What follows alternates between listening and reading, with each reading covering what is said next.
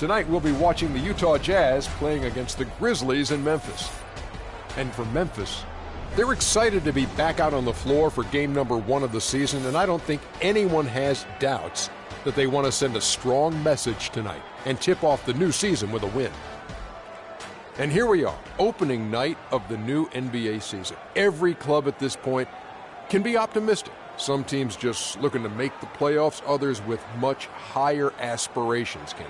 Yeah, well, some people would say that you can start with a clean slate. But then certain people are saying we're building off of last year. So this is a continuation. But whatever happened last year to some of those teams who didn't reach their goals, they just can wash it out and start. But there are certain teams saying, yes, we are who we were last year, and watch who we are this year. You want to come out the gate strong. Ernie, I think we're in for an exciting year. And it was a pleasure seeing you in San Tropez on our vacation. Yes. That's a nice aqua machine you got. It was very surprising to see you there, big fella, too. I was not memorable. Invited. How'd you like my bathing suit, Ernie? Well, let's get it to Kevin Harlan.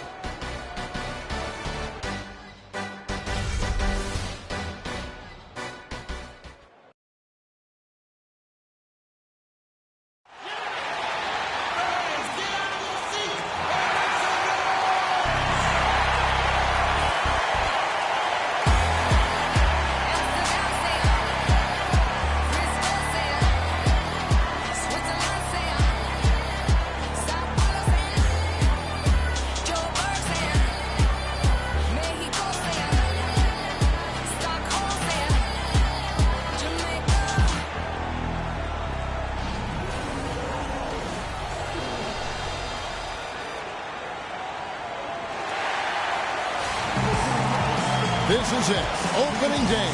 The regular season is set to begin, and we're thrilled to bring you all the live action right here on 2K Sports. This is Kevin Harlan along with Clark Kellogg and Greg Anthony with Doris Burke reporting on the sideline. It's Western Conference NBA action, the Memphis Grizzlies here at home. This is their first chance to take a look at the Jazz. The previous season series split right down the middle. These teams were quite evenly matched.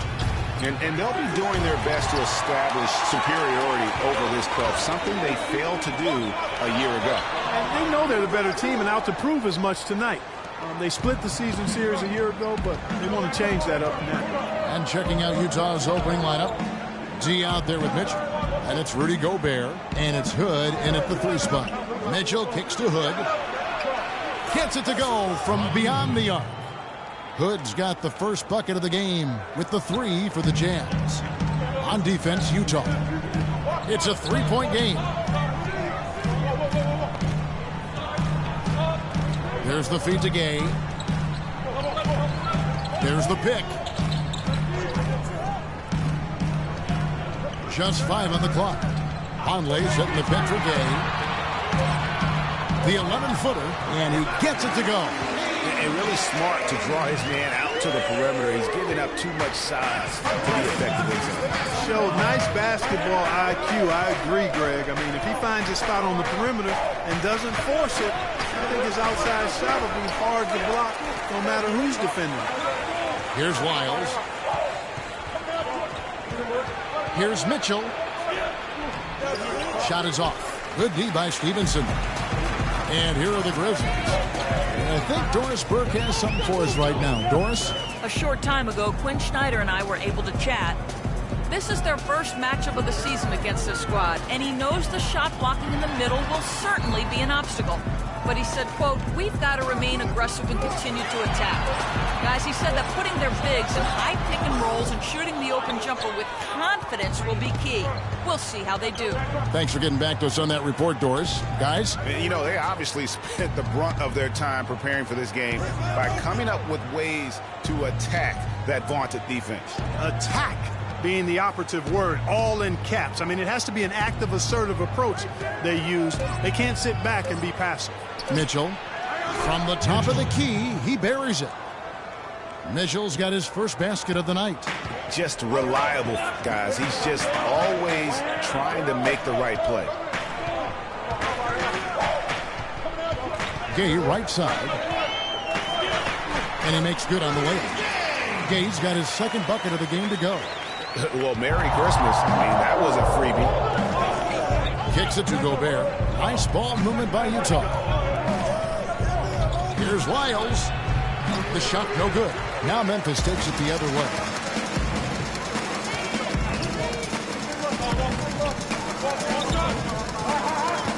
On the wing, Stevenson. He's covered by Murray. And Stevenson kicks to Gay. That's good, and it's Stevenson with the assist. That's 7 points for Gay. There's a chance he could have a big game if they don't D him up more tightly on the perimeter. Here's Murray. Dishes it to Mitchell. A 3-ball. And Utah, another 3. I tell you what, guys, it's going to be a tough day on this defense if he's got the A game rolling tonight. Gay outside.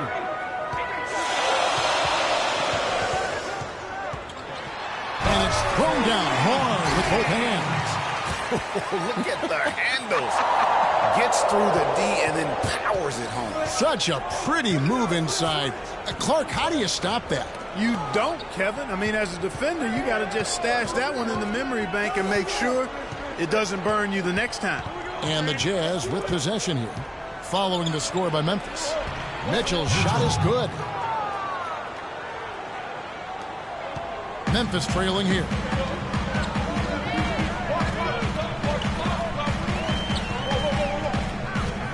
Gay in the corner.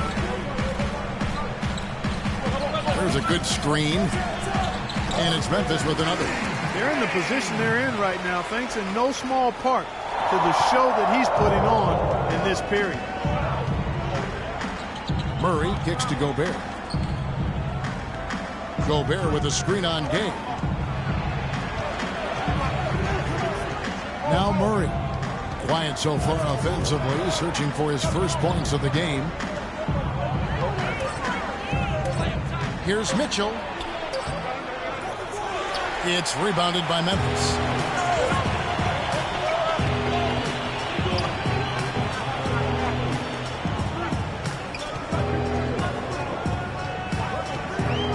Kiba, defended by Gobert. Here's Vonleh. And the shot counts. He's fouled, and it's a chance for a three-point play. Yeah, outstanding job there of taking the harm and still able to finish. Yeah, he imposed his will on the defense that time. He was not going to be denied right there. The Grizzlies shooting their first free throw tonight.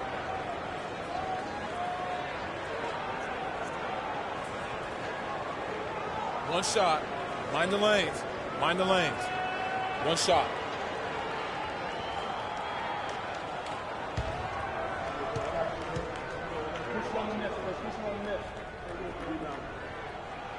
And that one misses. Jazz trail by 3. Here's Murray. Passes it to Gobert. Gobert with a screen on Stevenson. Mitchell's shot is good. I like the way he's not forcing anything, taking advantage of what the defense is giving him. He's been a key contributor for them in this quarter. The pass to Gay. And they double up Gay to the right side.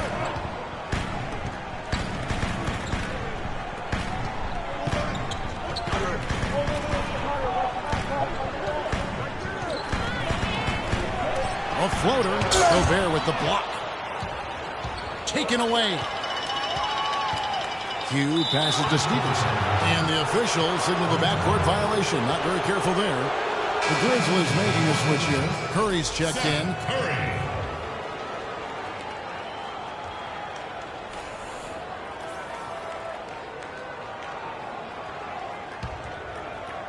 For Utah, they've gotten 5 of 10 shots to drop in this game so far. Right at the 50% mark. Pass to Lyles. The dish to Mitchell.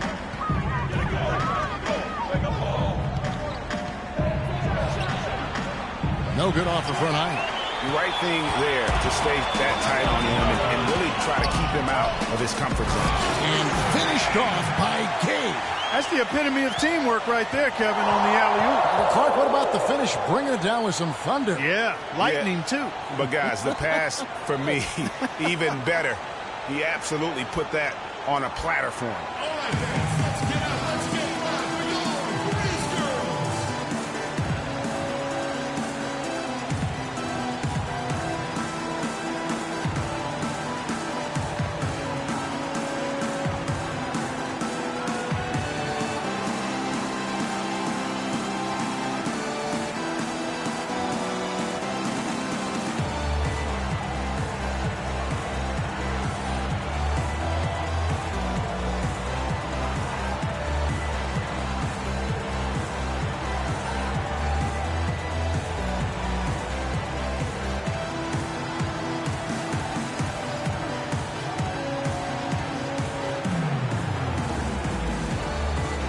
Looking at the numbers for Stevenson, how he did last season.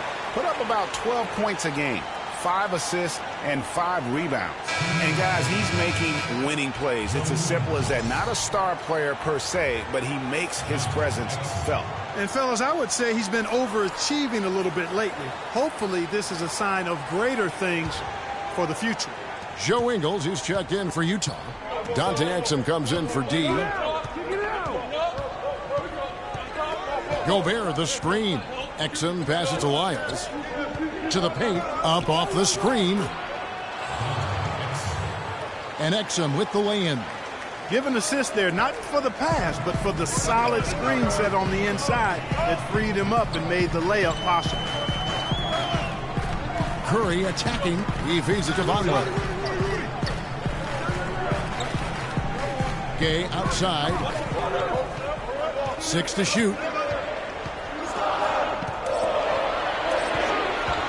And there's the foul. It'll go on Joe Ingles. That's his first foul. And you can see he just didn't get squared up with his feet. Greg, those are always tough to judge, but I think the official got that one right. Some changes for Memphis. Fields checked in, and Jabari Parker subbed in for Rudy Gay.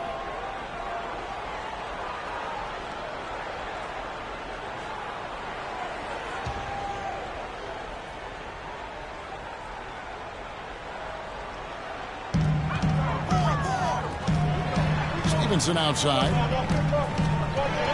Back to Curry from past the arc. That's good. Curry's got his first bucket of the game, and he's on the board for 3. Of all the guys you want to leave open out on the perimeter, he is the absolute last guy on the list. Attention to detail. Know your personnel. All right, a chance to look at the numbers for Q. Good season for him last year. 2nd in field goal percentage, 9th in blocks, and his passing skills were on full display all year. He ranked among the top 15 in assists. And you pointed out his ranking as the 2nd best shooter in the league last season. I think with a little extra work, he could actually become number 1. Now, here's Stevenson. He hasn't yet put up any points in this one. Fires the 3. Ingles with the rebound. There's some good defense for you. I mean, for somebody who's as good at shooting the 3 as he is, you need a defender who's equally adept at guarding against it. That was well done. I like that. They obviously put the right guy on him. Curry dishes to Stevenson.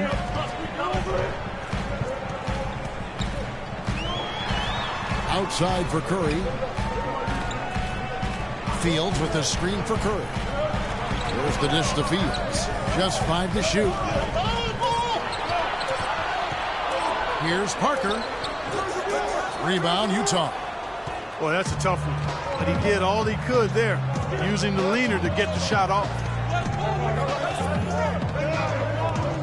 Exum with it. Burks sets a screen for Exum. To the left wing. It's Bjelica. That misses. Had a chance to tie it there. Well, I think the defense got lucky right there. I mean, he's going to make a lot more of those than he misses when he's got that much room. Hugh passes to Parker.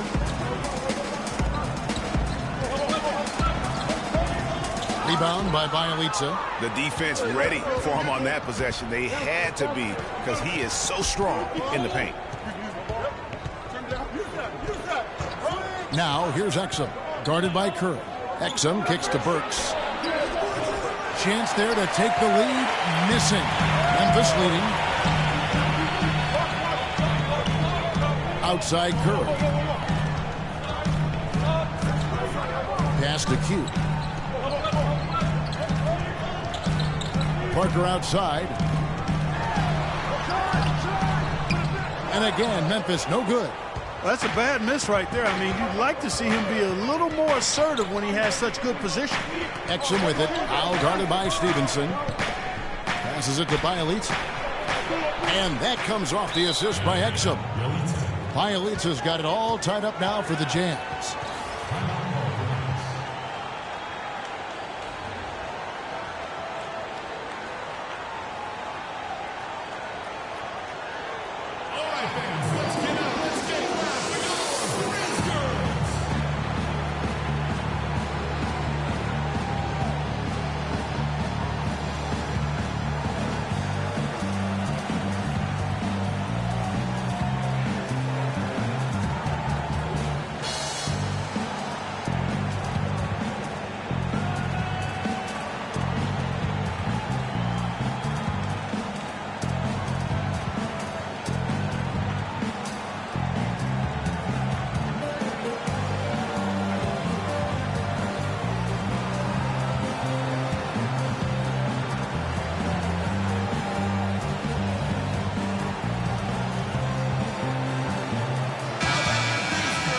And now it's a look at the 2K leaderboard with the list of the NBA's best fast break teams from a season ago.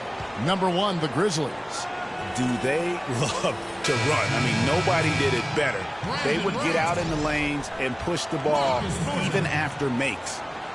And the Grizzlies with some changes. White, he's checked in for Q, and it's Thornton in for Lance Stevenson. For Memphis, they've gone 8 of 15 from the field, shooting above 50% here tonight. Wright sets a screen. Parker outside. Right side Curry. And it's going to be a 3-second call. Jeremy Lamb's checked in for Utah.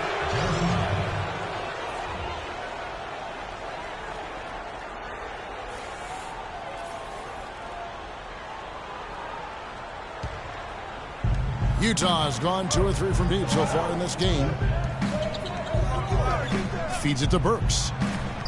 He dishes it to Exum.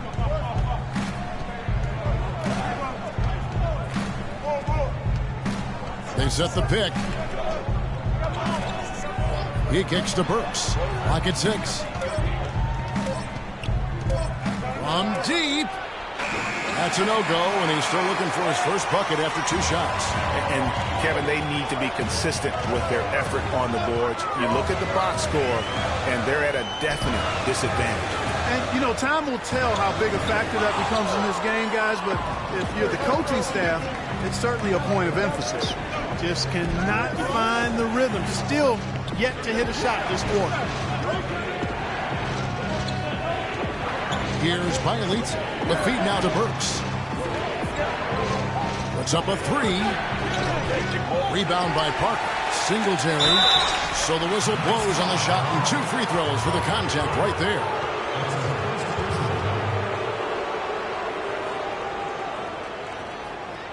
The Jazz shooting their first free throws of the game right now.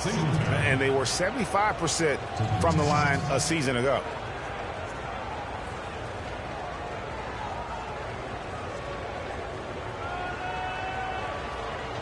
Okay, gentlemen, 2 shots. 2 shots.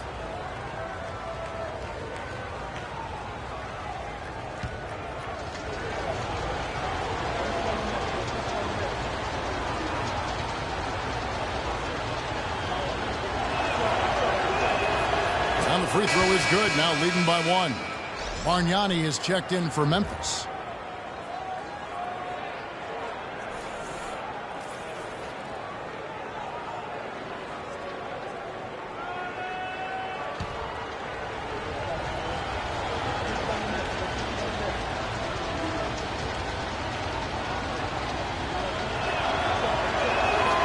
So he gets them both. Boy, I tell you what, he does not look like your typical big man up there at the line. He has an excellent stroke and a percentage to match. Now here's Curry. Buries it down low. Wright's got his first points of the night. Almost automatic when he can get the basketball that close to the basket. Well, defense has to be played earlier in that situation. You've got to fight to not allow him to get that position in the first place. A moment now to see the numbers for Burks. Some last season stats for him. He averaged about 10 points a game last year, 3 assists and 3 rebounds. And guys, no question, he's a guy with some talent. But honestly, even he'd like to see those numbers improve. And all indications are that he's been working hard on his game. It just hasn't shown up in the box score yet.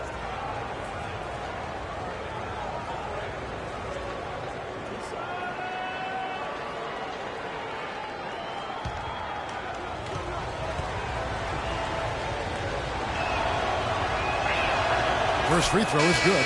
And the Jazz making a change here.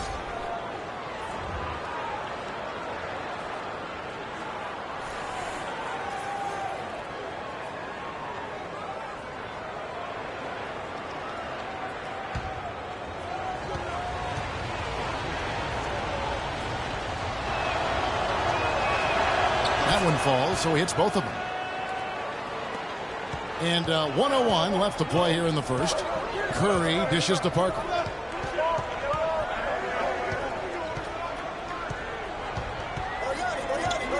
Marcus Thornton on the wing. It's tipped. And that's out of bounds. Memphis will retain possession.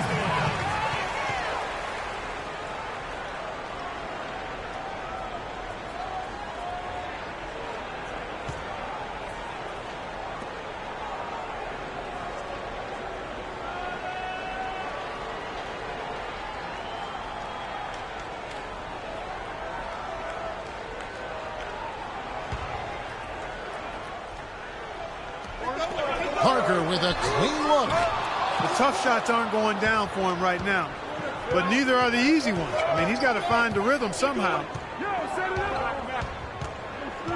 Nato. The teardrop falls in. You know, he didn't need to make the layup complicated. I mean, it's not a trick shot contest, but he decided to go for a little extra flavor on that one. Now here's Curry. Now 8 seconds separating the two clocks. And Thornton kicks to Barnett.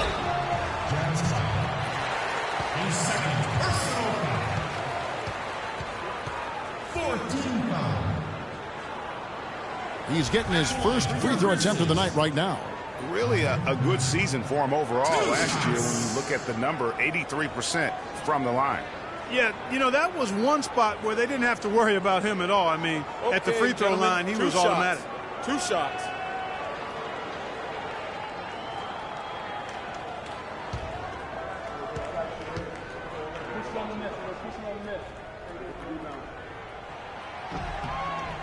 The first free throw is good.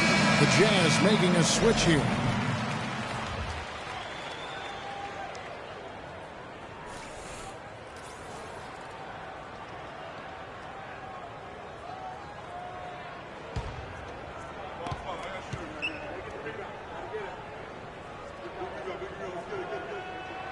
Bargnani hits them both.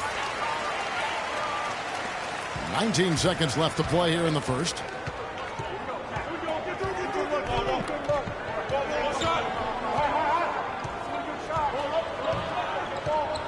Here's the screen. Kicks it to Lamb. With 1 on the clock. And that's the final possession with the nice defense right there. So at the end of 1 quarter of play, still a close game. Jazz lead by 2.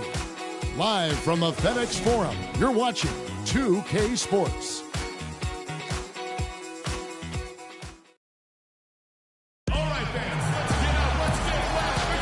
Welcome back, folks. We have a close game here at the start of the second quarter of play.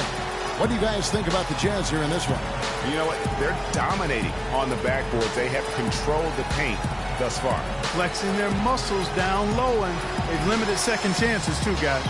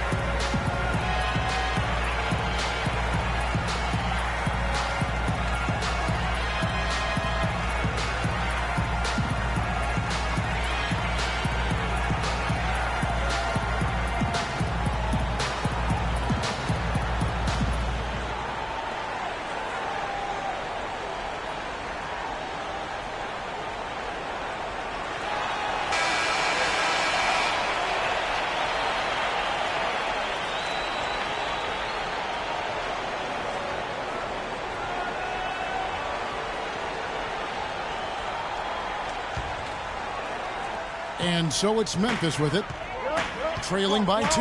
They host the Kings after this game, and that game is the second of 2 straight at home. And so in the game for the Jazz, outside Curry. Picked by Bargnani. Curry's shot is good. Curry's got the second quarter going with the first basket of the period for the Grizzlies. The pass to Pete. Dishes it to Hood. Gobert the screen. Nice ball movement by Utah. Releases. His second shot goes in, off to a good start, 2 for 2. The Grizzlies shooting with confidence, 50% from the field so far. Gay outside.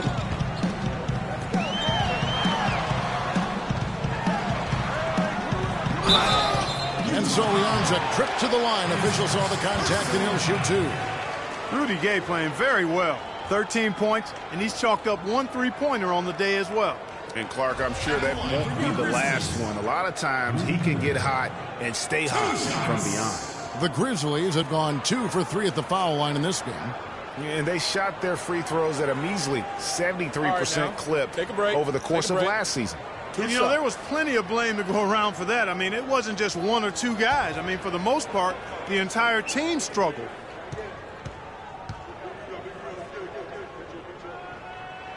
And the first one drops. Lance Stephenson's checked in for Curry.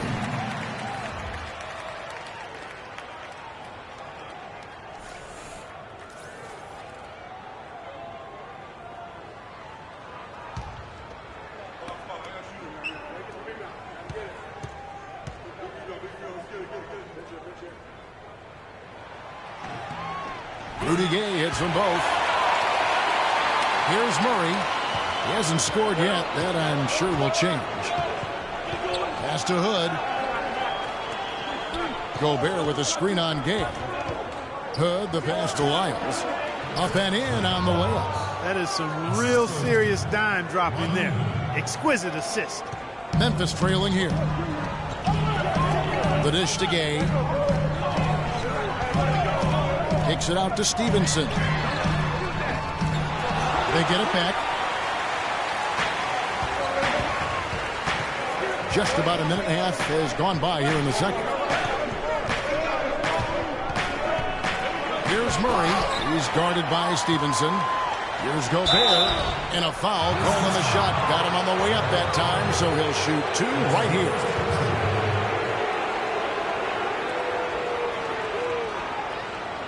And guys, let's get your take on the scoring breakdown so far for Utah. They've been making some really nice passes out there. Excellent passing. That could set the tone for the rest of the game. And that's what's created a rhythm for them offensively. That's also why you see them knocking down that mid-range jump shot.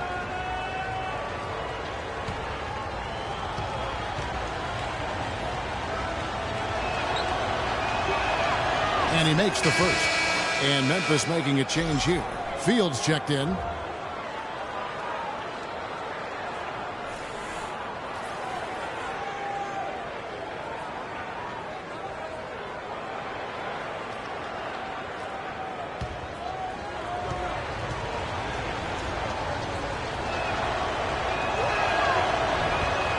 And Gobert drops them both.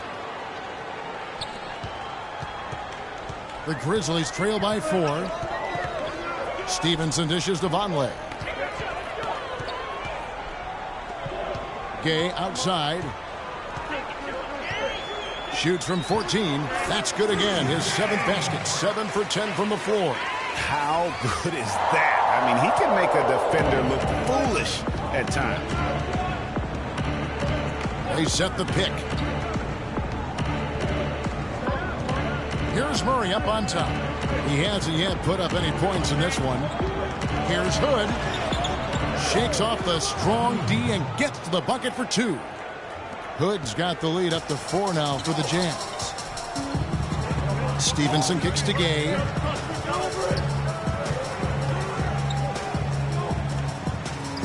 It's stolen by Gobert. And now Utah, fast break. Here's Hood. Can't get it to go. Good D by Stevenson. Grizzlies have gone 2 of 3 from the field here to open the second quarter.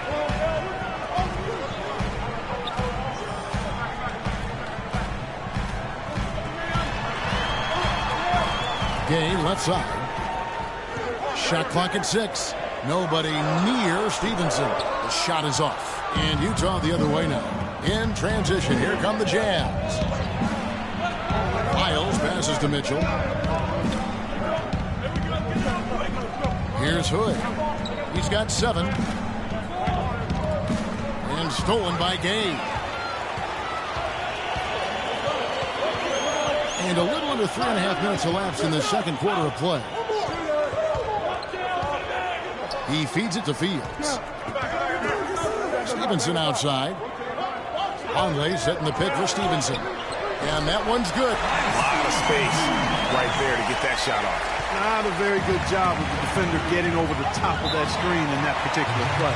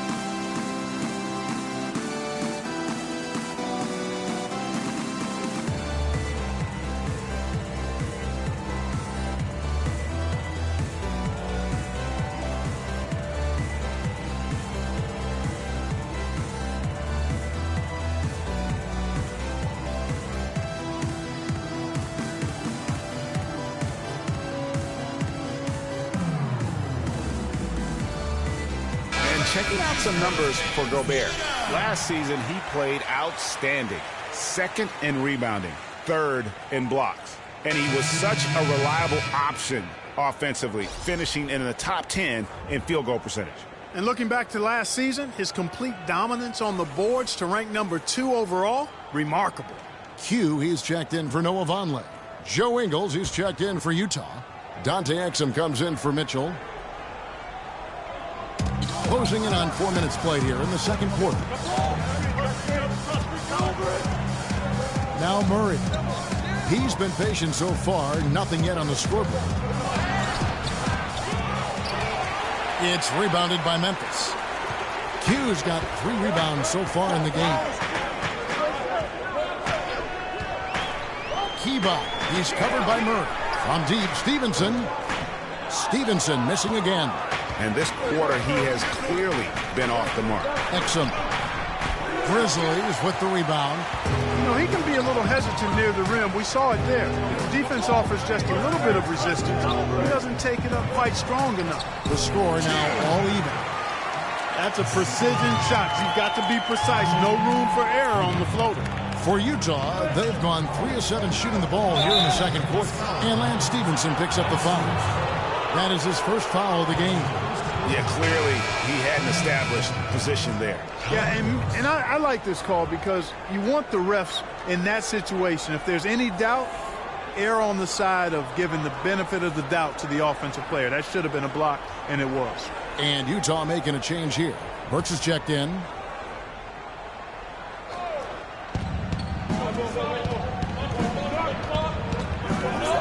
And he drops in the layup off the glass.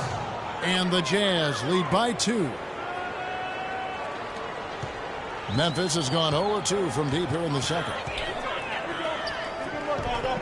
Back to Stevenson.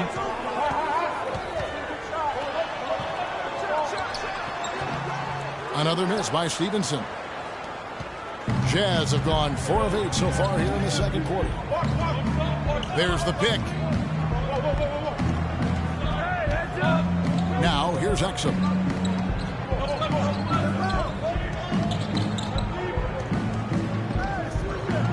4 on the clock. The rebound by Fields.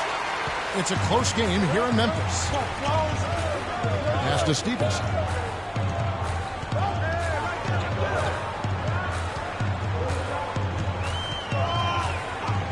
A 3 ball. Another miss by Stevenson.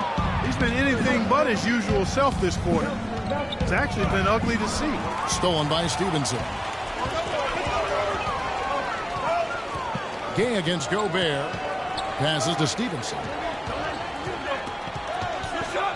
And he throws it down hard with one hand. How about the sharp steal and then run out? It looks like they're ready to put the hammer down. We've been waiting for one of these teams, Greg, to pull away. Maybe that'll be a springboard for him. Could be. A dunk like that coming off a great defensive play has to build some momentum. Here's Exum following the score by Memphis. Shots good by Lyles. And so it's Memphis with it, trailing by 2.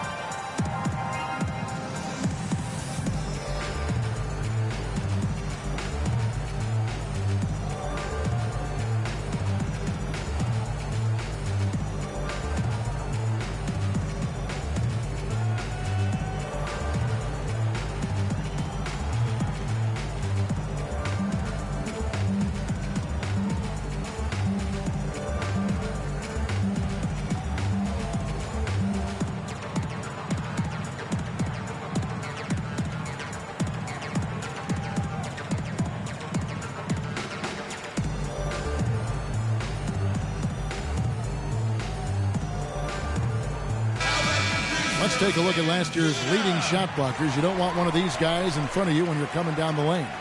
Rudy Gobert, third. And shot blocking is the element of the game that I think he cares about the most. That's where he puts in that effort and energy. Jabari Parker's checked in for the Grizzlies. And a switcher also for Utah. Bielitsa's checked in.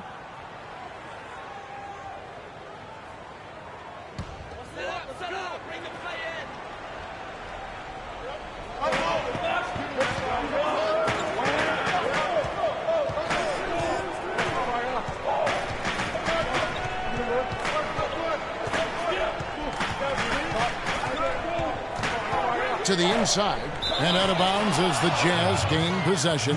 And that's just carelessness there. I mean, you have got to have your head in the game. And the Grizzlies making a change here.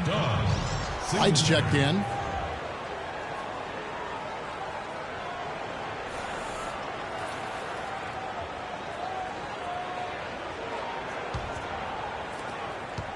Jazz have gotten exactly half their shots to go down here in the second. 5 of 10. Exum kicks to Bielitsa. Burks dishes to Exum. Jazz passing it around. And so he earns a trip to the line. Official saw the contact and he'll shoot 2. Really the right play defensively. If you can't block, force him to the line. Yeah, exactly. Prevent the layup. Give them a little bump. And then maybe they'll think twice about coming into the lane next time, and if they don't think about it, at least they might be distracted by your presence. Shooting 2. Shooting 2.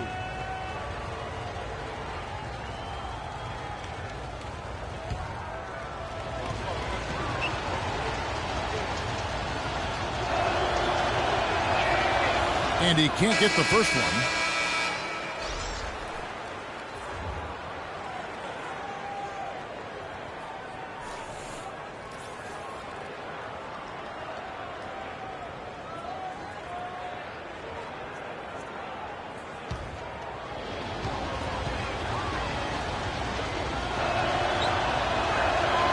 And he's good on the second.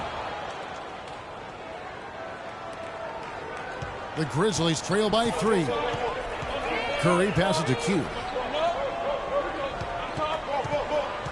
Now here's Parker. D right on him. Will not go. This is off the front iron. And here's Exum.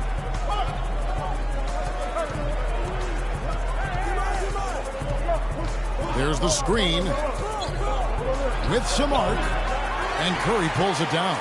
Hey, they got the shot they wanted off of that pick, but it just doesn't fall. Yeah, it didn't go down, but you'll take that shot every single time, Greg. That's good offense. Cans it from downtown. Curry's got the game tied up here for the Grizzlies. And really, how about the quick release on that triple there? Because he's given up a lot of height in that matchup. Right on target you are, Greg. I mean, the quick release is what made the difference there. Any hesitation, and that shot is being blocked. Now, here's Burks. It's rebounded by Memphis. Q's got his 4th rebound in this one. Outside Curry. He dishes it to Wright. Shoots from 12. The rebound by the Jazz. Exum with it.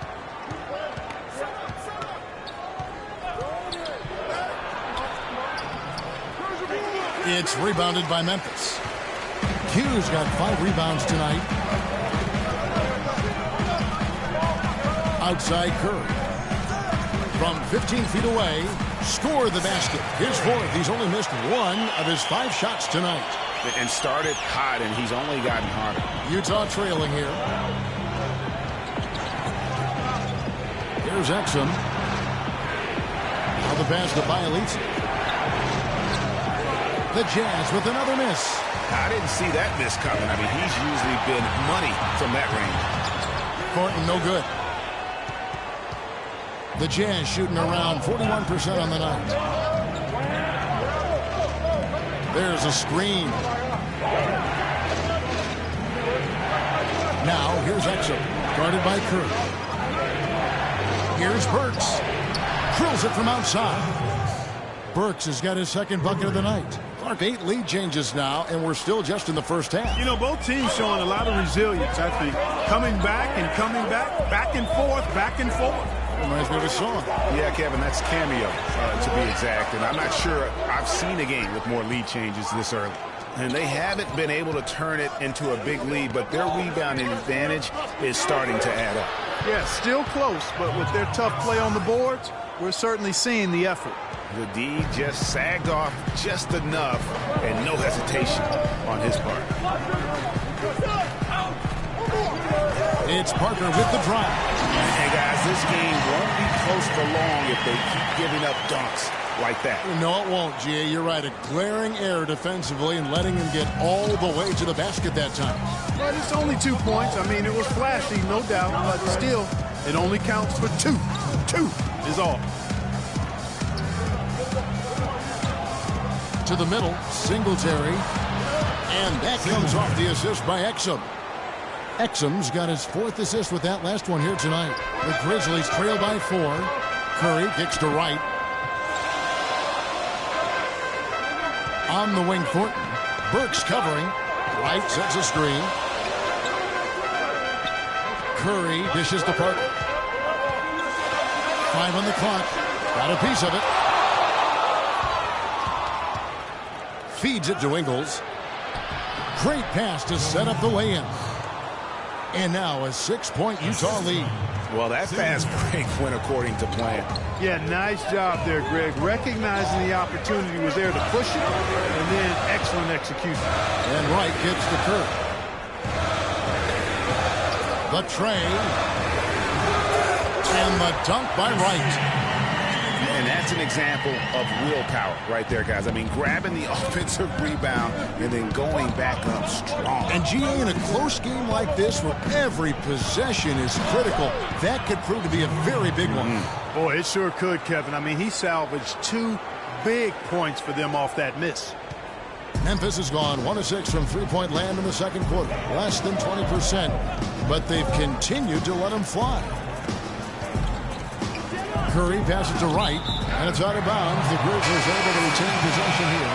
Well, close to picking that one off. Still a nice play to make sure that pass didn't reach its target.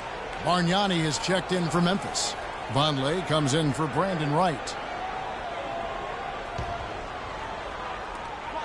There's 39 seconds left in the first half of the game.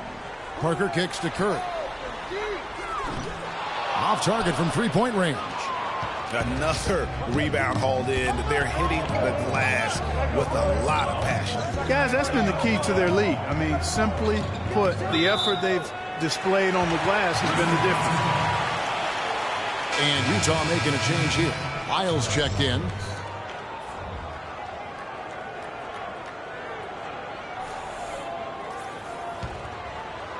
The Grizzlies trail by 6. Now Curry. 10 points for him.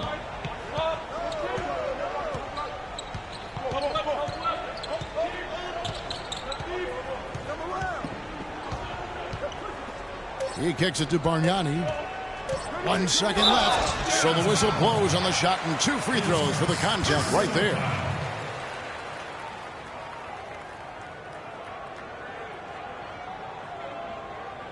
On the night, he's gone 2 for 2 at the stripe. Andrea Bargnani. 2 shots.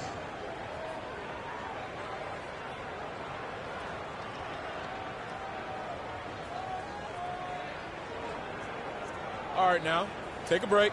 Take a break. 2 shots.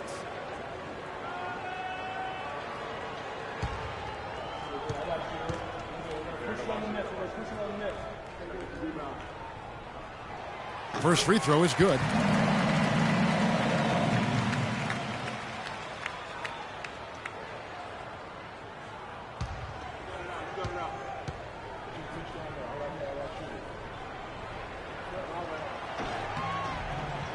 And Bargnani drops them both. And so it's a close game as we wrap up the first half of basketball. Jazz out in front, leading by 4. And now let's catch up with Doris Burke, who's standing by on the sideline. Doris? Andrea, you've had to face an offense that likes to run at a very fast pace. Has it been difficult to try to slow them down? Yeah, it's pretty tough. The main thing, we got to run back in transition because we got tremendous speed. So they hurt us on the fast break, so everybody got to get back. That's a good starting point, Andrea. Thanks for the time. Guys? All right, Doris, thank you. And time now for the halftime break with the third quarter soon to follow here on 2K Sports. It's the 2K Sports Halftime Show.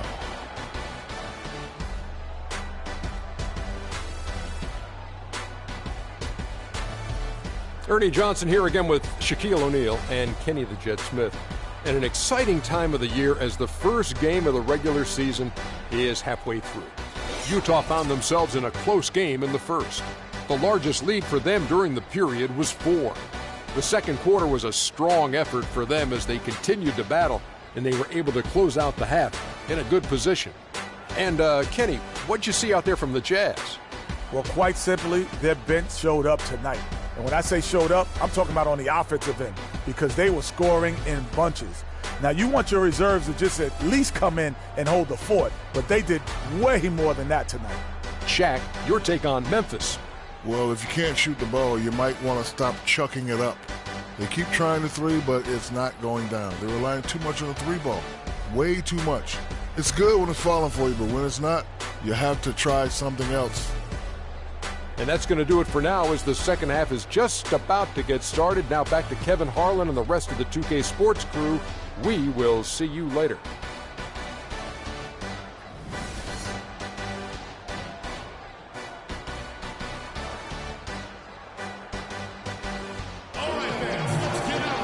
And it's been a back-and-forth game so far with no ground given through the first half. Third quarter starting here now. Rudy Gay having a dominant impact in this game.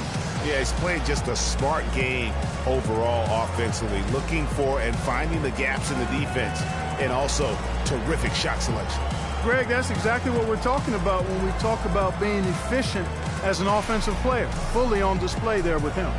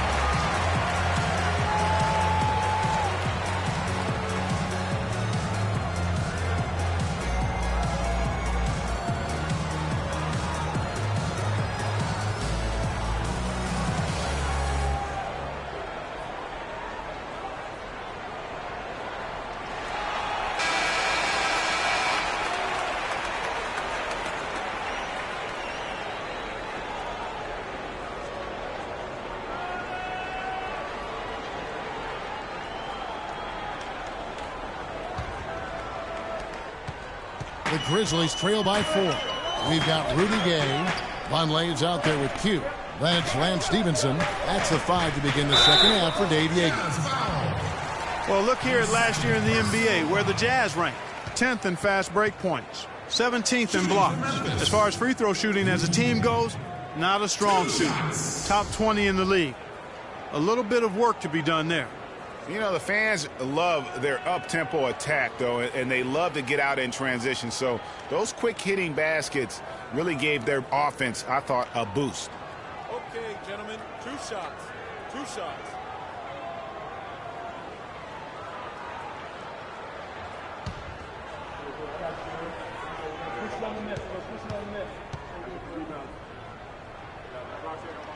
The first free throw is good.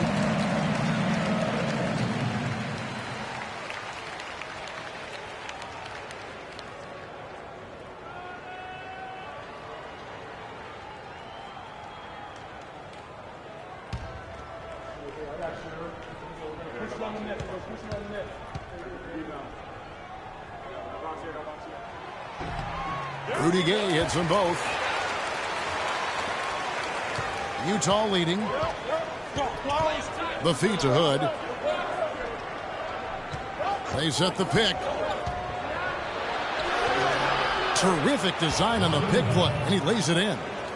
Hood's got 9. How about that cloth soft touch? I mean, just a gentle little teardrop, almost like a falling leaf. A leaf falling down slowly to the ground. Very sweet and colorful, too. Now here's Gay.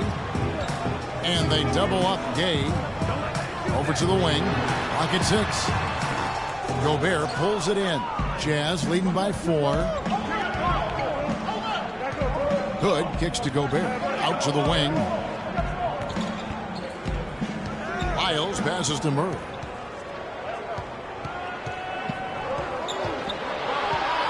From 12 feet out. Pass to Lyles.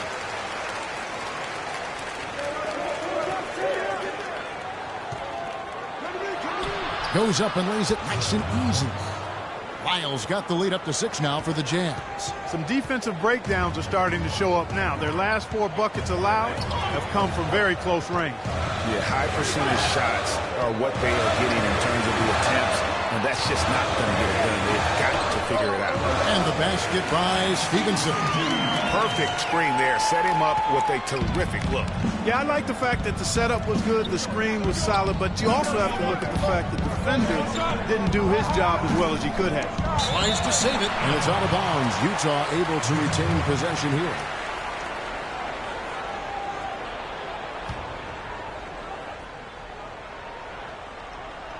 Utah with the ball. They lead by 4. Here's Mitchell. The shot is off. Now the Grizzlies take it the other way. Stevenson outside for the 3. It's hauled in by Lyles. It just hasn't been a very good day for him, guys. They need him to start burying some of those. Here's Hood. Pass to Lyles. From 6 feet. And he tries off the glass, but it's no good. Grizzlies have gone 1 of 3 since starting the second half. Stevenson dishes to Gay.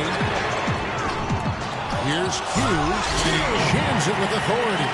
And doing some dirty work on the offensive glass. And then fouls it up Greg with heavy-duty jam on his mind with a terrific putback. Got a pigeon on that one. Easy money right there, fellas. Going old school on you young fellas. Look that up. Pigeon. So it's the Jazz now, following the score by Memphis. Give credit where credit is due right there. A terrific assist. And so it's Memphis with it. 4-point game.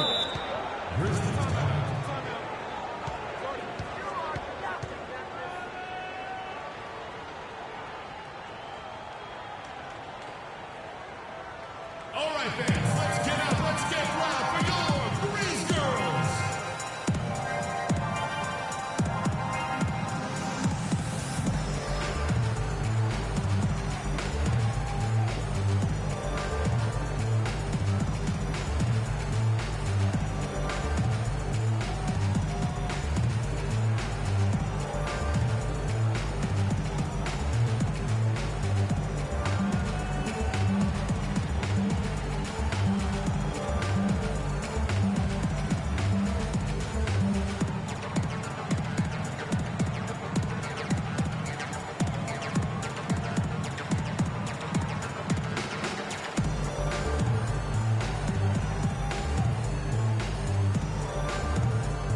find out what Doris Burke has for us. Thanks, guys. I was able to hear Dave Yeager coaching his team during that break.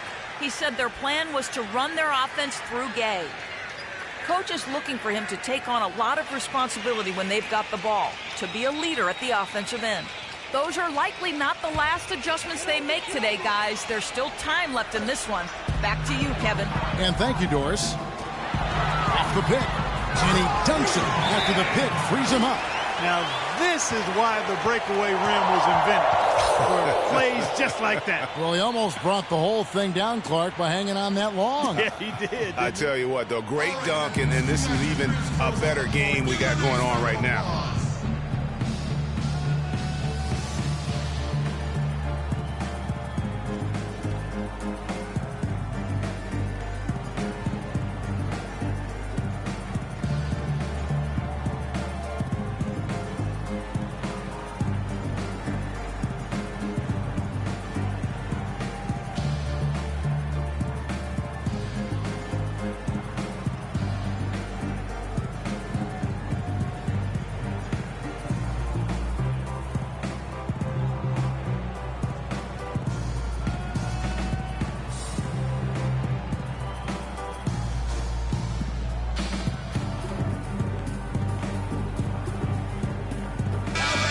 Let's pause to take a look at the teams that were tops in field goal percentage last season.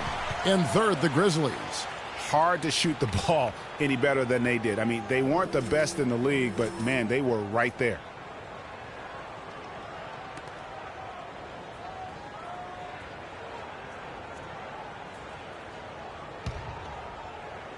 And now we're 3 minutes into the third quarter of play.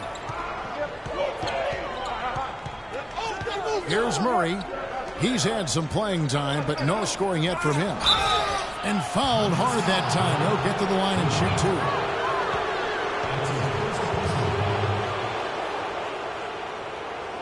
The Jazz have been good at the free throw line. This one, 7 of 8.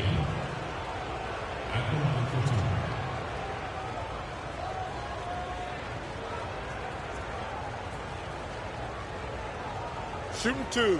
Shooting two.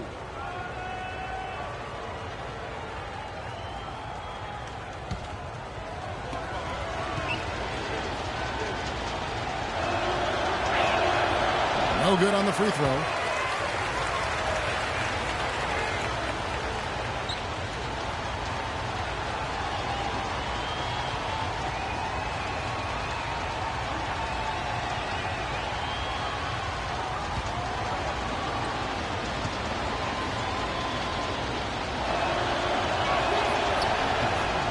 And he's good on the second.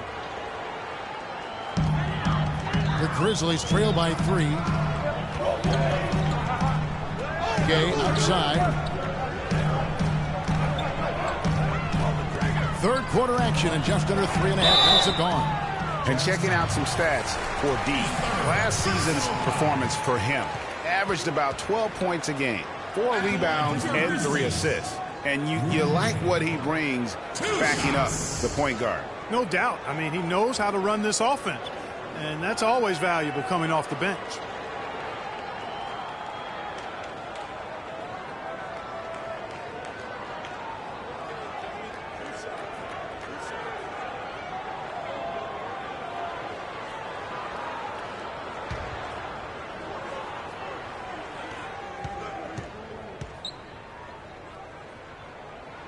That's good from Rudy Gay.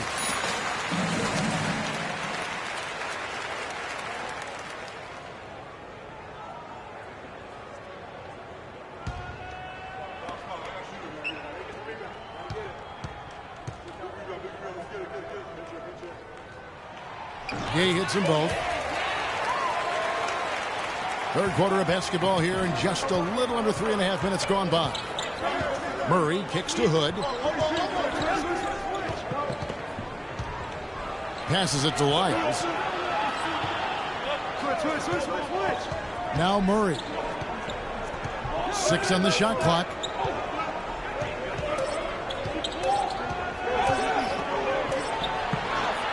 But he recovers it. And there's the pass to Lyles.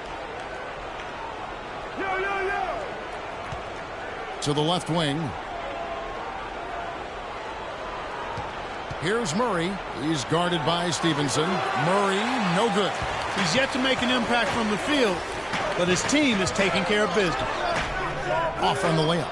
And typically he has the touch to finish when he's in tight, but not sure on that possession. Hood kicks to Mitchell. With nobody on him, he buries the jumper. Mitchell's got 11 points. He's been one of their more reliable options today, guys. I mean, his shooting has led them to this lead. Gay left side, and they double up Gay. Here's Kiba. Fires the jumper from the corner and nails it. And immediately looking for the open man when the double team comes to him. Kicks it to Hood.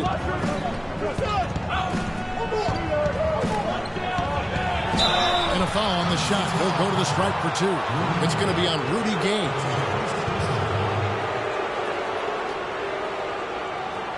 The Jazz have made their free throws at a pretty good clip. They've hit 8 of 10. 2 shots.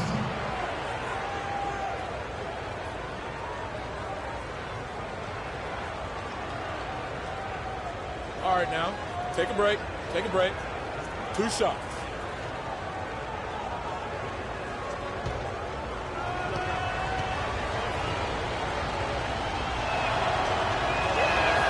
That free throw good from Hood. Some changes for Memphis. Fields checked in, and it's Wright in for Vonleh. And Utah with a change here, too. Exum's checked in.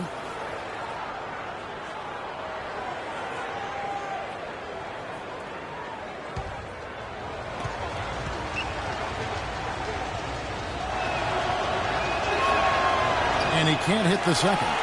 The Grizzlies have gone an even 50% from the floor here in the third quarter. 4 of 8. On the wing, Stevenson.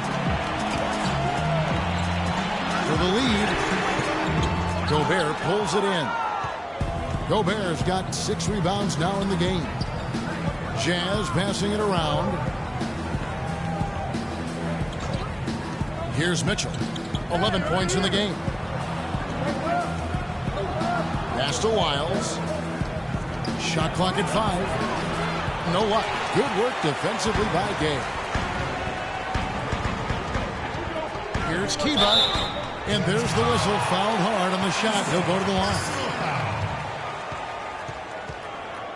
And a chance for just a second now to check out the scoring breakdown for the Jazz. Guys, the passing we've seen from them has been tremendous. Very unselfish. Yeah, but don't forget about their points in the paint, because those have been big.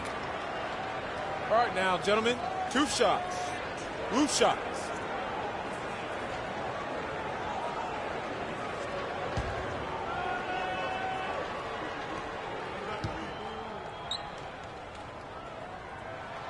The first one falls. And the Jazz with some changes. Joe Ingles comes in for Rodney Hood, and Alec Burks subbed in for Mitchell.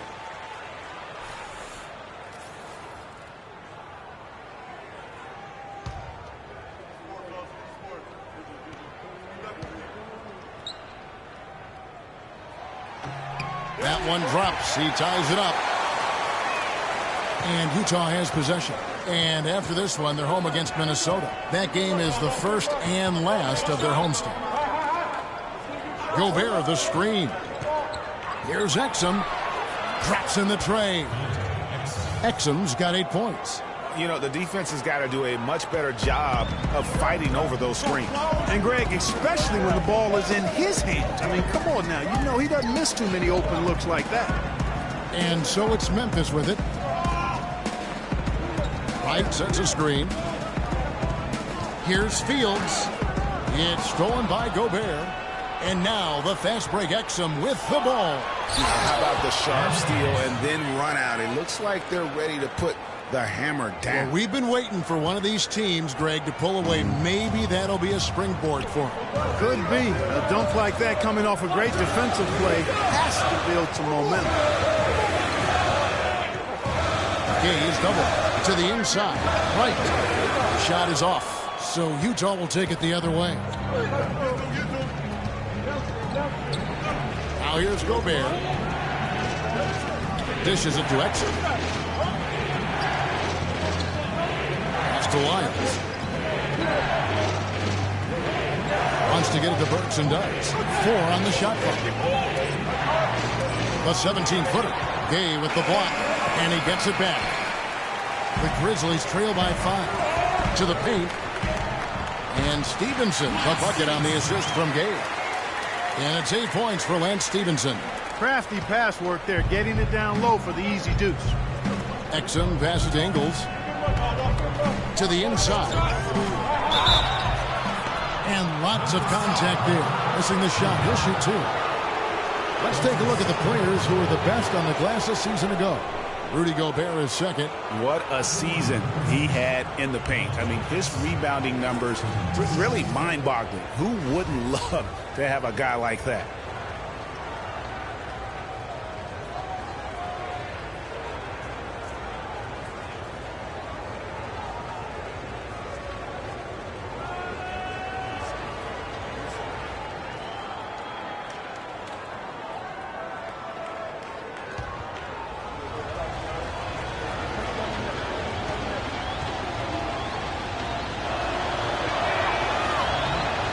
That's good from Exum. It's been tough for them to try and slow down Exum. 9 points, and he's got 2 baskets from out in three-point land. And I'm sure they'd like to get a few more of those out of him.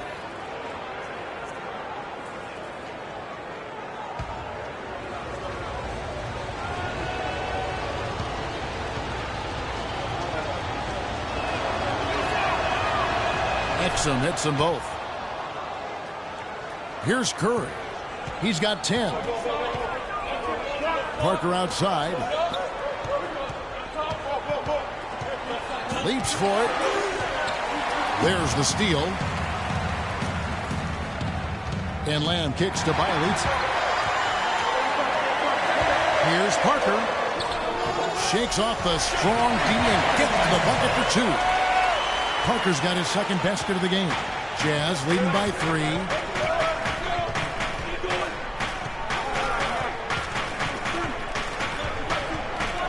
Nato guarded by Kerr. And out of bounds as the Grizzlies gain possession. Taking a look here at the numbers for Curry. Some last season stats for him. 5th in three-point field goal percentage.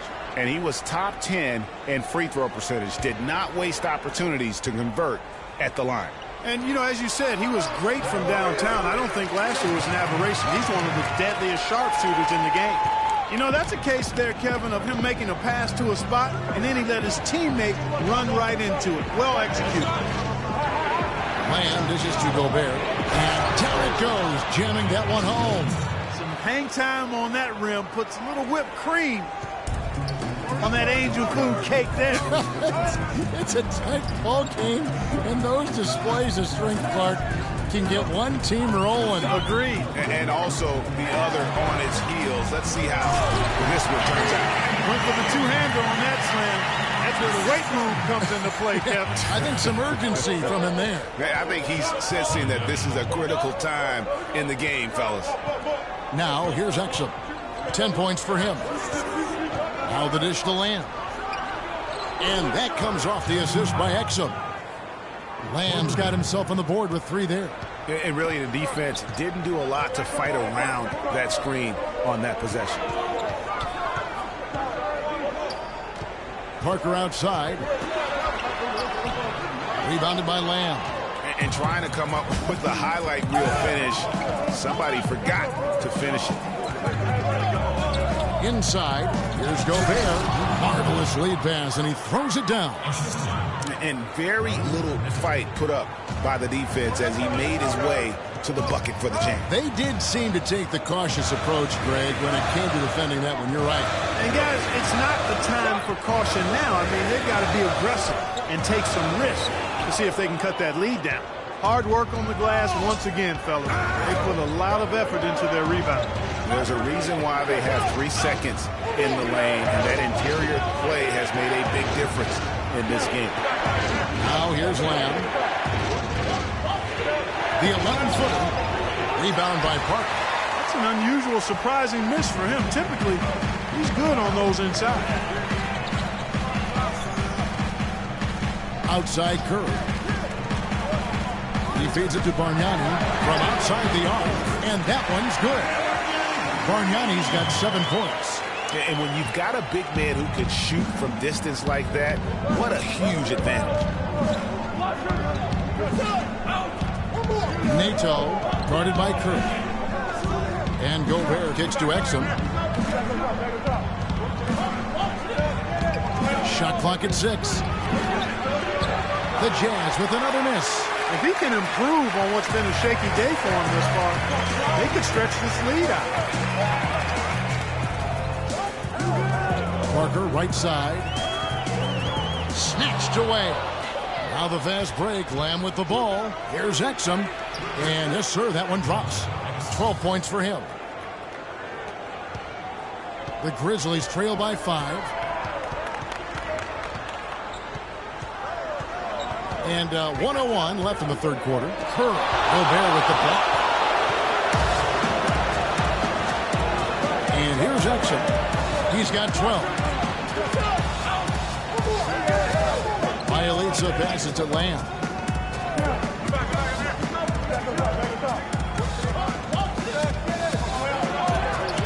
That one a tad offline to the right, but drops in for him. And it's a 7-point Jazz lead. And with the time left, they still can go 2 for 1. Boy, they got to do it fast. They must hurry from here. Gobert pulls it in. Utah has gone 6 of 10 from three-point range, up over 50% for the ball game. 4 seconds separating the shot and game clocks. Gobert with a screen on Parker. Here's Exum. He dishes it to Gobert. Nice ball movement by Utah. Exum's shot is off. Parker inside. And so he earns a trip to the line. Officials saw the contact and he'll shoot 2.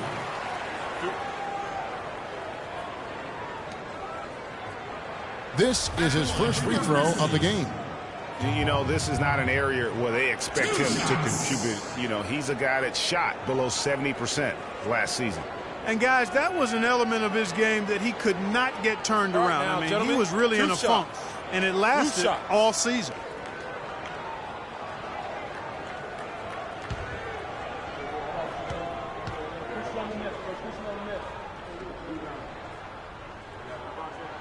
And he knocks down the first one. Both teams deciding to change it up.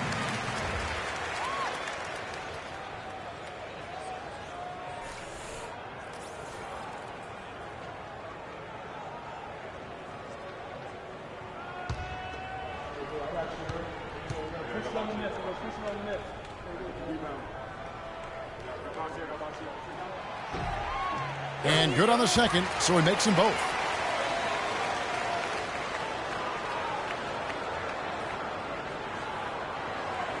And Utah has possession.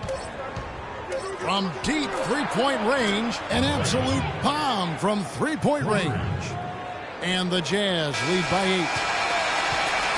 And we've watched 3 so far in this one. Jazz lead by 8. Live from the FedEx Forum, you're watching 2K Sports.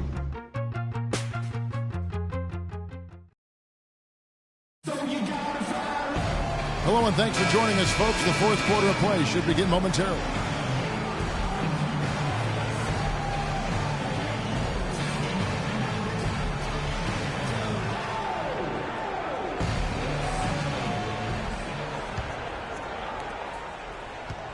Utah leading by 8.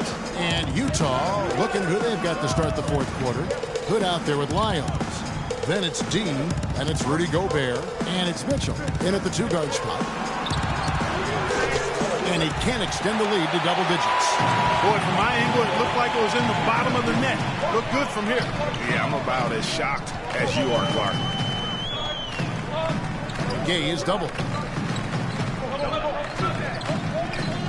On the wing, Stevenson. 6 to shoot.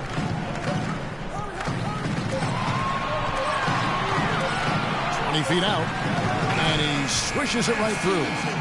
Stevenson's got the fourth quarter started here with a bucket for the Grizzlies. Utah has gotten off 12 shots from beyond the arc tonight, hitting 7 of them. Now Murray. Conley with the rebound. Just tentative in the paint, lacking a little bit of confidence, allows the defender to recover and contest that shot. Beautiful play by Lance Stevenson. He's as gifted a passer as we have in the league. Utah leading. Feeds to Hood.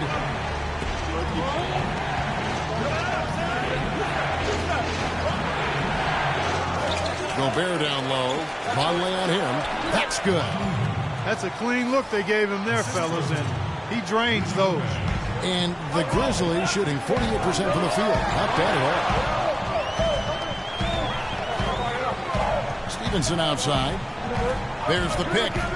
Curry kicks to Stevenson. Inside. Here's Vonleh. That's good, and it's Stevenson with the assist. Stevenson's got his 4th assist in this one. I tell you what, you don't want to allow too many of those kinds of baskets with the game on the line.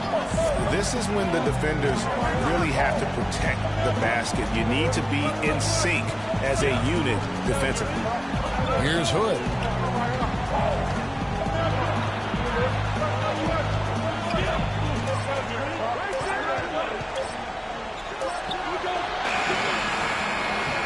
It's rebounded by Stevenson. Stevenson's got his 3rd rebound tonight. Left side, Curry.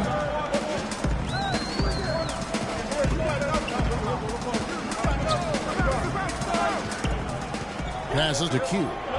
Here's Vonleh with the 2nd effort, and the layup is up and in. Now just a 2-point Jazz lead. Just not enough bodies on the glass right there, and they paid for it. Well, Greg, I know you're a little guy, but you know what it means to box out, and it's an effort thing and a mindset deal. You got to get your body between that other player and the ball.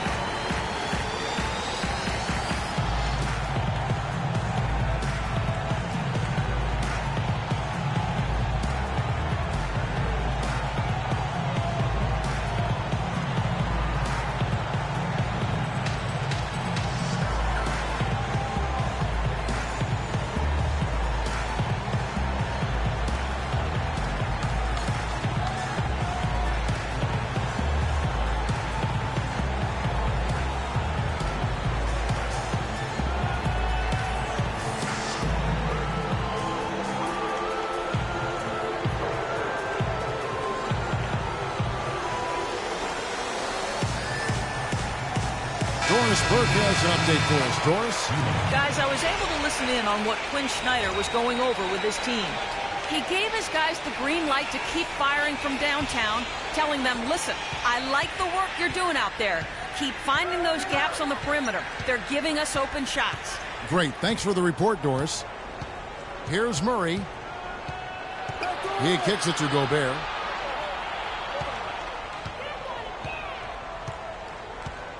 Here's Murray up on top. Out left to the wing. Here's Hood. Drops one in from the wing. Hood's got 4 points this quarter. The Grizzlies trail by 4. Gay outside.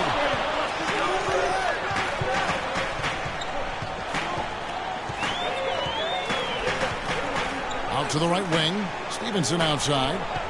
There's the triple. They get it back. Q, and the layup is good. Another bucket in the paint. That's something they just have not been able to stop today. Yeah, the defense is all about disrupting timing and spacing, and what they've got going right now is not getting it done. Off target from 3-point range. Grizzlies have gone 5 of 7 from the field since the beginning of the 4th. Strong work at that end of the floor. The feed to Stevenson. And there's the pass to Q. Stevenson with it. Kicks it to Gay. That misses. Had a chance to tie it there. Utah's gotten off to an 0 for 2 start from downtown here in the 4th quarter. Baseline J on the way. Shot is good off the back rim and in. And it's 13 points for D. And that set them apart today, guys. Their success with the mid-range. Simply taking advantage of what the defense has given them, and they've really made the most of it. The drive by Gay. And he gets it to go. Gay's got 10 points in just the second half. They should continue to get the ball inside. The defense struggling to contain them. And when you make 5 in a row aim close like that, it also takes pressure off your perimeter guys, too. Here's Murray. Here's Lyles. Sinks the three-pointer. And the Jazz lead by 5. It has been a three-point barrage for them since halftime. Not sure if it's been by design or simply by accident, but either way, it has been impressive. Gay misses. Now, nice work there to contest the finish inside.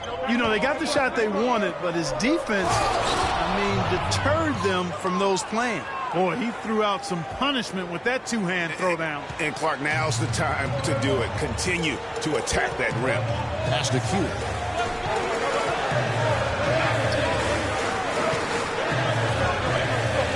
And Stevenson kicks to Gay. Takes the 13-footer.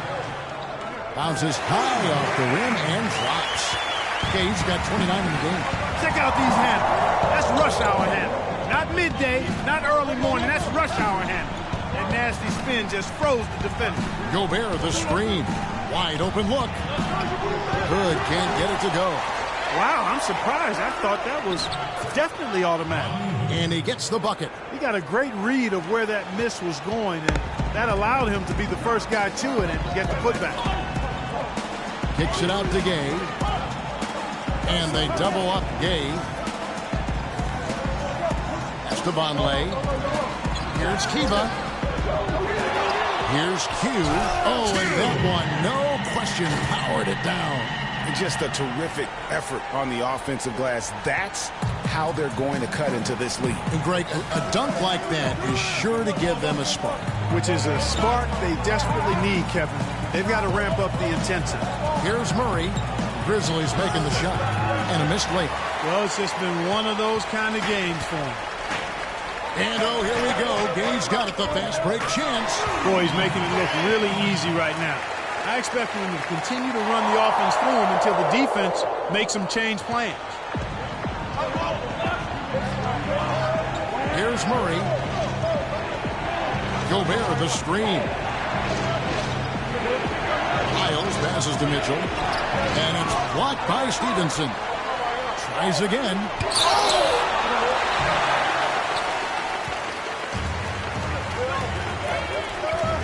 Gay right side. Gay is double. Dishes to Stevenson. He feeds it to Vonleh. Stevenson outside. Can't tie it up as that one misses.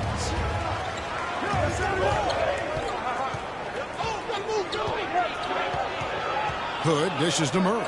Feeds it to Mitchell.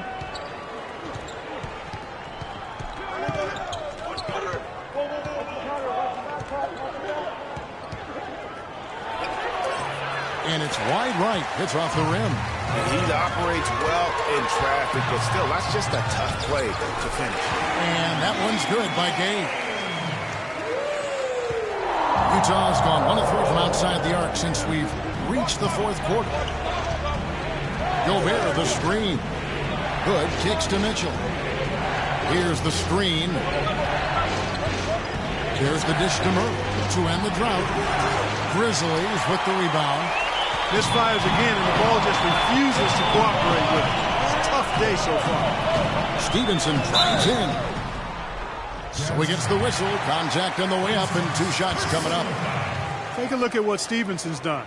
He's got 10 points and 4 assists. And his offense has matched the defensive effort today. He's been really just one of the best players on both ends. I don't know if you can say enough about the job he's been doing in all aspects of the game. Gentlemen, 2 shots. Stuff in the stat sheet when you look at it.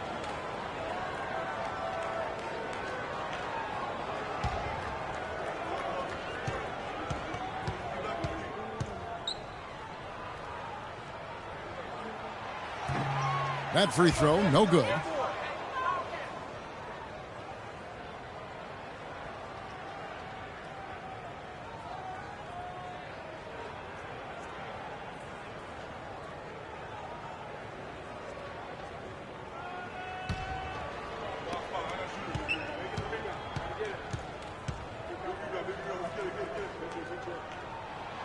That one drops. He ties it up. Yeah, Look, you'd like to take the lead on that possession, but at least he was able to tie the game up. Good, the pass to White. And that one's good. What a play there. The hoop plus the harm. Yeah, great concentration there, Greg. Hung in there. He didn't let that contact throw him off at all. Stayed focused on the rim, knew he was going to get hit, and still was able to finish.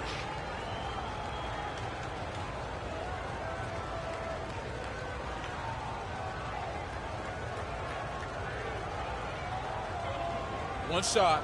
Mind the lanes. Mind the lanes. One shot.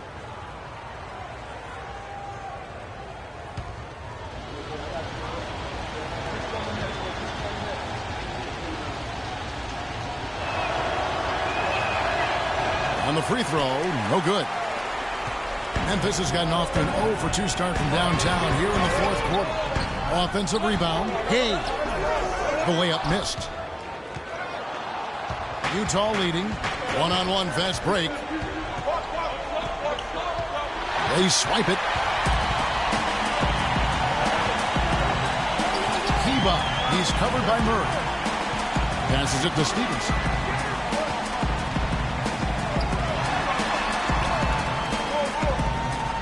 Kicks it out to Gay. And they double up Gay.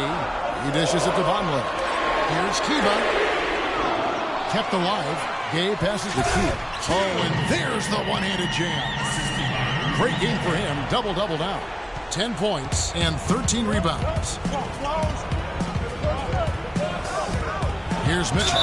He's guarded by Stevenson. And he was fouled in the act of shooting. Chance here now for a three-point play.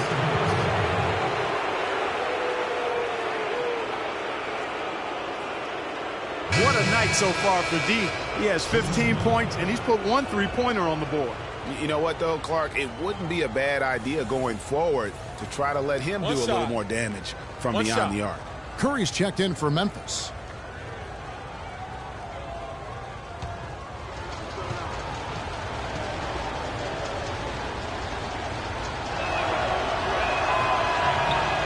Free throw drops for Mitchell. The Grizzlies trail by 3. On the wing, Stevenson.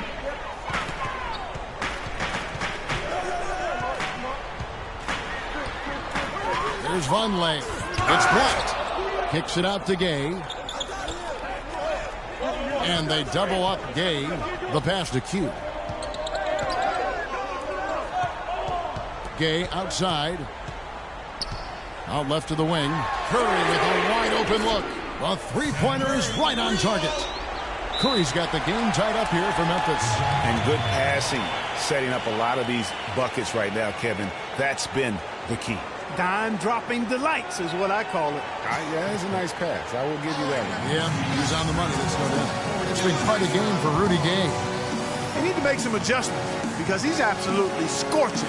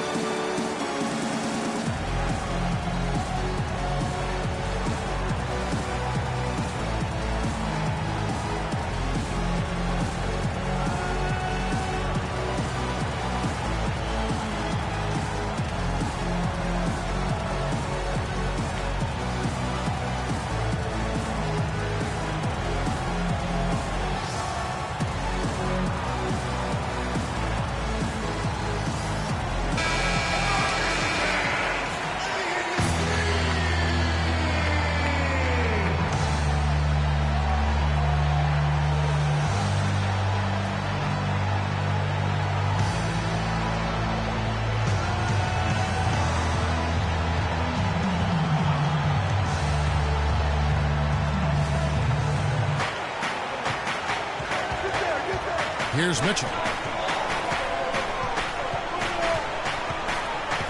He kicks it to Murray.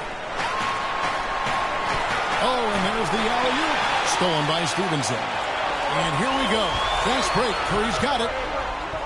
Memphis moving that ball around. Here's Stevenson. But they'll get another chance. Here's Q. And foul called as he misses. He'll go to the line and shoot two. It's going to be on Rudy Gobert. been a nice game for Q. 14 rebounds and 1 steal as well. This is something special. I mean, he hasn't missed a single shot. It's really hard to put in words just what he's doing out on the floor.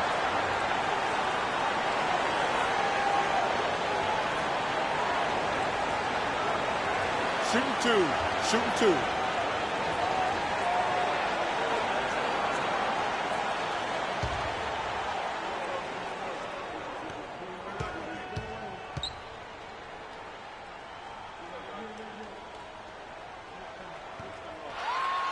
And he cannot get the first one to drop. Tough one to miss.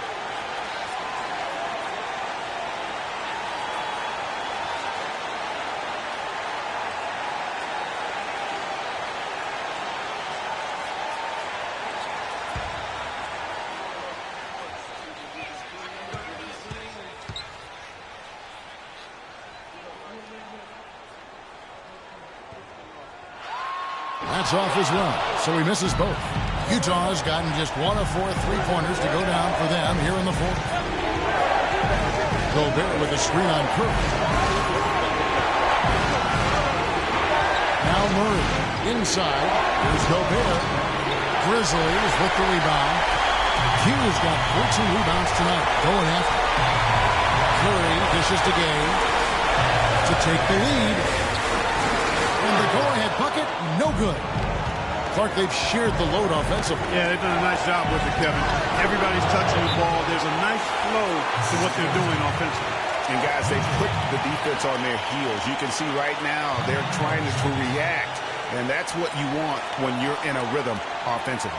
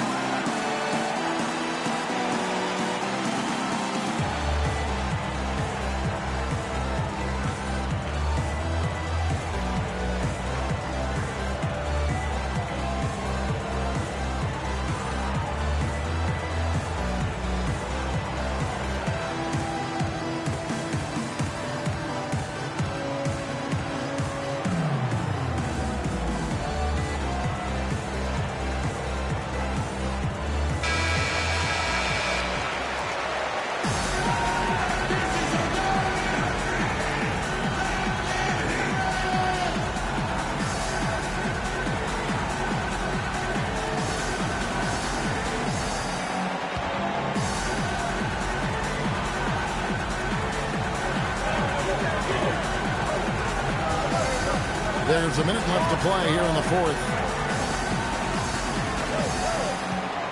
Outside Curry. Good! A huge shot to tie it up. This is exactly what you can expect when you allow Rudy Gay to heat up. He's hard to cool off.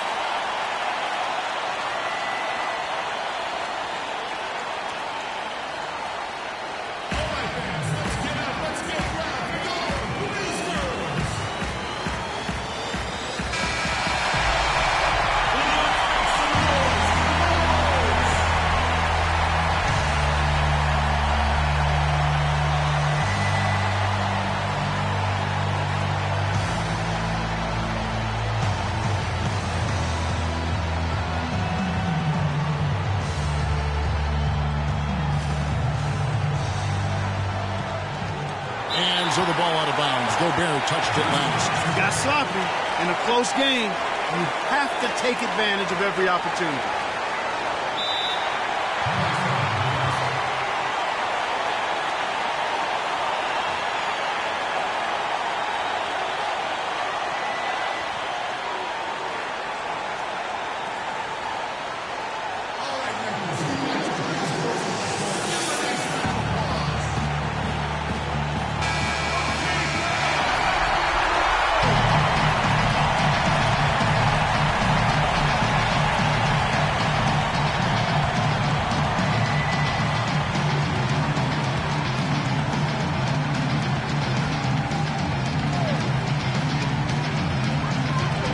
Seconds left in the fourth quarter. There's the feed to Stevenson. Vonleh. Vonleh setting the pick for Curry. Pass to Q. Down to 5 on the shot clock. A shot by Curry, no good. What a big possession right here. No doubt about it, guys. The tension is palpable. 6-second difference between shot and game point. Mitchell gets to Gobert.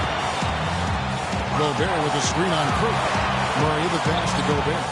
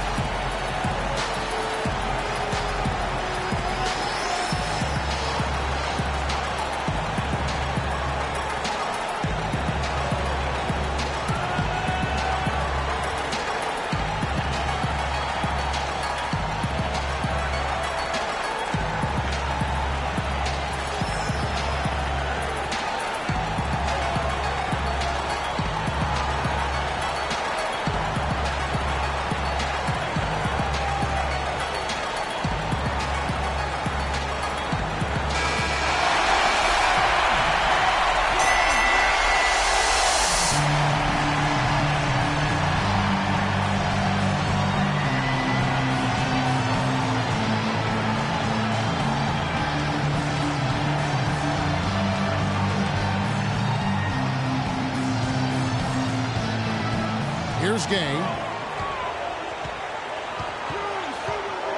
Stevenson outside. There's a good screen to take the lead. Yes! And that's just showing off right there, guys. I mean, he is too good with that crossover.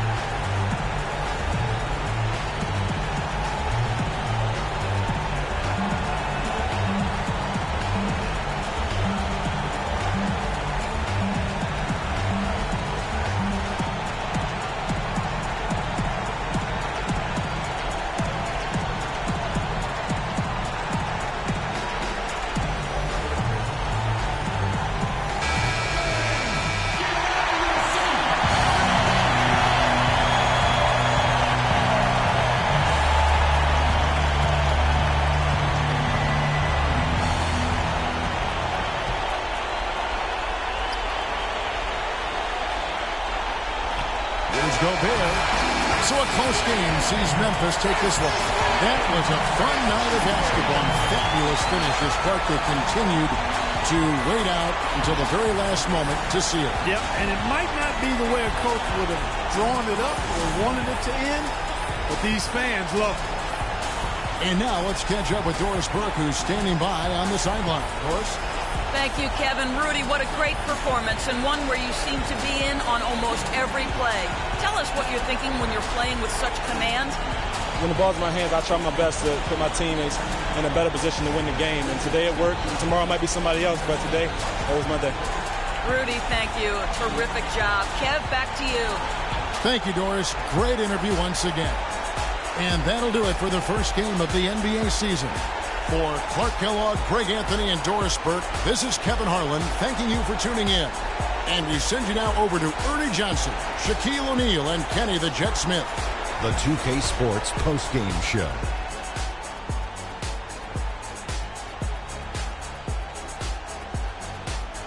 Hi again, everybody. This is Ernie Johnson, joined by Shaquille O'Neal and Kenny the Jet Smith. Time now to present our Jordan Player of the Game, Rudy Gay. Just a monster first quarter of the game. He came out hot and just never cooled down. That boost he gave his team early on, a huge factor. As slashers go, Ernie, Rudy Gay is up there with the very best. He's got freakish physical ability. You talk about a guy who plays above the rim. Rudy can soar like a ha-ha. Well, he reminded us all of how dangerous he is as a slasher. He drove the lane time and time again and got points inside to show for it. An explosive, hard-charging performance. I loved it. And that's it for our broadcast here tonight. But we're just getting started on a new season in the NBA. For Shaquille O'Neal, Kenny the Jet Smith, Kevin Harlan, and the entire 2K Sports crew, I'm Ernie Johnson. We'll see you again soon.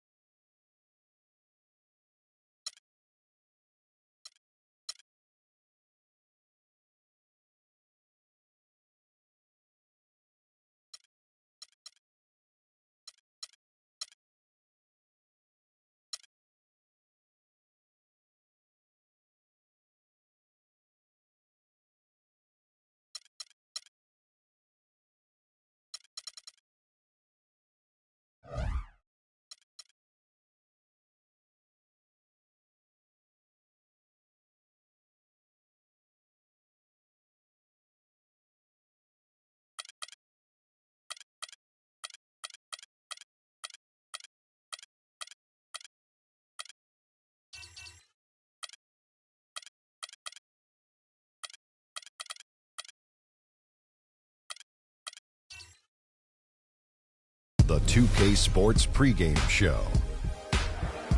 Hello, basketball fans. Ernie Johnson here, joined by Shaquille O'Neal, Kenny the Jet Smith.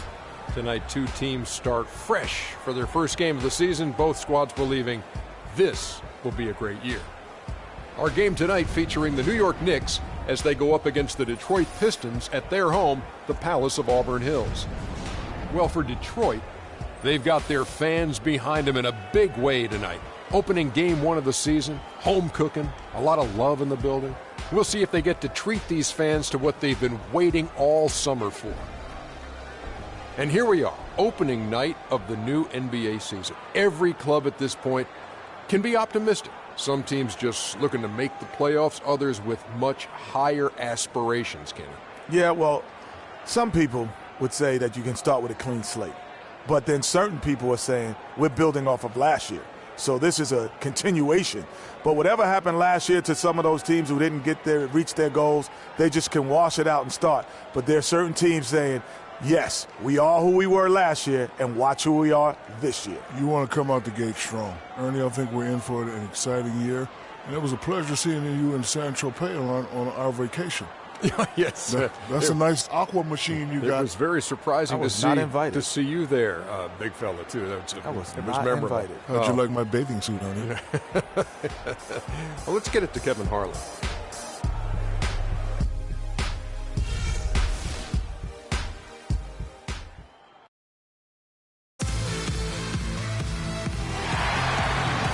This is it. Opening day.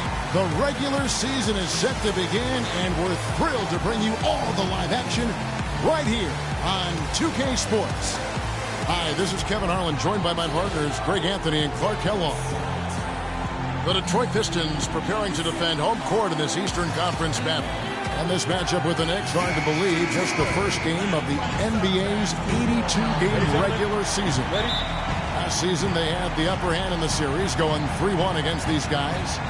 Yeah, and this game kicks off a 4-game season series between the two teams. Two conference foes, guys, looking to take game one tonight. Very interesting to see who can land the first blow. So a look at our starters for the Knicks. They've got Porzingis. Afflalo is out there with Dragic. Then it's Jordan. And it's Anthony in at the 3. Now here's Anthony. Lets it go from 14. The shot is good off the backboard. Anthony's got the first basket of the game for the Knicks. A moment to check in with Doris Burke. Doris? Cav, earlier I spoke with Derek Fisher. This is their first matchup of the season against this squad, and he knows the shot blocking in the middle will certainly be an obstacle. But he said, quote, we've got to remain aggressive and continue to attack. Guys, he said that putting their bigs in high pick and rolls and shooting the open jumper with confidence will be key. We'll see how they do. Terrific, Doris. Thanks. They put a lot of thought into how they're going to match up against the opposing defense, guys. And so they should, because that's what it's going to take. This is such a tough D to break down. They're going to have to play a smart game offensively. Well, there's no denying that. I mean, you're not going to get by on skill alone. You got to have the strategy and the skill working together. Now, here is Hill after the miss from Goran Dragic.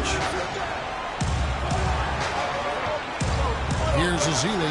He's guarded by Dragic, and he gets the bucket. Yeah, heads-up aggressive play right there. Saw the smaller man on him and took it straight to the basket.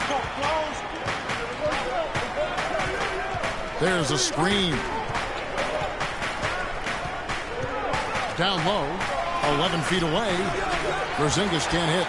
The defense doing a really good job of choking off the middle there once he got inside. That's good. Excellent work there in transition. Yeah, I think it's always better to go early in transition, to attack when it's there, because oftentimes you can beat the defense down the floor. Here's Porzingis following the basket by George Hill.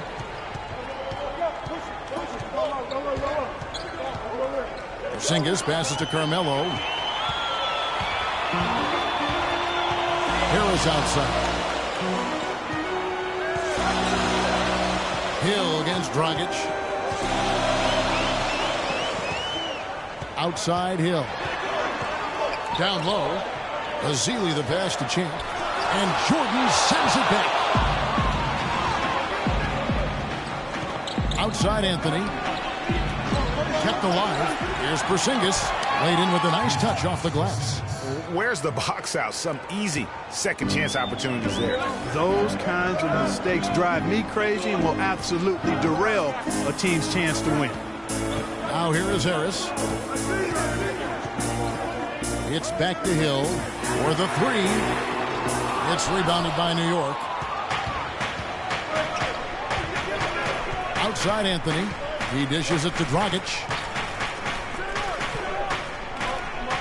Here's Porzingis. The feed now to Carmelo. Shot clock at 6. A rebound by Ezeli. Good little two-man action there, but they just can't get the shot to fall. Yeah, but that was a beauty. Good-looking shot, well-executed play. I wouldn't be surprised to see them go back to it. And the rejection by Ezeli. It has not been an easy quarter for him, at least offensively speaking. Here's Harris. Got a hand on it. Out of bounds. Pistons ball. Detroit keeps possession.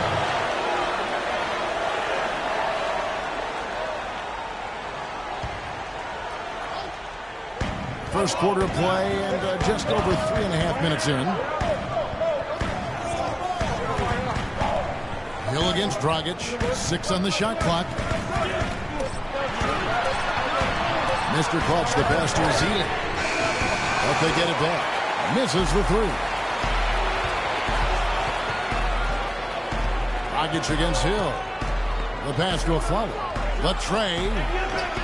The shot misses. And Detroit the other end. Let's break Detroit. Hill leading the charge. He muscles it in through the contact, and they call the foul. He's on his way to the free throw line. And he can time his passes so perfectly. Wow, what an assist. And guys, what do you think about the offensive approach we've seen so far for Detroit?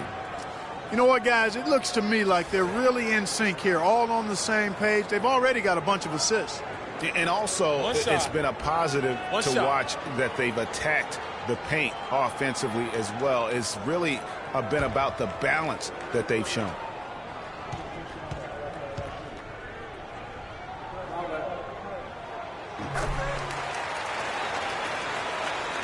Here's Dragic.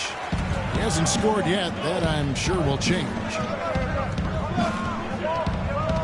Jordan with a screen on Hill. Out of bounds. Detroit takes possession.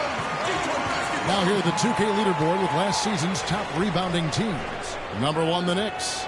They had such a strong presence in the paint. Just a physical team. They dominated the interior in terms of rebounding. Pistons leading by 5.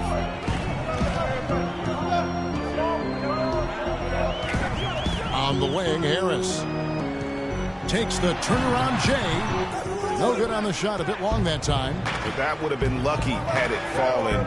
Poor shot selection. Yeah, look at the coach's face and the expression. It says all over it.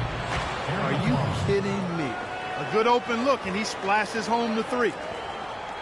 Detroit's gone 0 of 2 from deep here.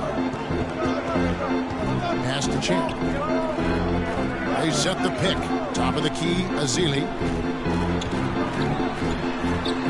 Battles through traffic and lays it in. Ezeli's got 6. Knicks trail by 4. And Aflalo kicks to Anthony.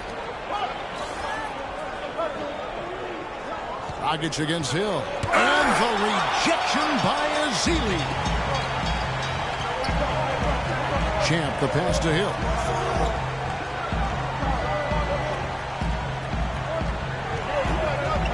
Lets the 3 fly. It's hauled in by Porzingis. Porzingis has got 3 rebounds so far in the game. Anthony dishes to Dragic.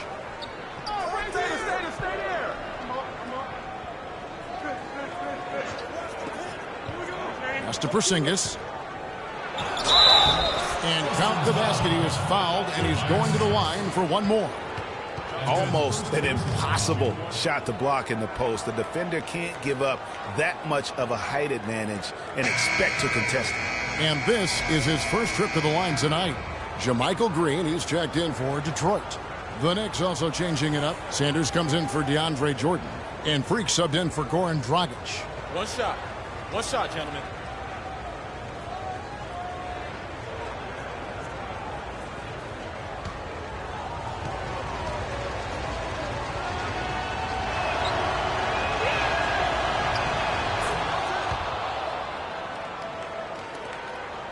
The Pistons leading.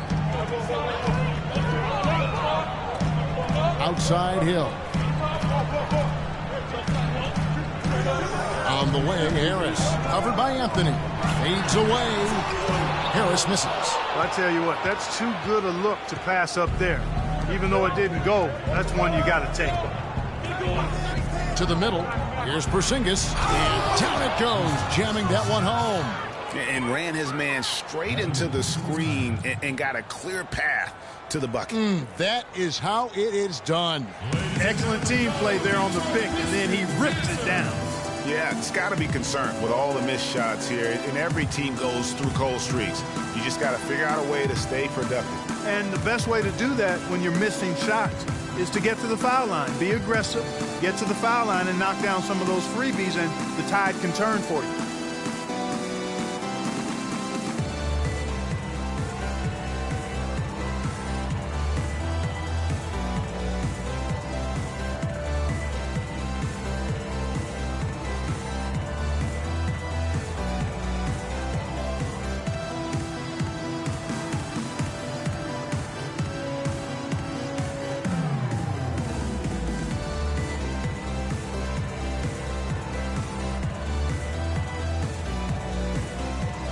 With the moment, let's check out some stats for Chan. Last year, getting it done. Averaged 17 points a game, 8 rebounds, and 4 assists. And he gives them a nice rotation on the front court. He is a quality reserve. Well, you know, he's not as developed skill-wise as some guys, but you can't teach size. So he's a valuable backup for this team in that regard. And the Pistons making a change here. Simmons is checked in. Green, the screen. Here's Mr. Clutch, covered by Anthony. Green with a screen for Hill. Lock at 6. The 3. Green, no luck. Rebounding's going to be the focal point for them in this one, fellas. I can feel it. It always is, and it has been so far, and they've gotten a nice edge on the glass. Sanders sets the screen for Freak. Off the pick. Passes it to Porzingis. Nails the wide-open jump shot. And now a 3-point New York lead. No doubt about the consistency when it comes to scoring the basketball for him tonight. A real nice lift for their offense. Here's Mr. Clutch. And nothing is falling for him right now. New York's gone 1 of 3 from beyond the arc so far in the game. Afflalo kicks to Freak. It's blocked. And it's out of bounds to New York. They'll retain possession. A different look here for Detroit. Wayne Dedman comes in for Champ, and it's C.J. Miles in for Mr. Clutch. Trevor Booker, he's checked in now for New York. Turner comes in for Carmelo Anthony.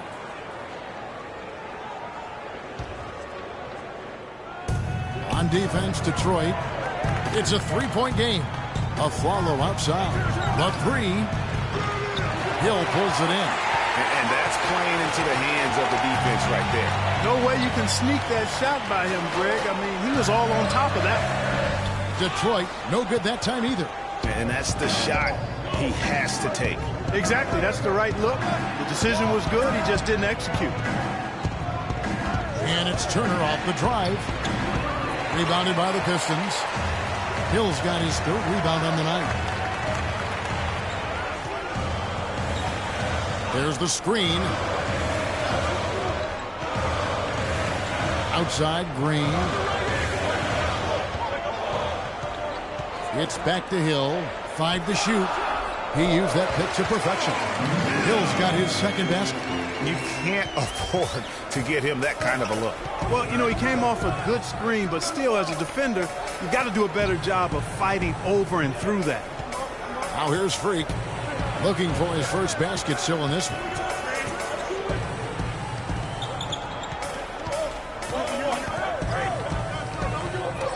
New York needs to get off a shot. They get the rebound, and Sanders throws it down. And, guys, isn't it great to see a player who works that hard on the glass at both ends? Well said, G. That's the way he has built, his reputation. Clark grinding away, 100% effort all the time. And, Kevin, all that effort pays off. How many of those spectacular putback jams do we see from this guy? A bunch. Here is Miles Hill. And a little up that time, but it drops. Hill's got 6 points. He's having quite the quarter here, guys. I mean, shooting the ball extremely well. Booker the pass to Afflalo.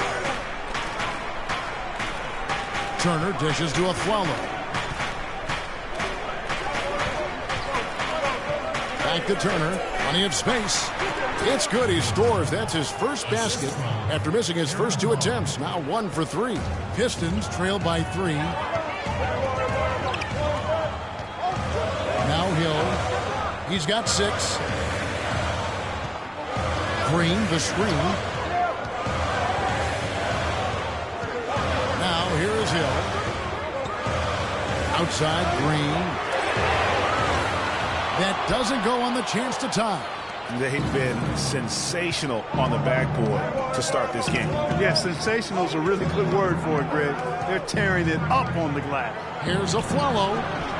Detroit with the rebound. We've got 1:55 left in the first quarter. Green the screen. The drive by Hill, 11 feet away. And Miles gets to Green. Here's Dedmon, and 2 free throws coming up as he misses that one. Drawing the whistle and a lot of contact there. It's his first trip to the line. And not the guy you want to see at the line too often. Season numbers has him in the bottom tier of the league. And you know, that's not the kind of percentage any player wants to see next to his name at the end of the season. Now, take a break. Take a break. 2 shots.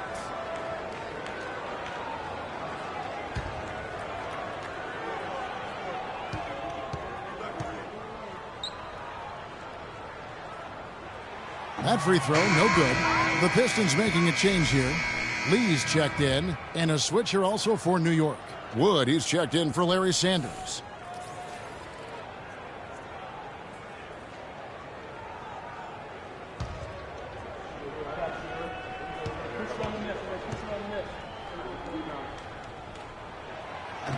So he can't get either to fall. Now the Knicks with it. They're on a 14-6 run. Turner passes to Wood. Shoots it. And that one's good. Freak. And the Knicks lead by 5. The Pistons shooting just 35% to start the game. Lee outside. He feeds it to Simmons.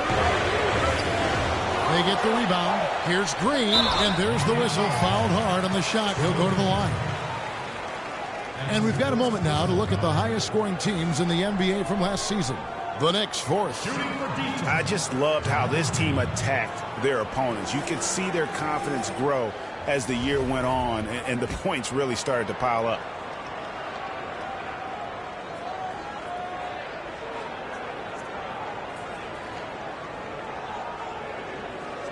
All right, now, take a break. Take a break. 2 shots.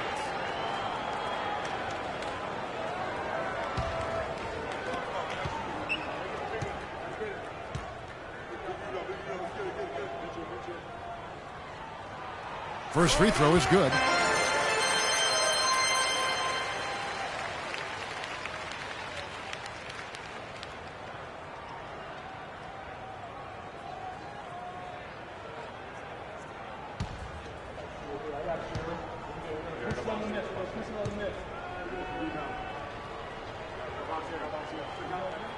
Both free throws good from Green.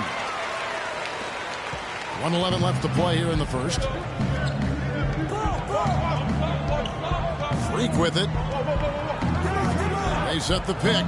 Turner with a screen on Lee. Afflalo with another miss. He's been wayward and just off on about everything he's put up in this period. Miles dishes to Lee. Outside Green. 6 on the shot clock. The rebound by Turner. The Knicks leading by 3. The 10-footer. No good. Turner's gone 1 of 4 from the field. About 7 seconds separating the shot and game clocks. Here's Simmons. Still getting warmed up offensively. No buckets yet in the game for him. And there's the foul on the shot. He'll go to the line for 2.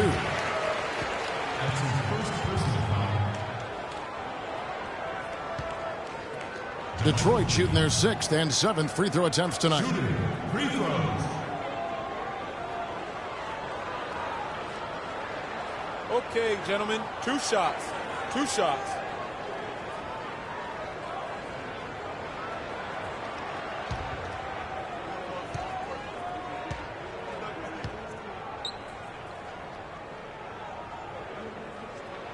And the first one drops.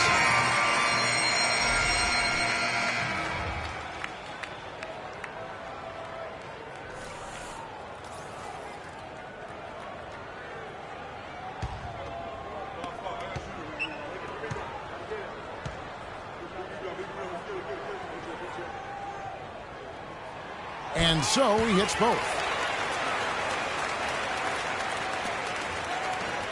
15 seconds left to play in the first quarter.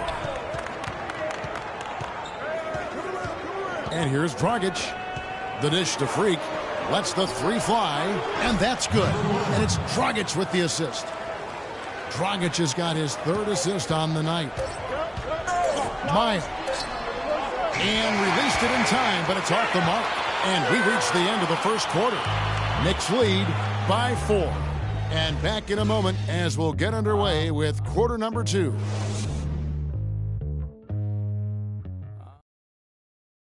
And before the game, Carmelo Anthony talked about how he prepares himself mentally to carry this team.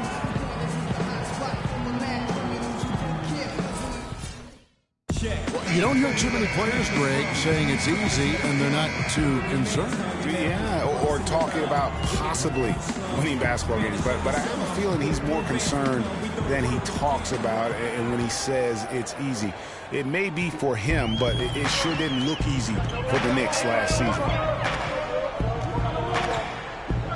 All right, the second quarter beginning in just a moment.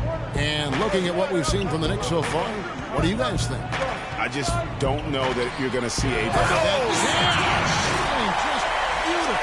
Talk about putting something extra on it. That dunk was way over the top. Close game or not, Clark, you know, he's going to finish firm when he gets the space. I'm startled that he would even try something like that at this stage of the game. Nice job coming off that screen. Anthony's got the lead up to 5 now for New York. Very well executed pick to give him all kinds of space to get that one off. Here's Champ.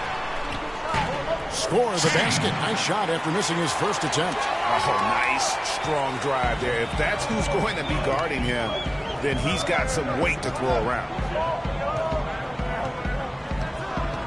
Outside Dragic. Harris against Anthony. Just 4 to shoot. Kicks to Jordan. And so he earns a trip to the line. Officials saw the contact and he'll shoot 2. I mean, even from over here, you can see that one pretty clearly. No question about it, Greg. I mean, a ton of contact and a good call by the officials. And a chance for just a second now to check out the scoring breakdown for the Knicks. Fellas, they're passing the ball the way you're supposed to here in this first half. Another thing they've been able to really get going so far tonight has been the 3 ball, the long-range shooting.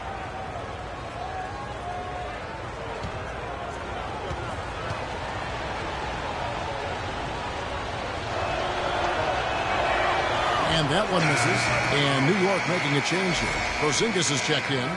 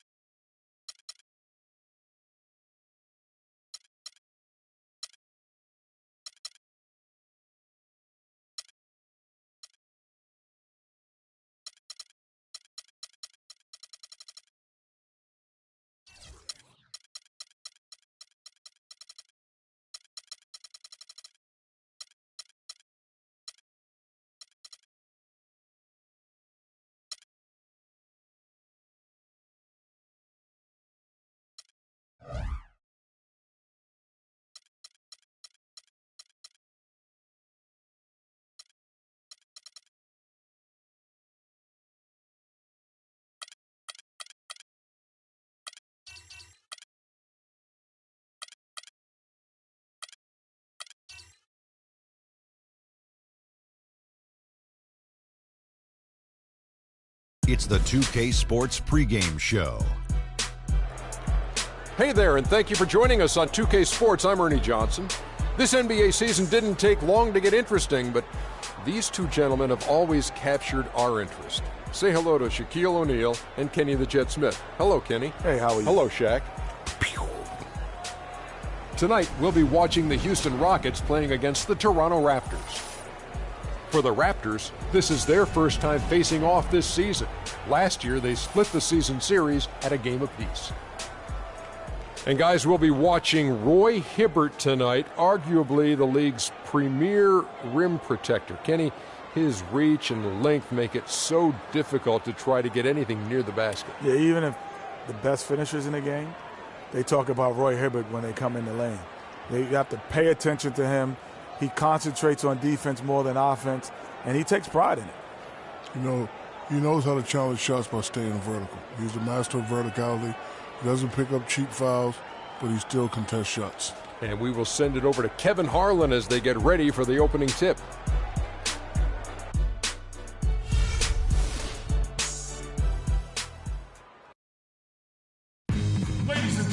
And just before the game, the championship ring is distributed to the players by NBA Commissioner Adam Silver. And a proud moment indeed for this team and their fans.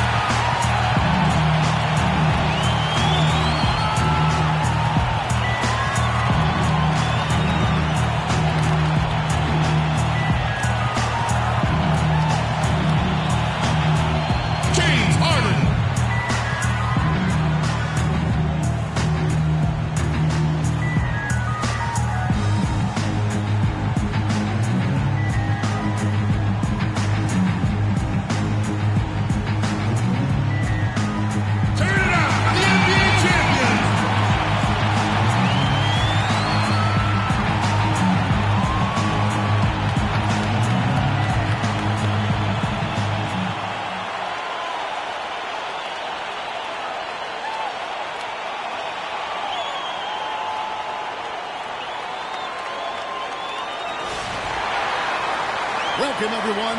Thanks for tuning in to 2K Sports for another edition of NBA Basketball. This is Kevin Harlan alongside Greg Anthony and Clark Kellogg with Doris Burke reporting from the sideline.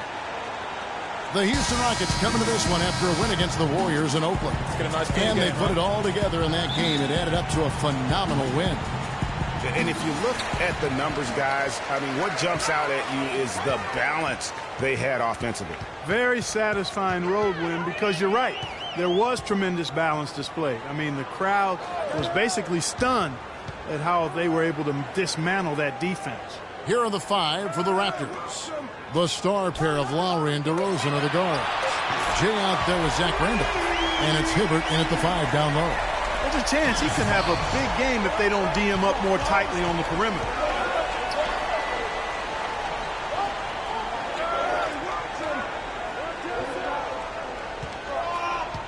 Back to Lowry. Hibbert with a screen on Beverly. Lowry kicks to Randolph. He got an advantage there off the pick and took it right in. And he came off that screen, and the D just didn't get over the top of it. Yep, weren't there in time enough to challenge Greg, and when that's the case, you can mark those up for him. Now here's Beverly. He picked up 15 points in their last win against Golden State. And also, he competed on the backboards. That also had a lot to do with the game. Tell you what, he's not an easy guy to stop when he's got his sight on the rim. Never has been, never will be. He is a determined finisher. Did he just go chop there with that one-hand tomahawk slam? And so here's Toronto, following the score by Houston. just around a minute and a half into the first quarter. There's the pick. Harden against DeRozan. Beverly, good. It's Harden with the assist that time. Oh, that is just weak defense there. I'm pretty sure that was not the plan to give him those kind of baskets at the hoop. Now, here's Lowry. An 11-point game for him in the win against Detroit. And he also was a table setter in that game, Kevin. Just an amazing job with his passing. Just a joy to watch that. He worked himself into a really good position there, right near the basket.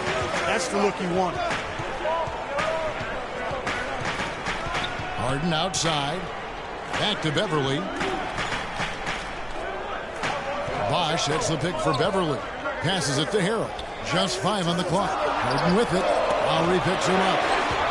The dive for the ball. And it's out of bounds. The Raptors will take it the other way. All right, a chance to check out the numbers for Beverly. How he performed last season. Put up about 9 points per, 6 assists and 4 rebounds. And he's very steady with that second unit, running the offense and getting them into their sets. Right. I mean, your backup point guard simply has to hold the fort, maintain the status quo, share the basketball, and minimize mistakes. Certainly not the dream start they were hoping for, going 1 for 4 early. Now we'll go to Doris Burke. We had a chance to talk with head coach Kevin McKee. And he said a big factor in this game will be how well they're able to handle Kyle Lowry. He admitted being a fan of his game, saying he's a tough athletic guard who really competes. Defense, rebounding, attack the paint, he'll take it to you. We've got to be ready to match his motor and his aggressiveness. Kevin, are they up to it? And thank you, Doris. Ariza goes in. Here's Bosch. Takes it into the teeth of the knee and converts the layup. Bosch has got 5 points so far. Every time they get scored on during this run, it's come from inside the paint. Yeah, they have really owned the interior. You've got to collapse that defense and force them to beat you over the top. Jay, the pass to Lowry. Shot to stop the drought. 1 up, 1 down. 2 points with his first shot this game. That shot becomes effortless for him when the D is so relaxed. They got to get more intense. Several dishes to Bosch. Ariza with it. Turned in an outstanding game against Golden State. Teardrop shot, and it's Roy Hibbert with the rebound. No one to blame on that one but himself. You get looks like that, you've got to take advantage. Jay, Ariza covering. It's blocked. There's the dish to Beverly. Foul call that time on the way up. That'll give him 2 chances at the free throw line here. And really the defense fouling there to prevent the layup, but that's exactly what you need to do. It is. I mean, no reason to back off and give him the layup. You're much better off making him go to the line. This is his first trip to the line tonight. And he shot 74 from the line a season ago. Shooting 2. Shooting 2.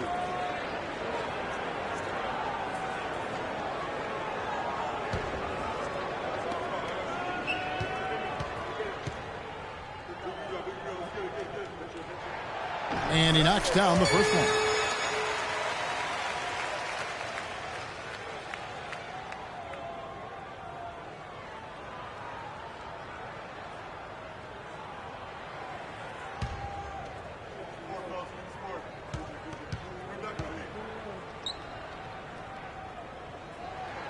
Both free throws good from Beverly.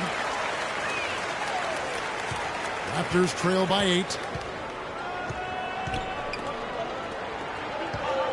It's DeRozan with the drive. And fouled hard that time. He'll get to the line and shoot 2. Yeah, easy call. Yeah, you can hear the smack all the way over here where we are. This is his first free throw of the game.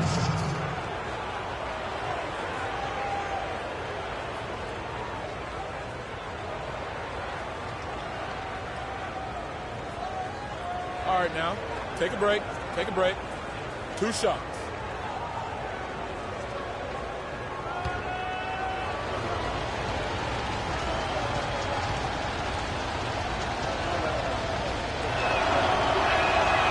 Free throw drop for DeRozan.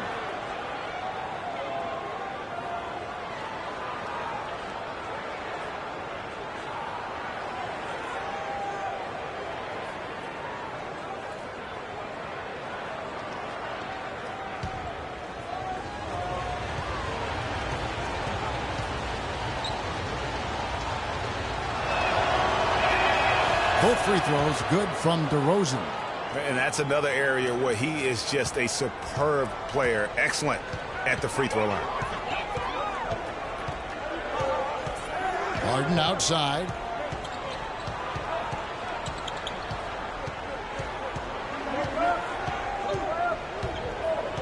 It's Ariza on the wing. 6 to shoot. Another miss by Houston. And even though he missed that, you have to take those shots when you get the opportunity. Exactly. They don't come much better or easier than that. Now, here's DeRozan. Coming in off a 21-point game his last outing. That's good. Really well done there. Just confident and composed, never in a hurry. Here's a good screen. And here's Harden for 3. Another miss by Houston. Well, I tell you what, that's fantastic defense on one of the best three-point shooters in the league. The key there was not to give him much space before he took that shot.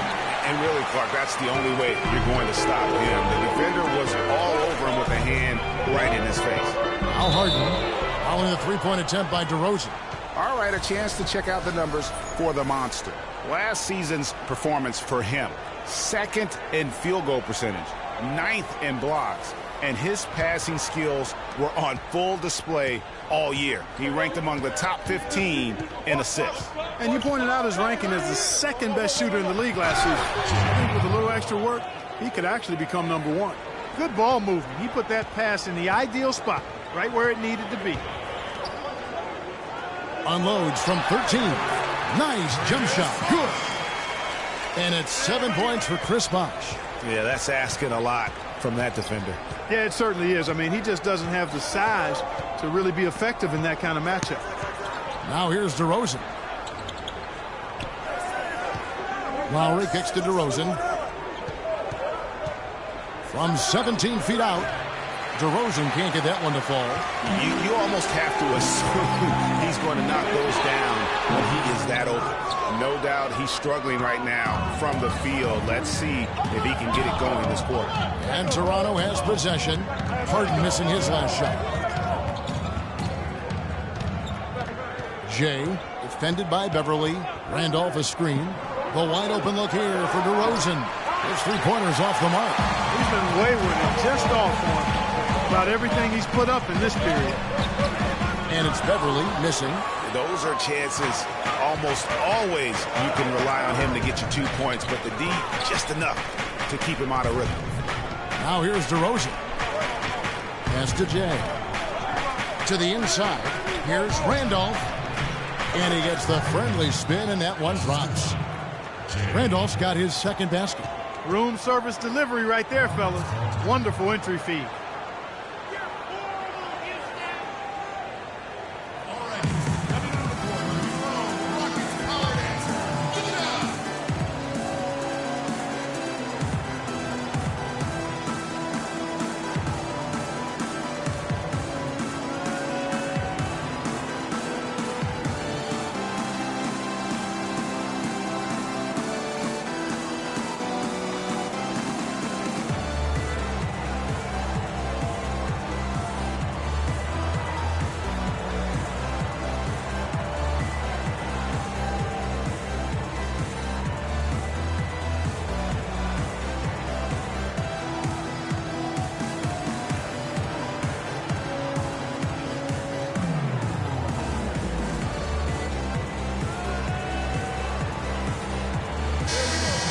Let's go to the 2K leaderboard to see the teams that blocked the most shots in the NBA last year. 5th best, the Rockets. They've got a number of guys that can deny you when you take that ball inside. That's why they're one of the best shot blocking teams in the league, at least they were last year, because they worked well together and they made it a priority. Houston, a whole new 5 on the floor. And Toronto will go for a different look here. Mitch McGary's checked in for Hibbert. Fresh comes in for Zach Randolph. Wright, he's checked in for DeMar DeRozan. And it's Joseph in for Kyle Lowry. Here's Napier.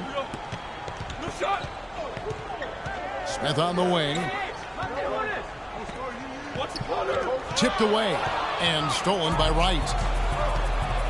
Down low, here's Joseph. The shot goes down and he gets this game back to even. Joseph's got his first 2 points of the night. That's their 3rd straight make off an assist. Great ball movement.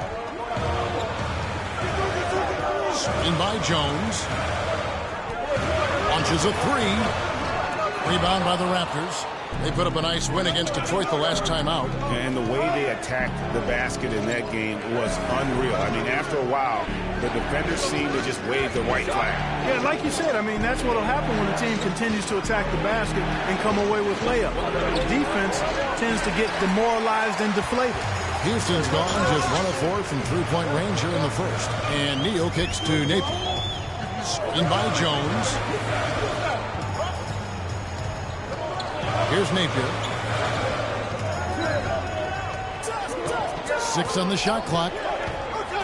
Left side, Jones. Shot off the screen. Score the basket. Nice shot after missing his first attempt. A lot of space right there to get that shot off. Not a very good job of the defender getting over the top of that screen in that particular play. Now here's Wright. Quiet so far offensively, searching for his first points of the game. Here's Jay. Buries the long-range jumper. And the Raptors lead by 1. And no matter who it is, that kind of D isn't going to get it done. Napier kicks to Neal. Screen by Jones. Smith for 3. That's good. Rapid-fire threes coming from everywhere. Yeah, I'm not sure of the quality of that three-point shot attempt right there, going at it the way they did, but it all worked out for them. And here is Joseph. Josh Smith getting his 3 to go. Joseph, the pass to McGarry. And lots of contact there. Missing the shot. He'll shoot 2. It's on Moniunas. I tell you what, he earned his money on that foul. Yeah, if you're going to foul, then make sure that you don't give a chance for the and 1. Raptors have gone 2 for 2 in the game at the line. And at the line last season, about 78% as a team. Pretty solid numbers. And, you know, that just added to their confidence at the offensive end. I mean, knowing that free throw shooting was something they didn't have to worry about gave them a lot of confidence to play freely.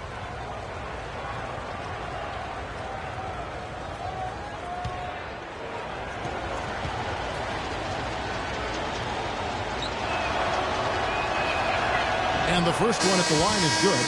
Bradley's checked in for Toronto.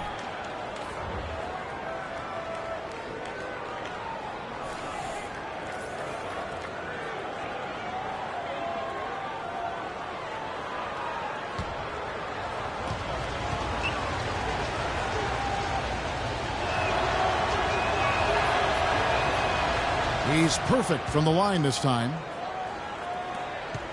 Rockets have gone 8 of 15 from the field, shooting above 50% here tonight. Here's Napier. Dishes it to Moniunas. The rebound by McGarry. Well, I think he was surprised by how much space he had there and just rushed the shot a little bit. Here's Fresh. In the game against Detroit, very impressive. And Joseph kicks to Bradley. The basket drops, and he gets fouled on the shot. 1 free throw coming his way. 4 of their last 5 makes came off of a high-quality shot inside. Textbook. Really, when you look at how they're playing, they are having their way down low. And look at how the offensive approach has been going here so far for the Raptors. They pounded the ball inside in the first half, forcing the D to collapse, and that frees up the shooters going forward. They've gotten their fair share of points off turnovers so far tonight, too.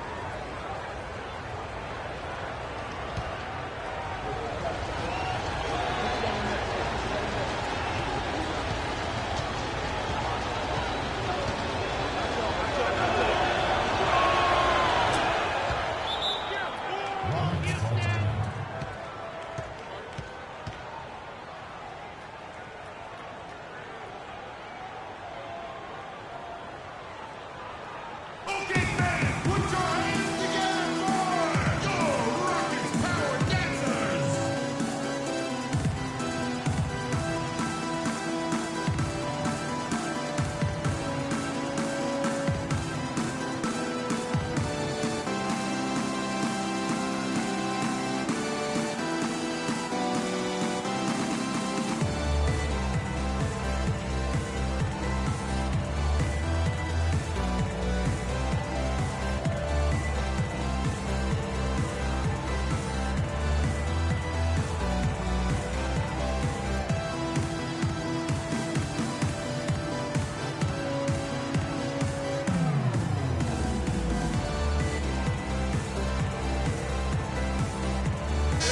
checking out the numbers for Joseph, how he performed last season. Averaged about 8 points a game last season.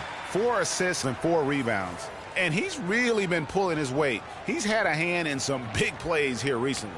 Yeah, in every way, I think he's doing a much better job, and the numbers certainly support that. Rockets trail by 3. Here's Napier. The feed now to Neal. Pass to Motiejunas.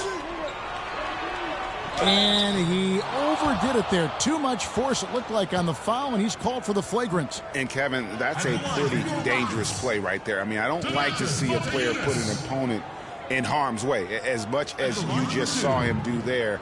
Glad they pinned a flagrant on him. Yeah, you're right, Greg. The officials were all over it. They weren't going to let him off the hook that time. Now, gentlemen, 2 shots. 2 shots.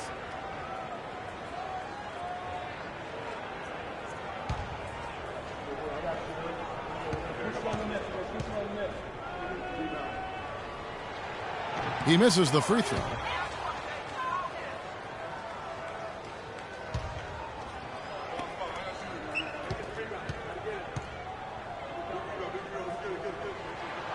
And he's good on the second.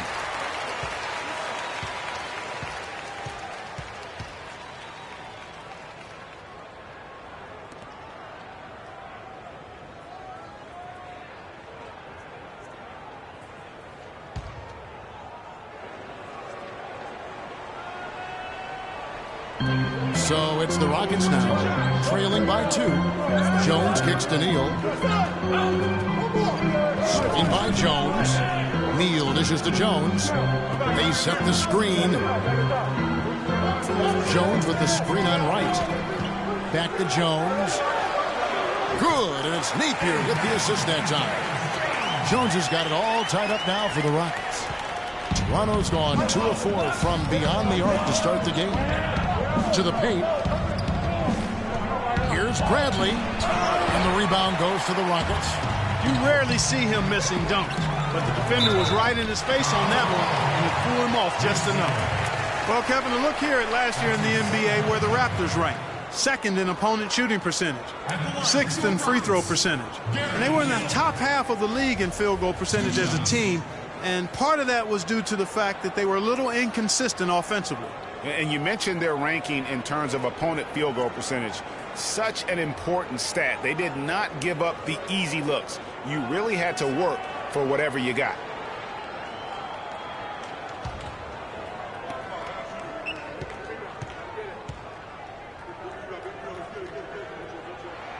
And he makes the first.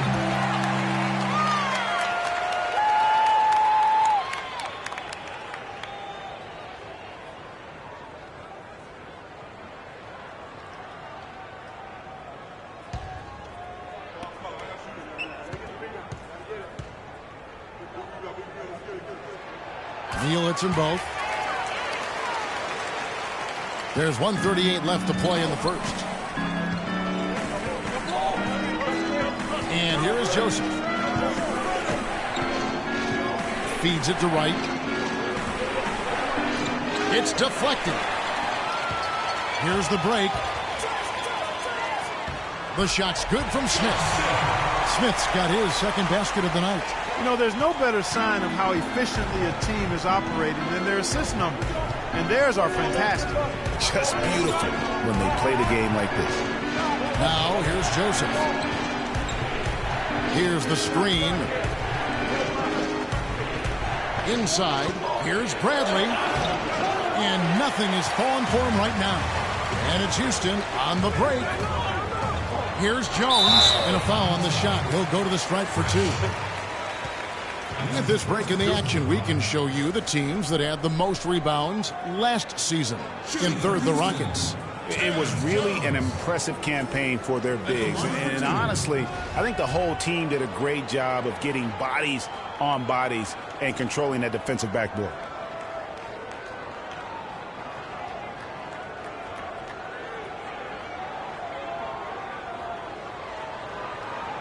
Now, gentlemen, 2 shots. 2 shots.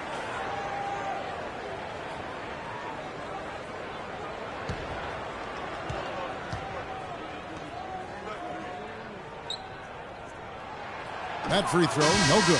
And the Raptors making a change here. Thompson's checked in.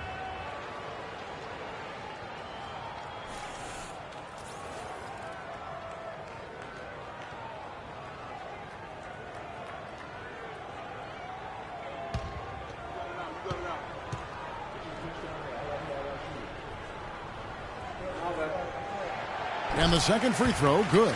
Yeah, you just have to be more disciplined. I mean, too many fouls and free throw attempts for the opponent. You know, it's one of the things coaches like least is giving away points. I mean, they've been a step late. They've been caught reaching.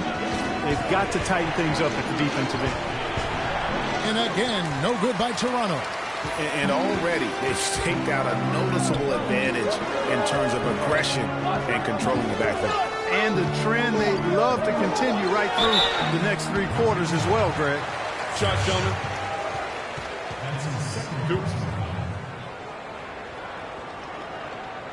The Rockets have scored 6 points from their 8 attempts at the line so far. 2 shots.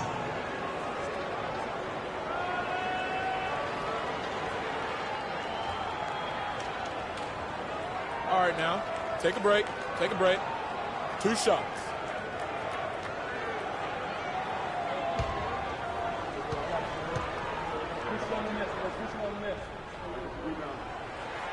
And that one falls for Jones.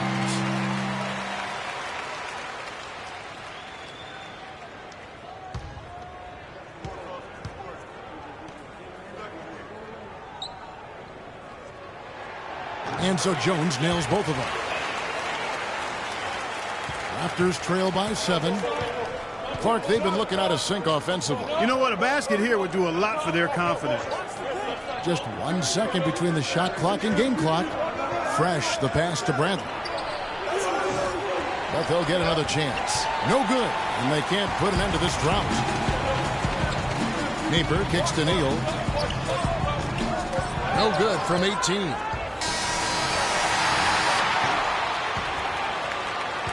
And that does it for the first quarter.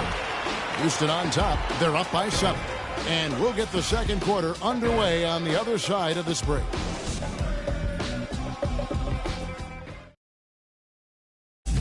And DeMar DeRozan, star for this Toronto Raptors team, he said he wants to bring them back.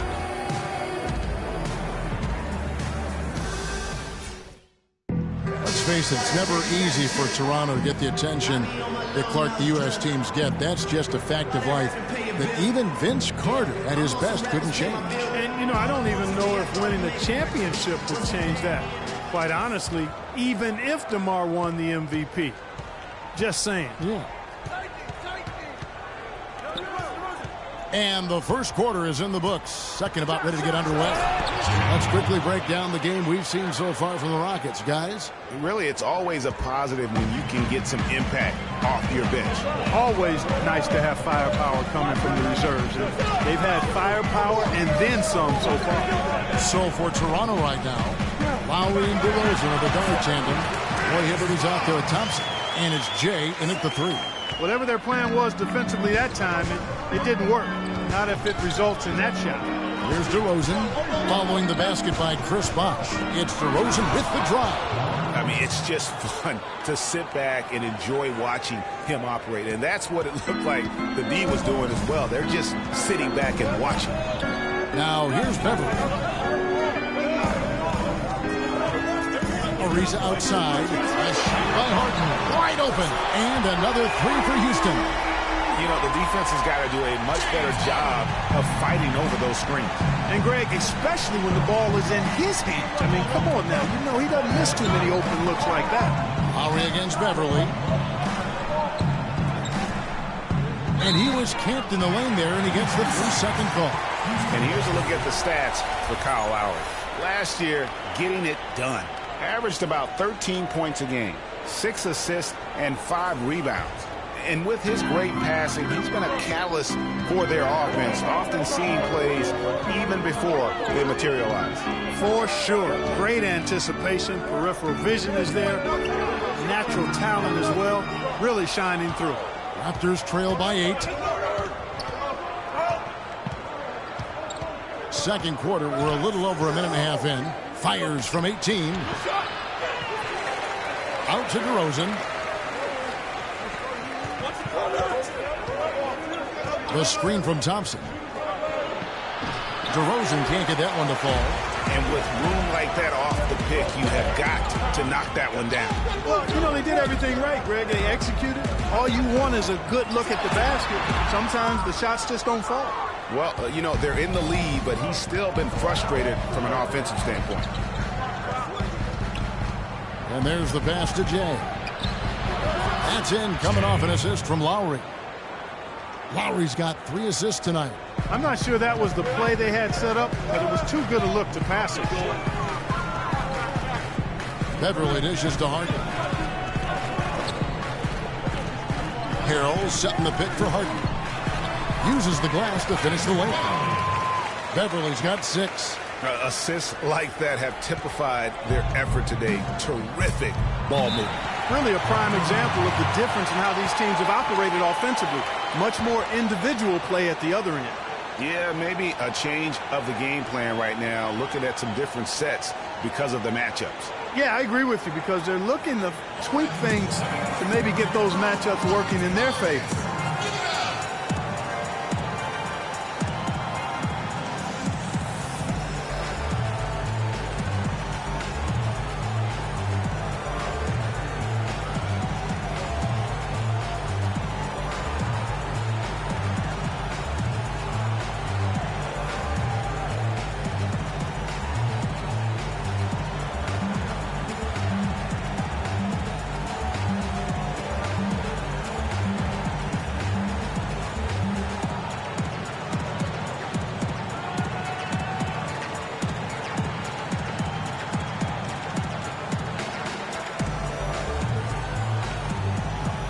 Let's go over to the sideline with Doris Burke. Yes, guys, I was able to hear Dwayne Casey coaching his team during that break. He told Jay that he wants their offense to run through him. Coach is looking for big things from him throughout the rest of this game on the offensive end. A lot of the scoring burden will fall on him.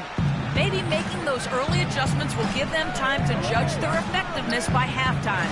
We'll soon find out, Kevin. And as always, Doris, thank you. Now here's DeRozan. It's tipped. And it's out of bounds. The Raptors able to retain possession here.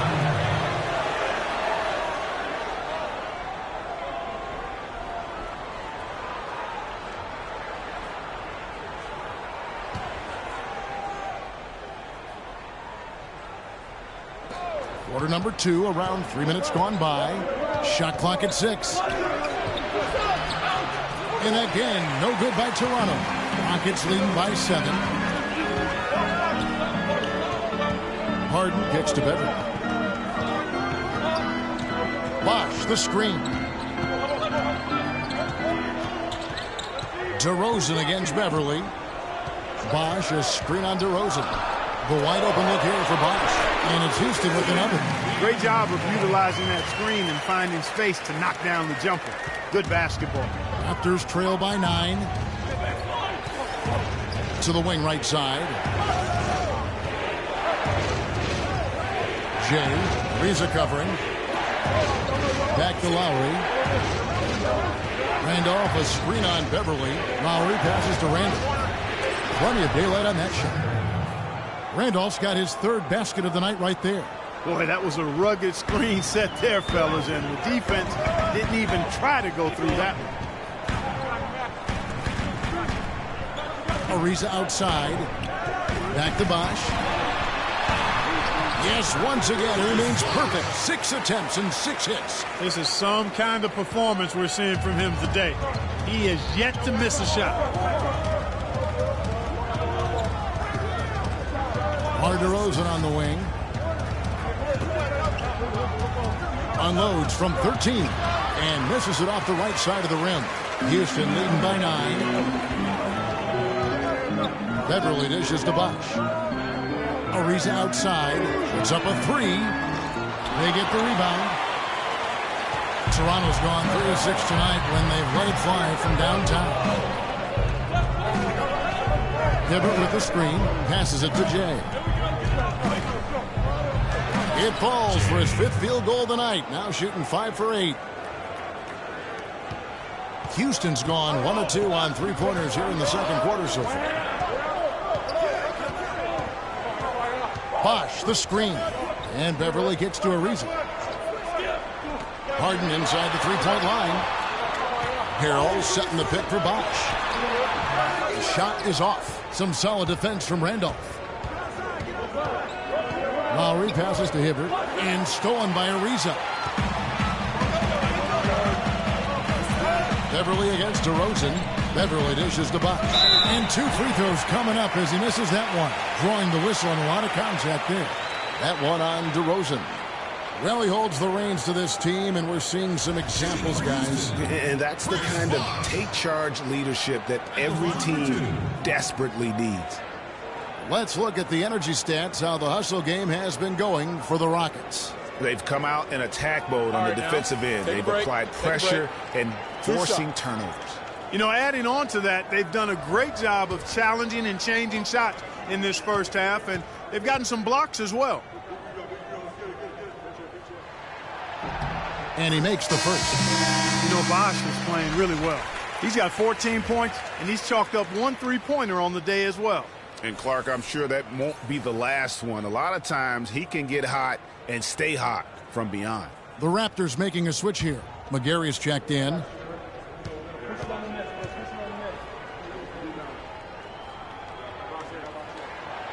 He's off on the second. Raptors trail by 8. Now here is Lowry. DeRozan on the wing, guarded by Harden. DeRozan, that's short off the rim. You know what? He's just stone cold right now. Really not sure if he's their best option offensively as they try to get back in this game. Here's Beverly. And Harrell slams it in. And Kevin, plays like that, really the reason they've got a nice lead right now. Just a great job on the glass. And Greg, the jam and the follow gets their whole bench jumping. Clark, look at them. They are really into it. Yeah, they sure are. And that's a little salt in the wound there. I mean, they take a miss and turn it into one of the plays of the game. That hurts. Chris Bosch really making a difference here. He's in one heck of a groove with the scoring. They're going to talk it over and try to figure out how to slow him down.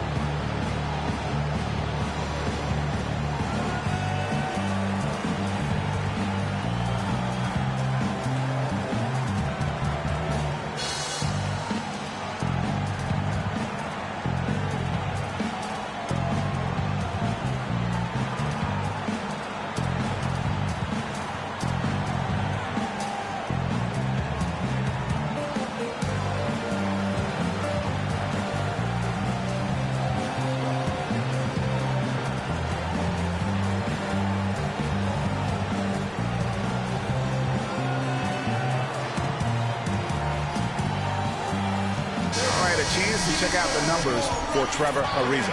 Some last season stats for him. Last season he averaged 13 points a game, 4 rebounds, and 2 assists. And some pretty good numbers, guys. He's certainly making a contribution. Better than expected. He still has a ways to go, but I like what I'm seeing right now. Terrence Jones is checked in for Harrell.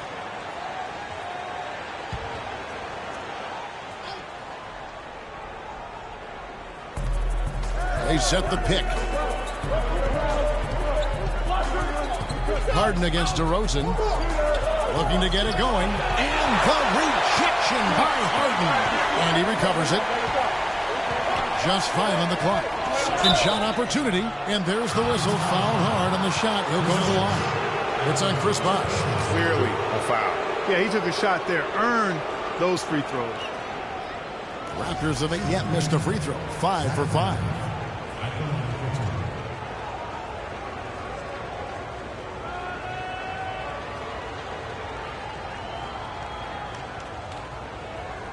Shooting 2.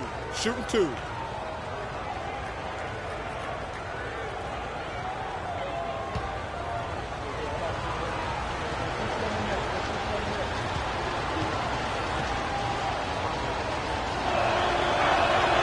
That one is off. Montejunas is checked in for Chris Bosch.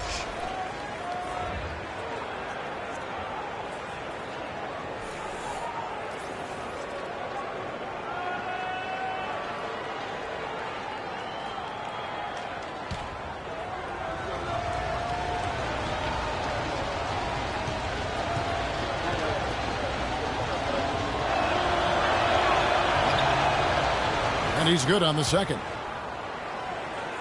And it's the Rockets with the ball. This, their first look at this year's Toronto squad. In their meetings last year, they split the season series. Happens a fair amount between teams from the East and West. And, you know, when you only see a team twice a year, Greg, it's hard to really get a good understanding of who they are or a good feel for them. I mean, oftentimes, that can lead to a series split. That one's in there. Rocket lead is cut down to 7 on the bucket from DeRozan. And that's just a great individual play right through the teeth of the defense. Harden kicks to Jones. Good. It's Harden with the assist that time. Harden's got his 4th assist in this one. Toronto, they've gone 6 of 13 so far from the field here in the second quarter. Lowry against Beverly. They set the pick. But they recover it. McGarry passes to Jay. Carries it from three-point range.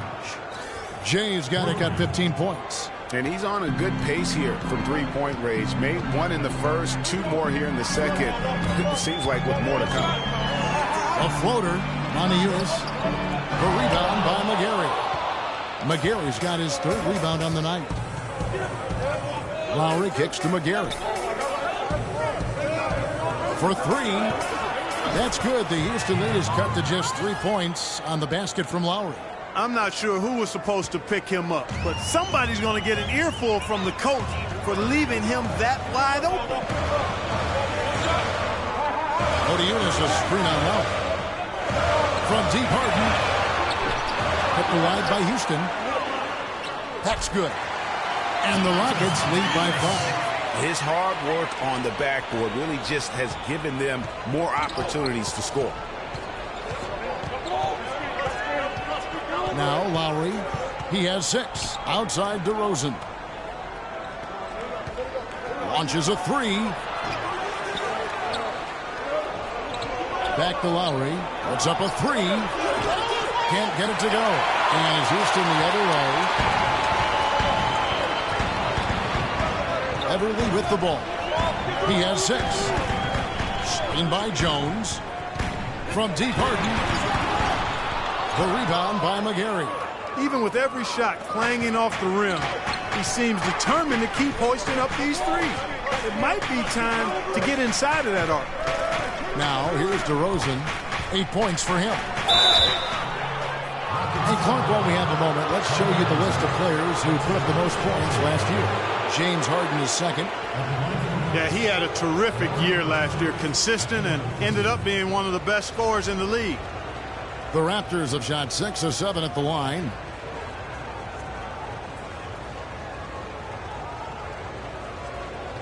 Okay, gentlemen, 2 shots. 2 shots.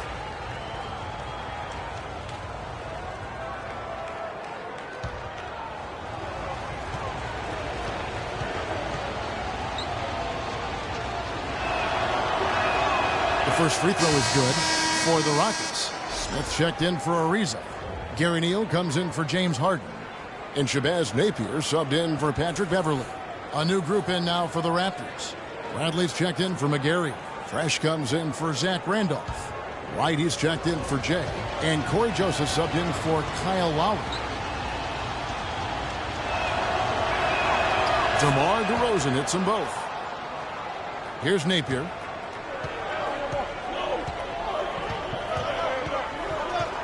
He kicks it to Jones. And the officials whistle a foul on the shot. The bucket's good. He'll go to the line.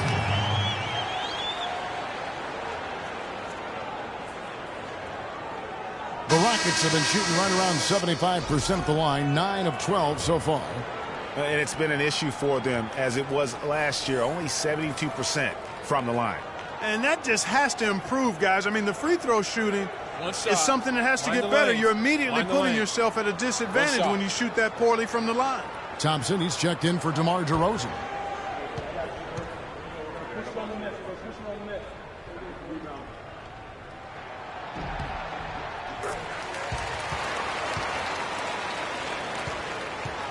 Here's Wright. 9 points last game out.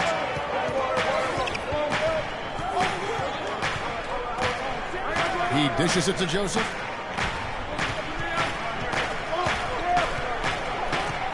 Right side, Bradley. Knocks it loose. It's stolen by Jones. Smith dishes to Napier. Stolen by Joseph. Kicks to Bradley. And the basket is good. The call goes his way, and we could be looking at a three-point play.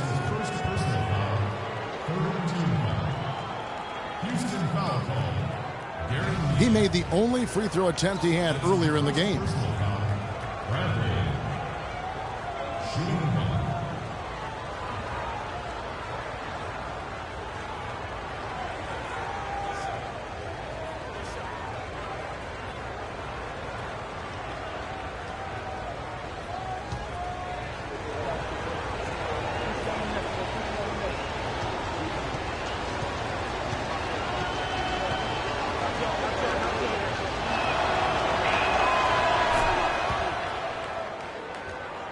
Here's Napier.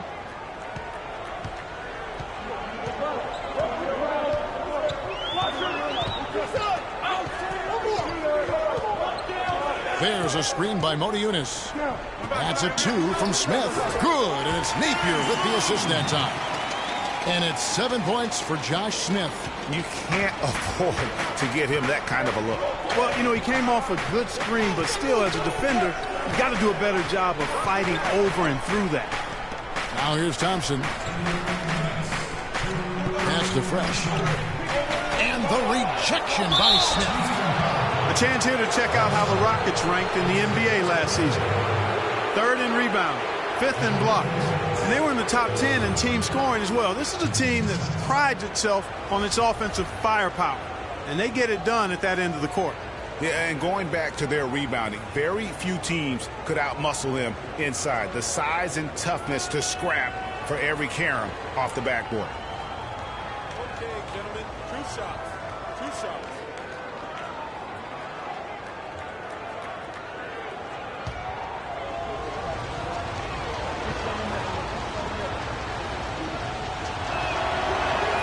And the first one at the line is good.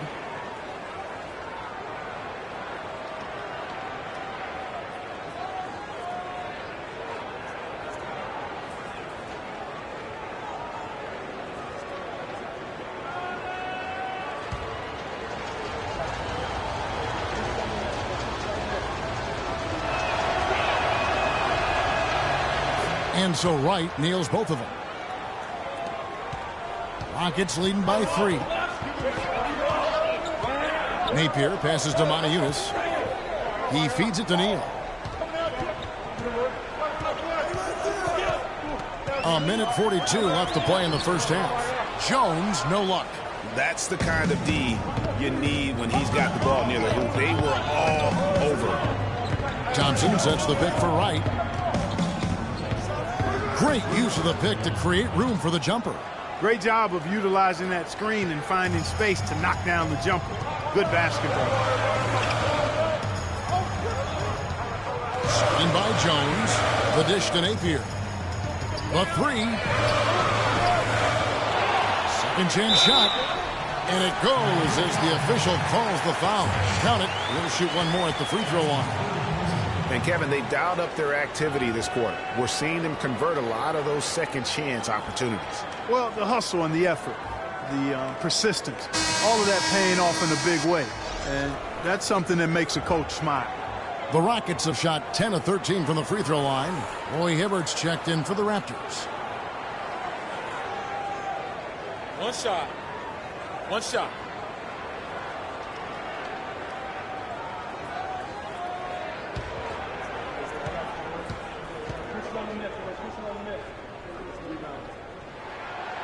And that one misses. Raptors trail by 3. And here is Joseph. Bradley sets the pick for Joseph. Dishes to Bradley. Pass to Fresh. Good ball movement here by the Raptors. Clock at 6. And he gets it to go. Assistant, Fresh. Houston's gotten into trouble with the 3 ball in the second quarter, only hitting 1 of 5 attempts. Napier kicks to Jones. Off the mark there with the 3-point shot. Toronto's gotten half their shots from three-point range to go down in the second quarter. 3 of 6 from downtown. Here's Fresh, defended by Jones. Fresh can't get it to go. Just tentative in the paint, lacking a little bit of confidence, allowed the defender to recover and contest that shot. 16 seconds left in the first half of the game. There's Neal with the 3. Oh, and he almost had a 4-point play right there. He'll go to the line with a chance for 3. Yeah, good job trying to get a hand in the face, but you've got to be more careful. Especially on the three-point attempt. I mean, you have to defend that shot without fouling. Now you give a guy 3 free throws. Take a breather, gentlemen. 3 shots. 3 shots.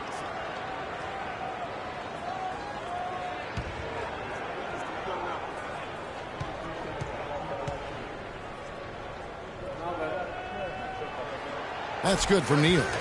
And they're having a lot of trouble at the line today, and unfortunately, it's the kind of day we've seen this team have a lot.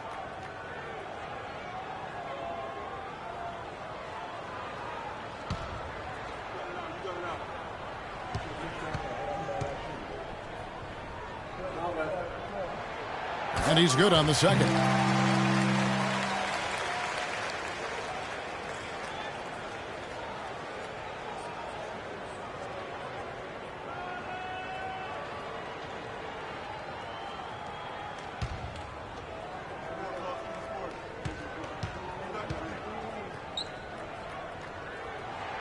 And he makes all 3.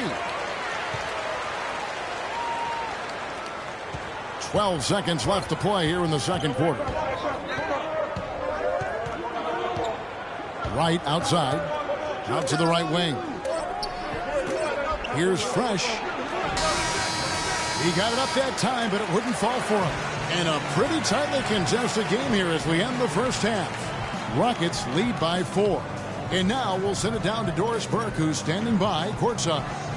Hey, Kevin. Well, Coach Casey, obviously it's early in the season, but how would you say this team is shaping up in terms of its chemistry and personnel-wise? I love our guys. We have a great group of young men that are competing hard, and it feels good because I know our guys are totally engaged and focused and giving us what they have.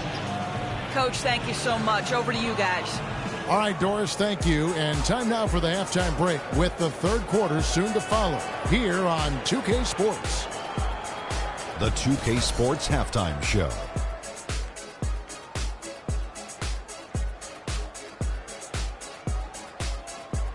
And an exhilarating first half, to be sure. Welcome back. I'm Ernie Johnson alongside Kenny the Jet Smith and Shaquille O'Neal. We'll be breaking down all the action for you. A tremendous game we're seeing from Chris Bosh. He had 14 points and 3 rebounds. Kenny, what'd you think about the Rockets? Well, their playmakers were in top form tonight. They showed great court vision and great ball movement. That's why they had so many assists. It's much easier to defend guys who don't want to pass the basketball. Shaq, let's get your insight on Toronto. The three-point shot has really, really helped them out. I don't always like to see teams rely on the 3, but when it's dropping like that, I say roll with it. They keep setting good screens. Running these pick and rolls, they'll be tough to beat. All right, and that'll do it for us here. We now take you back to the second half of our game. Kevin Harlan ready with the call.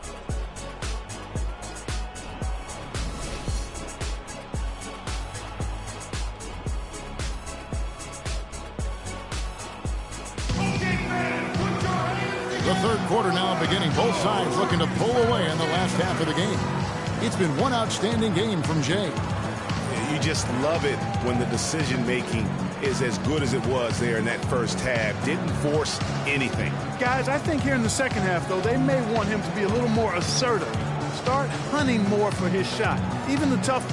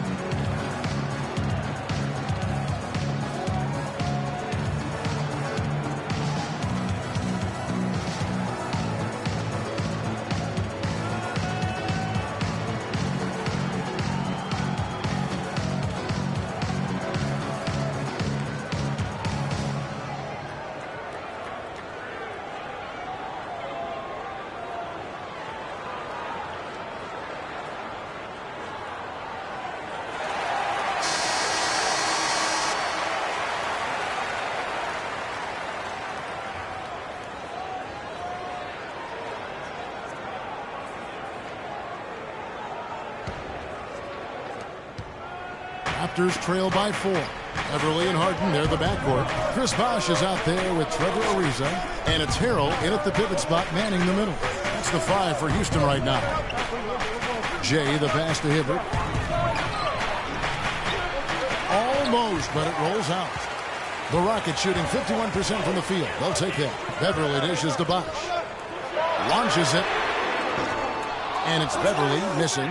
You know what, though? Sometimes you can be too open. I think it may have surprised him, and that's why he missed. A shot by Randolph. Nobody around. Hits the target from 18 feet. Randolph's got it going here in the start of the second half. The first points in the third quarter for the Raptors. It's Harden with the drive. The 11-footer can't get it to go. Nice D from DeRozan. Toronto's gone to the three-pointer 11 times tonight and nailed 5 of them. Now, here's Lowry. Hibbert with a screen for Lowry. And no good. Had a chance to take the lead. Houston in the lead. And here's Harden for 3. It's rebounded by Roy Hibbert. Hibbert's got his 4th rebound in this one. Here's Jay. Can't tie it up as that one's no good. Still a bit chilly from the field at the start of this third quarter. 1 of 4 so far. Harden missing again. Not a whole lot going down for him at this point. He just can't buy a break. Here's DeRozan. No good. That would have tied it. Ooh, that's just turning into a slow start here in the second half. Seems like they left that offense in the locker room. And here's Harden for 3. Another miss by Harden. Early on, he tried to shoot his way out of this funk, but later in the game now, you might want to just give it up and look for his teammates to do the scoring.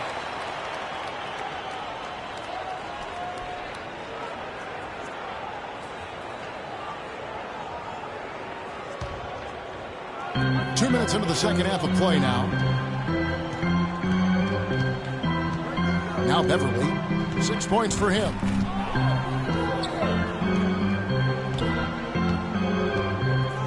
Bosh, the screen. With the floater, so he gets the whistle. Contact on the way up and 2 shots coming up.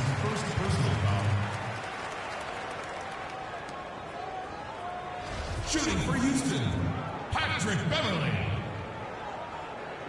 Taking 2 shots.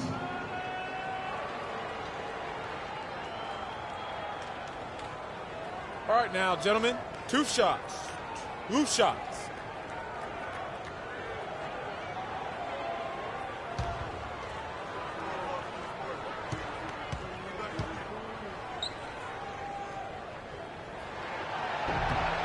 The first one falls.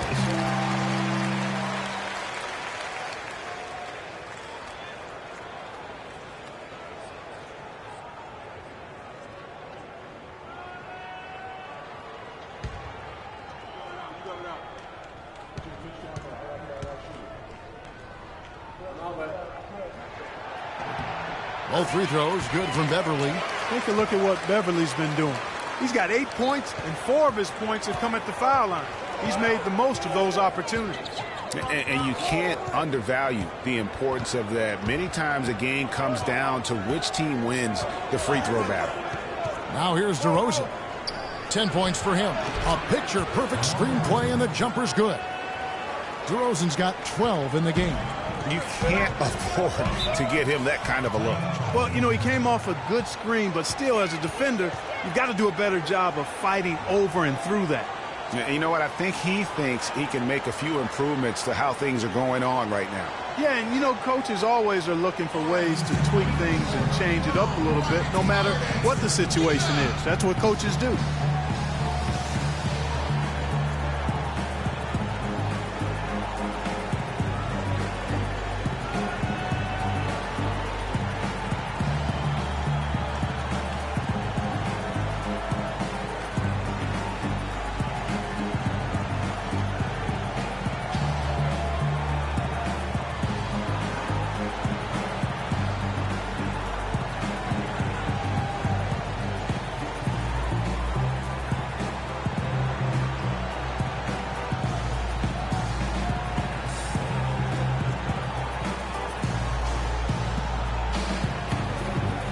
now Doris Burke has an update from the sideline.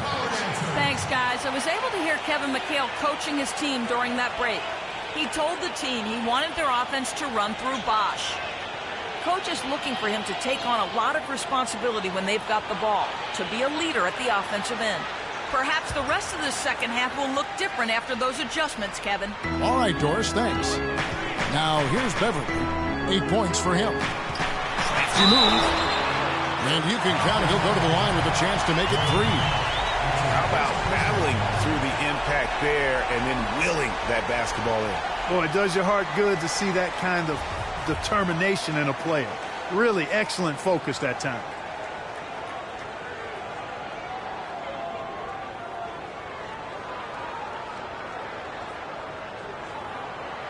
One shot. Mind the lanes. Mind the lanes. One shot.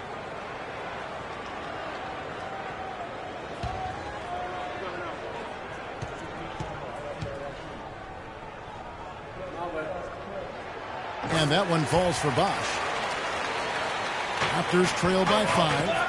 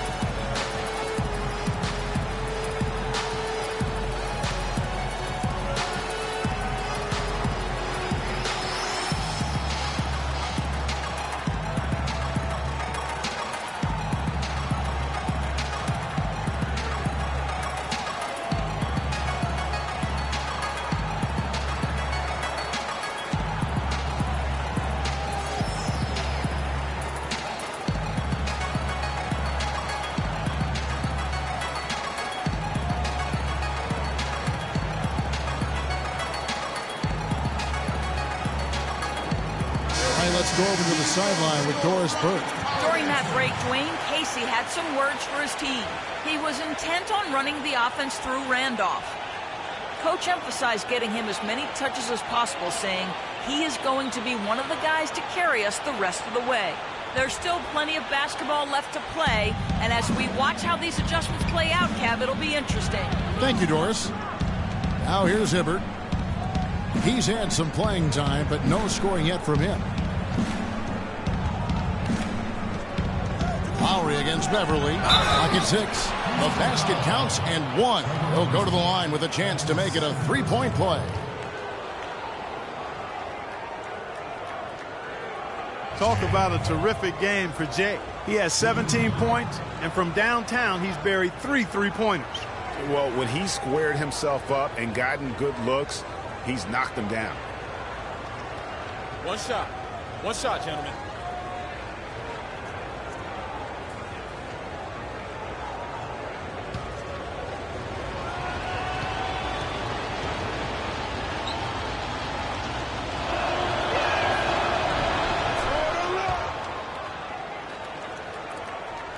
Houston's gotten blank from three-point land so far in the third. Still 0 for 3. Bosch, a screen on Lowry. And it's Toronto with the rebound. Randolph's got 5 rebounds tonight. Right side Lowry, out of bounds. Houston takes possession. A chance to check out stats for Bosch. He had a strong showing last season. Averaged 18 points per. 7 rebounds and 2 assists. Just solid all-around performances we've been seeing from him, delivering night in and night out. And you know, that's what stars do. It isn't always about scoring 50 points. It's about making plays consistent. And Toronto making a change here. McGarry's checked in. And guys, right now, the defense mentally not there. Can't afford too many of those in a close game like this. Yeah, Jay, you're right. Almost a free run, don't you think? Clark to the hoop for him there. Momentum can swing on plays like that, Kevin, especially when the finish has that much thunder on it. Here's McGarry following the score by Houston. Clock at 4. Lowry inside the line. Misses off the right eye. That's exactly how you have to defend him. He's a guy that the D needs to be aware of at all times. Beverly with the ball. He's got 8. Some solid defense from Randolph. Raptors trail by 4. DeRozan passes to Jay. Back to DeRozan.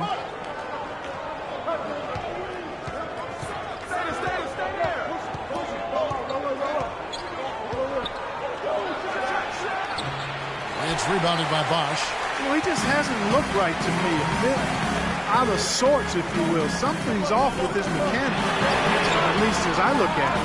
And that one's good. And when they've gone to him, he has come through big time. You got to keep getting him touches. The Raptors have gone a lackluster 3 of 9 from the field since halftime. And it goes out of bounds. Last touch by Lowry. All right, a chance to check out stats for Harden. Great showing for him last season. 2nd in scoring, 6th in assists, and he was also extremely dependable behind the three-point line, finishing the season among the top 20 in three-point percentage. And as you said, second best scorer in the league. Man, I tell you what, just blowing up defensive schemes designed to keep him under control. So it's Toronto now, following the score by Houston. Here's Randolph. Here's McGarry. So he gets the whistle. Contact on the way up and 2 shots coming up. And a chance for just a second now to check out the scoring breakdown for Houston. Guys, the passing we've seen from them has been tremendous. Very unselfish. And also, guys, they take a lot of pride in their ability to rebound the basketball, especially on the offensive end. All right now, gentlemen, 2 shots. Loose shots.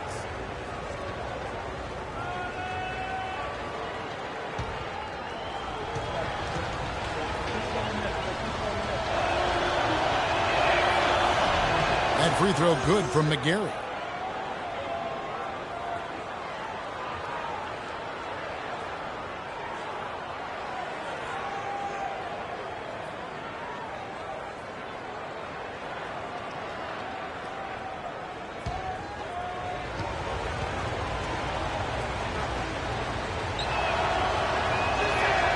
And that one goes in. 2 from the line that time. Rockets leading by 7. And there's the feed to Harrell. Here's Beverly. He's got 8. And the pass to Harrell. McGarry with the steal. Here's DeRozan. Can't hit from in close. Houston's gone 1 of 4 in three-point shots here in the third. And here's Beverly. Bosch kicks to Harden. Back to Bosch. And it's Kyle Lowry with the rebound. Raptors trail by 7. For 3. It's rebounded by Houston. Ariza's got 3 rebounds now in this one. And Harden with the basket on the assist by Beverly. And that's now 7 points for James Harden. And it doesn't really matter who starts the break with how he runs the floor. He seems to always be the one who finishes it. Yeah, he is so fun to watch and how he attacks the rim at full speed like that, man. It's something to behold the way that guy gets to the rim. Beverly with the ball. Lowry picks him up. Beverly dishes to Bosch. Shot from 12. And the Rockets getting another bucket right there. You know, of the last 6 baskets, 5 have come on the interior. This is major smash-mouth basketball, guys. All about imposing your will offensively, getting exactly the kind of looks their coach drew up. And here are the Raptors now, following the basket by Chris Bosch. 6 to shoot. It's stolen by Ariza. 1-on-1 here. Nice D from DeRozan. Raptors trail by 9. Here's McGarry. It's rebounded by Houston. Bosch has got his 8th rebound here tonight. On the wing, Harden. This one for 3. And again, it's the Rockets from deep. This guy will really make you pay if you leave him enough room outside. Toronto's gone 0 of 2 from deep to start things here in the second half.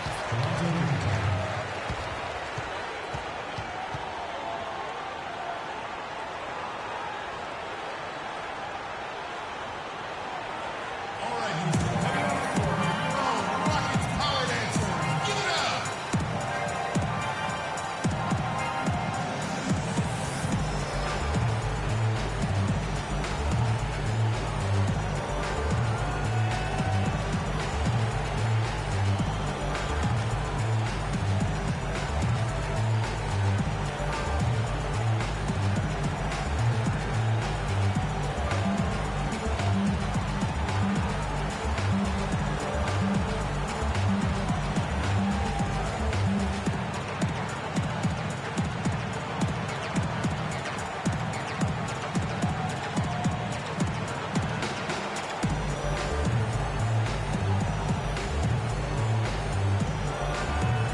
So both teams making some changes here.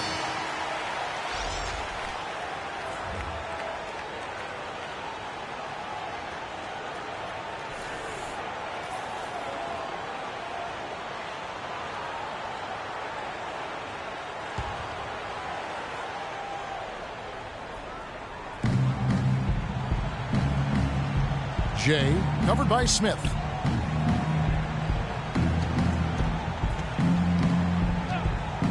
Here's Jay. And it's off from three-point range. Rockets leading by 12. Feeds it to Napier.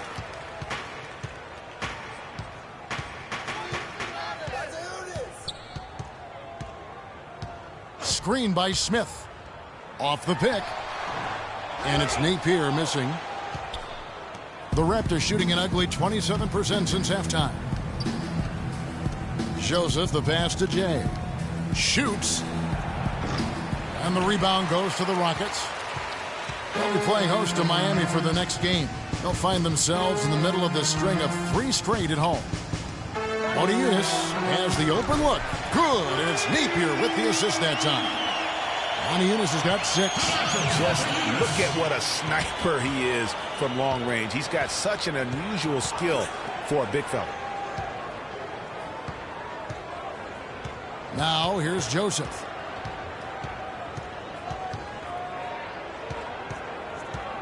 Down to 5 on the shot clock.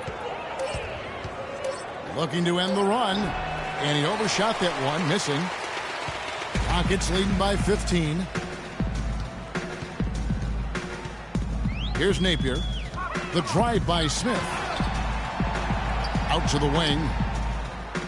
Napier kicks to Smith. And Wright pulls it down. Wright's got his 3rd rebound on the night. To the left wing. Here's Joseph. Connects from three-point range. Joseph's got his 3rd basket of the night. How can you forget about him? I mean, he's not going to miss that open of a look. There's a screen by Motiejunas. Here's Napier. There's a screen by Motiejunas. Smith for 3. And another 3 for Houston. They're going back to the three-point shot over and over and over. And they may have found the Achilles heel of this defense. That was their 9th straight point from beyond the arc. And here are the Raptors now. 15-point game.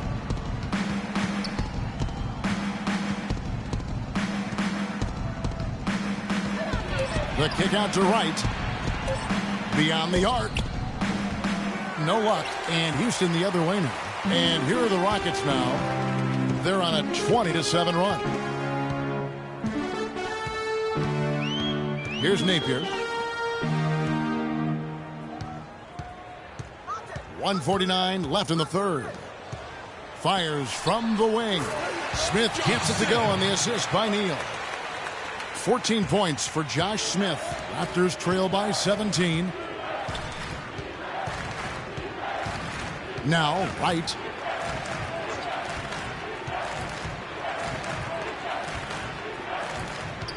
They set the pick. Passes to McGarry. Goes up to the stripe. Lands soft on the front of the rim and drops. McGarry's got 6 points. Wow, he was just wide open there. That's way too easy. Here's Napier. Lets it go from deep.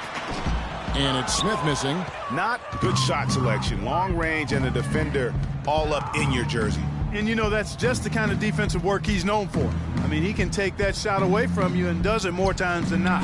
And that one's good. Right. And that assist got him a little nod from his teammate after that one. Rockets leading by 13. Here's Napier. Screen by Smith. Napier kicks to Smith. Right wing. On its way from Neal for 2.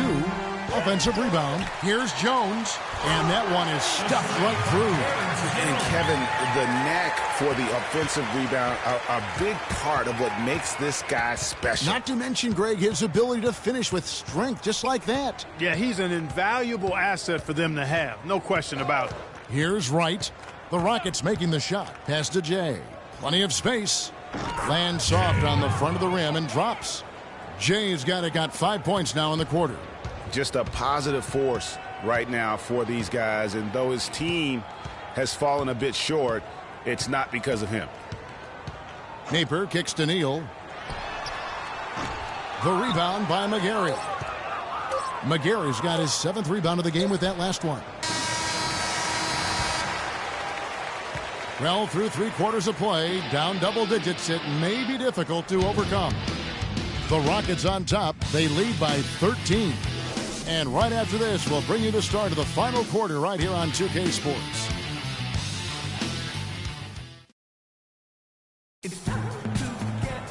And we're getting underway here in the 4th quarter. The scoreboard tells the story in this matchup, but we'll see how much things change up here.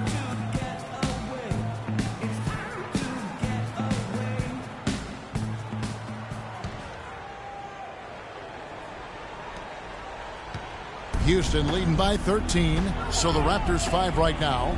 DeRozan out there with Zach Randolph. Then it's Roy Hibbert. Then it's Corey Joseph. And it's Lowry in at the point. Here's Beverly. Ariza has the open look. Money from the wing. Ariza's got the 4th quarter going with the first basket of the period here for Houston. Raptors trail by 15. Outside Lowry. He kicks to Joseph. Picked by Randolph. Off the pick.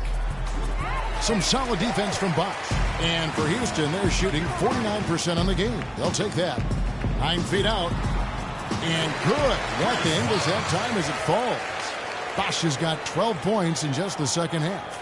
Raptors shooting around 40% from the floor here. Lowry against Beverly. Outside Lowry. Over to the left wing. Joseph dishes to DeRozan. Gets it to go from beyond the arc. Man, that's sure got to be a load off his mind after not hitting a single three-pointer in that first half. And that one's good by Bosch. And that's sort of been the story here today, hasn't it? Here's Lowry. Final quarter of play, about a minute and a half off the clock into it. And then Hibbert with the dunk. Kyle Lowry with a beautiful setup. Rockets leading by 14. Harden the pass to Beverly.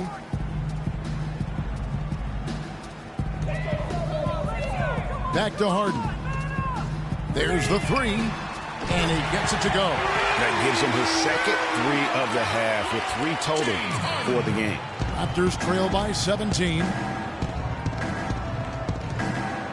Stolen by Beverly. And here we go. Beverly heading to the hoop.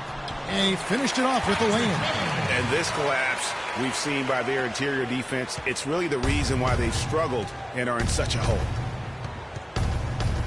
Lowry kicks to Randolph. Outside DeRozan. Here's Joseph. But they get it back. Randolph dishes to Joseph. Lowry against Beverly. Tries yet again. The shot by Lowry, no good. The mechanics totally out of whack right now. He's lost his feel for the shot. Yeah, he really has. I mean, just totally out of sync. I mean, you can just see it in the numbers. Nothing going down for him right now. Now, here's Beverly. Following the miss by Kyle Lowry. 5 on the clock. Here's Ariza. And another 3 for Houston. Boy, they've gone on this run, and ball movement has been a big key. It really has, Clark. The defense unable to react as quickly as necessary in terms of dealing with their passing. Now, here's Joseph. Here's Randolph. And again, no good by Toronto. And Zach Randolph gets the whistle that time. That's his first foul. You know what? Tried to step in and cut him off, but just didn't get there quick enough. Yeah, he was one step late that time, Greg. Jay's checked in for Corey Joseph.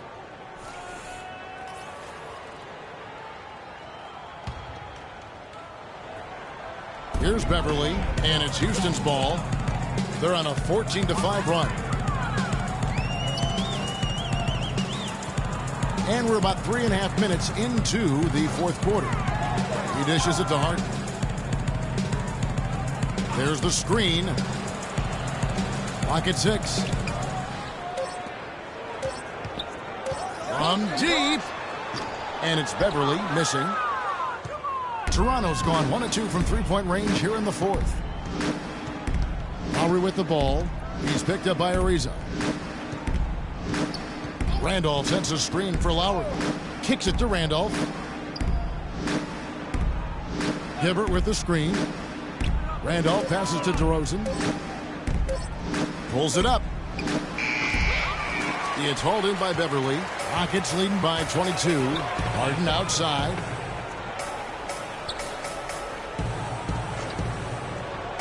He feeds it to Ariza. Bosh, the screen. Ariza goes in. The steal. Jay guarded by Harden. Lowry, and it's sent back by Bosh. Beverly with the ball. It's Ariza on the wing. And here's Beverly. Drills the three-pointer. Beverly's got 5 points in the quarter. The D has gotten a little lax defending the three-point shot at that end. 3 of the last 5 baskets they've allowed have come from beyond. And he gets contact and the whistle on the shot. 2 shots coming up. So far in the game for Randolph, he has 9 points, and when it comes to rebounding, he's had a nice night there, too. He's not afraid to mix it up there in the middle, getting in there and doing a lot of the dirty work.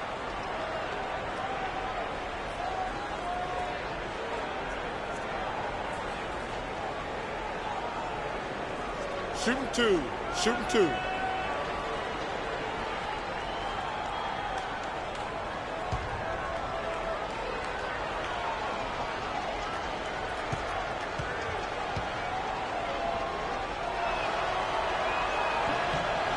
And he knocks down the first one. Boy, perfect half at the free throw line for him. That'll help their comeback effort for real.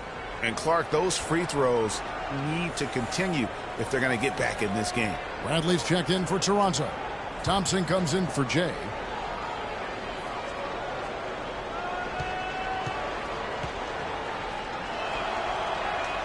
So he makes 1 of 2 as the second one misses. Now here's Decker. While recovering, Decker kicks to Beverly. Harden outside. Back to Beverly. Good. It's Harden with the assist that time. Harden's got his 7th assist here tonight. Almost uncontested. I mean, it's nice to be able to add to the lead without having to really work for it. Now here is Lowry.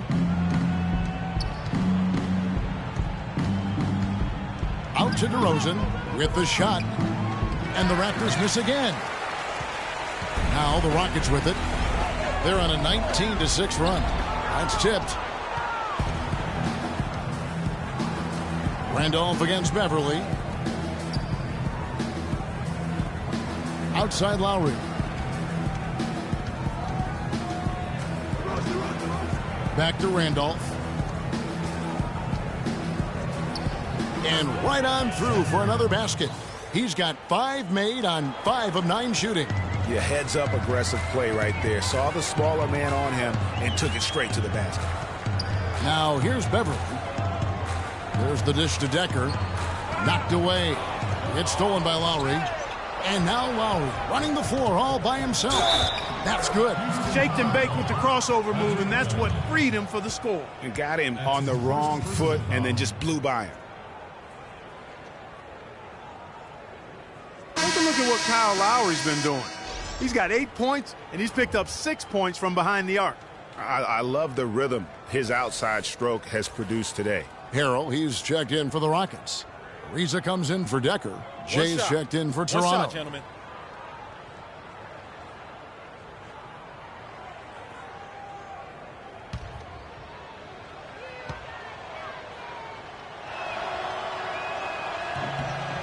Free throw drops for Lowry. Houston leading by 21. Harden dishes to Bosh.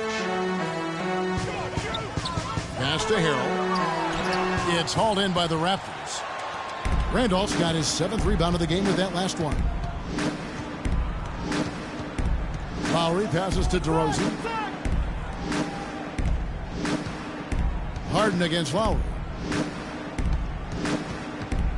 6 on the shot clock. There's the pass to Jay. Takes the 3. It's rebounded by Houston. Bosh has got rebound number 10 tonight with that last one. Harden with it. Lowry picks him up. Harrell kicks to Beverly. Dishes it to Ariza. Bosh, a screen on DeRozan. Ariza goes in. Stolen by Randolph. Now here's Lowry. Pass to Jay.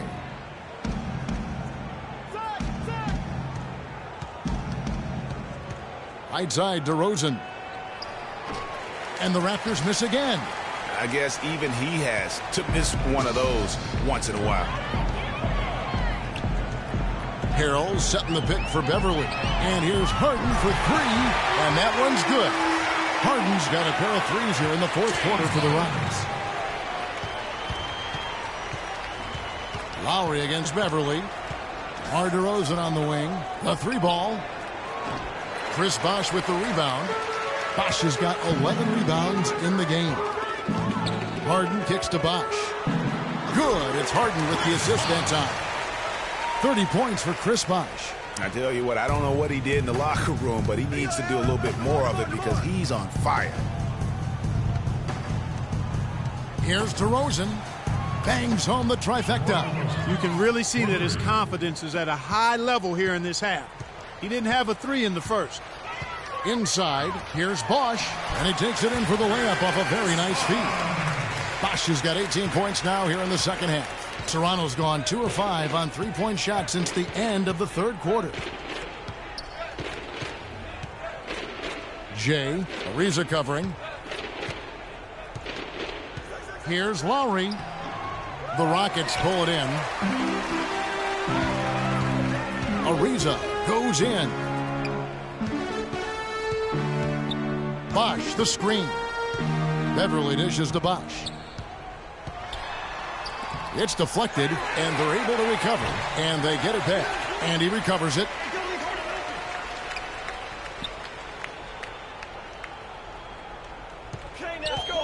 The feed to Beverly. There's the double team with Randolph. Harden outside. And another shot. Can't hit. And Toronto will go the other way with it. Jay, he's covered by Bosh. Outside Bradley. Launches it. Chris Bosh with the rebound. Bosh has got rebound number 13 with that last one. Ariza passes to Harden. Houston moving it around.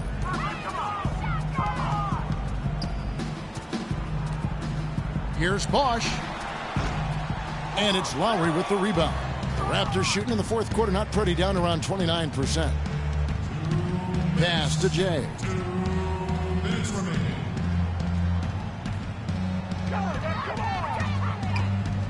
DeMar DeRozan on the wing. And there's a whistle. That's going to go on James Harden. That's foul number 2 for him. I mean, that's a tough break for the D. I mean, he took the hit and drew the whistle. Yeah, but he was late to get there, Greg, so the referee couldn't give him a free pass on that one. Catching up on the changes for Houston. Monty Eunice is checked in for Bosh. Smith comes in for Trevor Ariza. Gary Neal's checked in for James Harden. And it's Napier in for Patrick Beverly. Right outside. Feeds to Bradley. 5 to shoot. For the 3. Shot by Joseph. No good. Outstanding perimeter defense there. That was a well-contested shot. Yeah, and you know he takes a lot of pride in his defense. There are no easy threes if he's on you. Smith's shot is good. And as we head to the final buzzer here, a crushing blowout. Big-time dominance, and this will go in the record books as a Galley win. for Houston. But Steve, you don't see this kind of a blowout often. But tonight, this is a quality win across the board to deliver out, Clark, this kind of punishment. Well, you know what? I thought they did a nice job of playing against the game. They kept the pressure on and clearly were dominant in every area. And every win important, and this one will go down as win number 3. And so they win their first game against this squad. It's a 2-game season series, and they'll be going for the sweep the next time they face off. Yeah, and Greg, when it is just a 2-game season series, the team winning game 1 has that slight mental edge going into the second meeting, knowing they've already solved their opponent one time and only have to do it one more time. And beyond the actual result of this game, fans are going to look back and see this was just a monstrous performance for Chris Bosh. He was doing everything right, and the points came in bunches. Definitely had the hot hand. Now, here's Joseph. Left side, Bradley. Right outside. He kicks it to Joseph. Fires the 3. That's good. 12 seconds left to play here in the 4th. Here's Napier.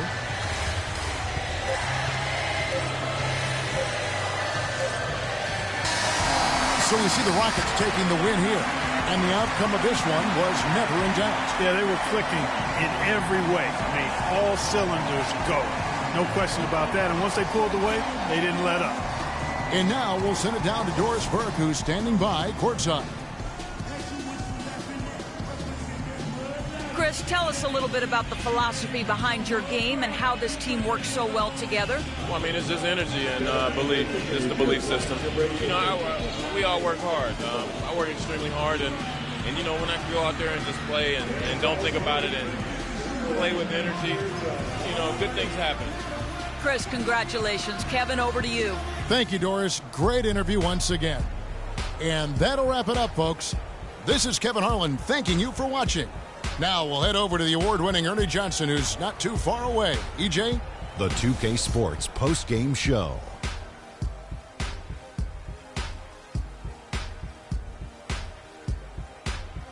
Hey y'all, Ernie Johnson here along with Kenny Smith and Shaquille O'Neal. Welcome back for the presentation of our Jordan Player of the Game, Chris Bosh. Chris Bosh came to play tonight, guys, and that's a frightening prospect for an opposing team because when you got a big who can score from anywhere like Bosh can, it doesn't take much to get him on a serious roll. Makes it easy to see why he's an all-star over and over again, year in and year out. Well, his ability to get into the paint, get to the rim was deadly. For a guy who's mainly a perimeter shooter, it was remarkable how many of his points came right at the bucket.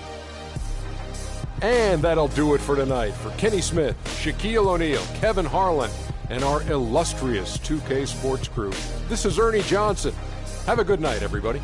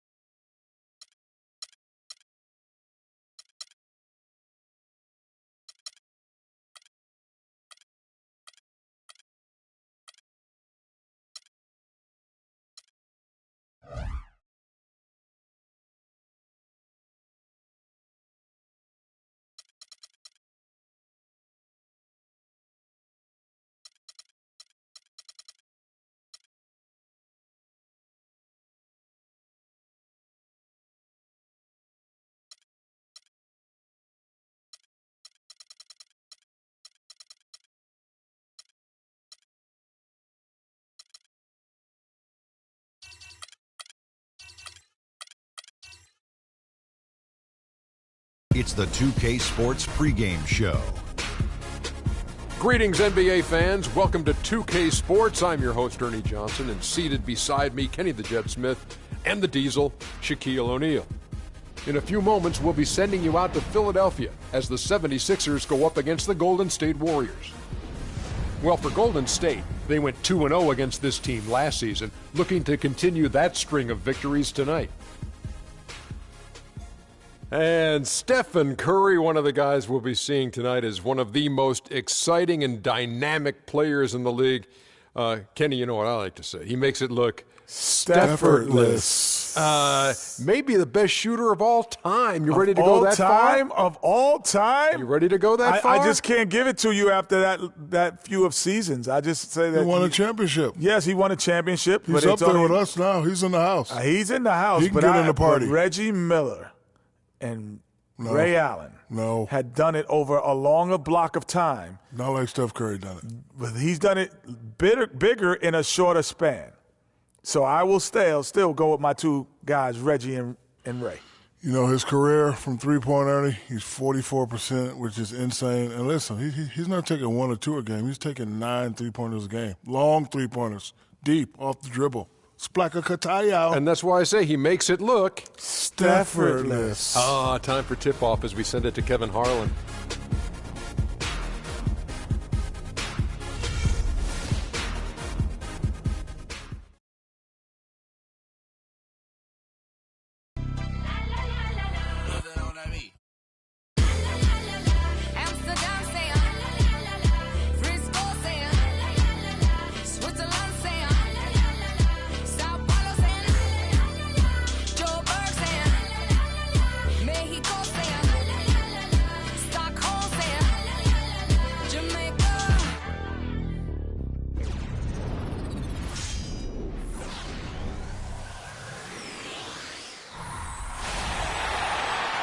Hello, basketball fans. You've got it on 2K Sports as we get set to bring you an exciting NBA basketball game.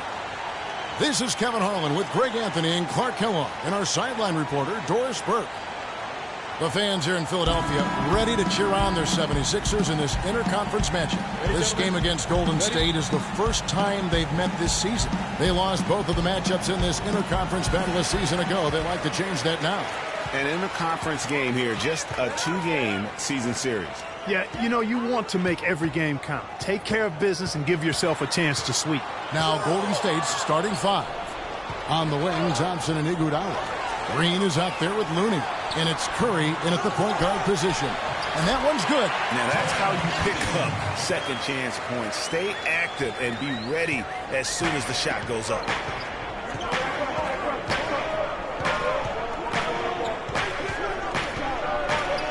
First shot, first basket. He's out of the blocks fast. Not fazed at all by having a bigger defender on him down low. And I really thought he would be. You know, at first glance, you wouldn't think that he'd be comfortable in that particular situation. But, well, I tell you what, he didn't look like he was out of his element at all right there. That's good. He can be a weapon if he gets going early from long range. On defense, the 76ers. It's a 3-point game. Defeated by the Hornets in their last game. They'll try to put that one behind them. Guys, you don't have to be a rocket scientist to figure it out, though. If you're going to shoot in the low 30s, you're going to end up losing a lot of games. Well, exactly. I mean, you just can't win if you don't shoot a better percentage than that. It's not going to happen. Now here's Embiid. Embiid with the screen on Iguodala. Covington. Green with the rebound. Oladipo against Curry. Just over a minute and a half played here in this one. The baseline J off the mark. And, you know, coaches just love players who they can count on to give that effort defensively. And he clearly is one of those guys, Greg. We saw it right there. Nice work forcing that miss. Now here's Embiid. He had a 21-point outing in their last game against the Hornets in Charlotte. Yeah, but I also thought the rebounding was impressive. He got some huge boards in that game. Boy, but he was close, Kevin, to making the defense pay for lackadaisical coverage there. Yeah, you may not be as lucky next time down if you're the defense. You cannot allow him to get those kinds of looks. They really can't allow him too many open looks like that. I mean, that's just inviting trouble. Shoots the three, and he gets it to go. Embiid's got 5 points so far. Back at you. I mean, they immediately get those 3 points back. Trading spray guns from long range, trading blows from behind the arc. And it's going to be 2 free throws. Drew contact on the shot. Nice work to get it inside and draw the contact. Exactly. The defense determined not to allow the easy layup right there. They'll settle for making him earn the free throws. The Warriors shooting their first free throws here for the night.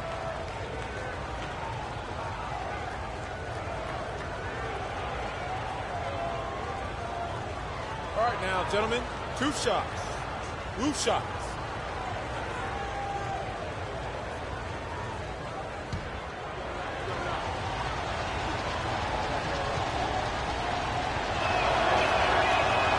Free throw good by Curry.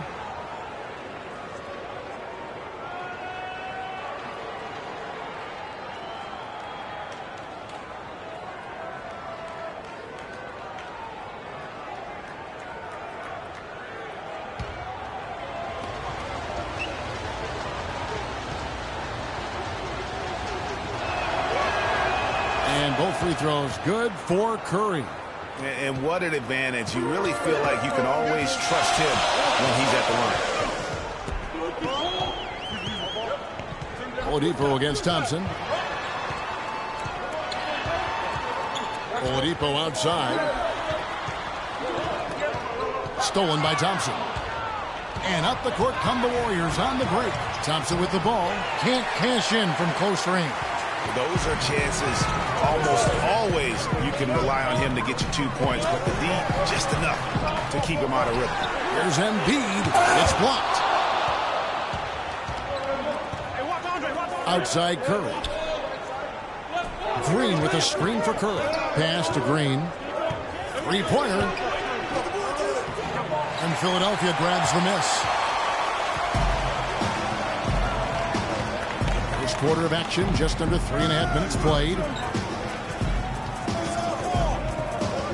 Now here's Embiid. Tight defense on him. And that one is hammered home. Yeah, he went for a little extra on that one. Well, he usually doesn't finish soft, obviously. You know, he can when necessary, sure, but not that time. Not when you can throw it down like that. Yes, sir. And the Warriors with possession here. Philadelphia getting their last shot to go. On the wing, Iguodala. Last time out, he had 14 points. Clock at 4. Fires from 18. Shot is no good. The 76ers have gone 4 of 10 shooting the ball here in the first quarter. And he gets it to go. The kid's got 5 now. And that's how the coach would draw it up on the fast break from start to finish. Yeah, and what a finish it was, guys. Really nicely done. Now here's Curry. 29 points for him last game against Utah. And he also controlled the backboard as well. I mean, he really did a terrific job. Here's the kid. And here's Embiid. He's got 7. Again, Philadelphia. 3 consecutive baskets have come right at the rim. The defense had better start buckling down and tightening up. Guys, they are getting exposed in terms of their low post defense. Rejected by Milson. And they're pushing it up. Trying to pass the ball. 3-pointer. No good. And it's the Warriors taking it the other way. They put up a nice win against Utah last time out. Deadly from behind the 3-point line in that game, and it really gave them the ability, I felt, to stretch that defense out. Yeah, I agree with you. I mean, it opened things up for them in a big way. The defense was never able to string together any stops or get comfortable. 2 shots. 5.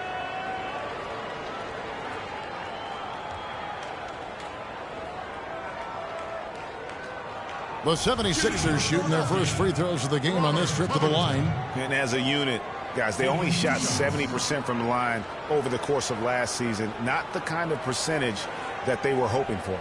And I know the free throw shooting is an area they focused on improving coming into this season.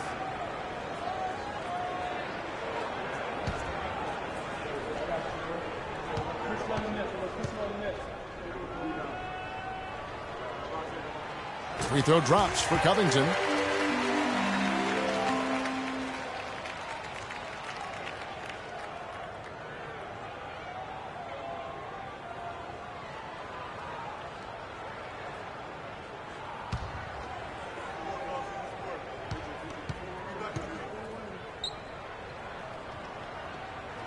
And both free throws good for Covington. Well, as far as the league's big men go, he's one of the very best at the foul line.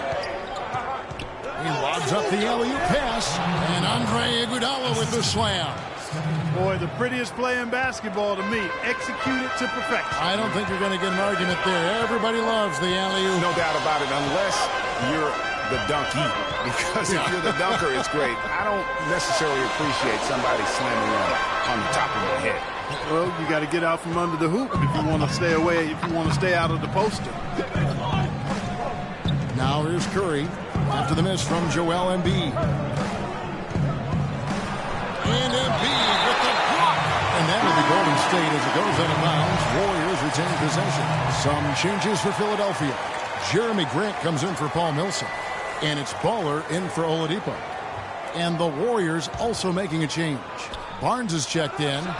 And the shot is good. Thompson's got his second bucket tonight. Excellent communication on the inbound play there, guys. He got in a good position, and the pass was as it needed to be, on time and on target. And now Doris Burke has an update from the sidelines.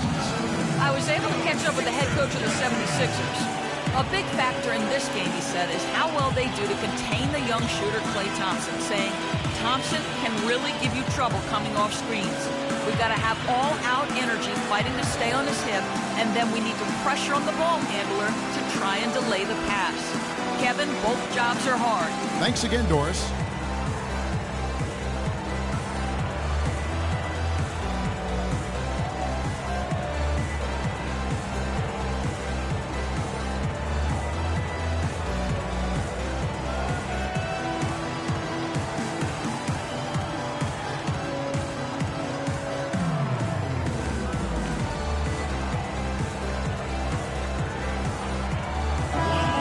While we have a chance, let's take a look at the best free throw shooters in the league from last season.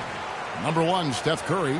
And no doubt he finished the season right where he should have on that list. He was far and away the best free throw shooter in the league.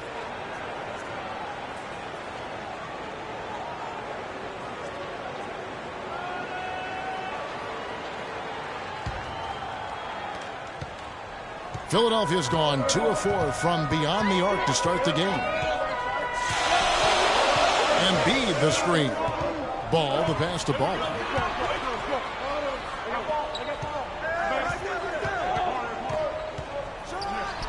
On the mark with the 15-footer. Baller's got his first points in this one.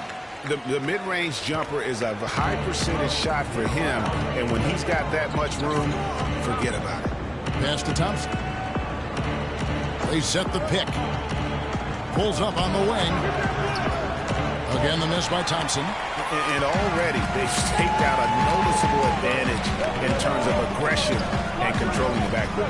And the trend they'd love to continue right through the next 3 quarters as well, Greg. Philadelphia with the ball.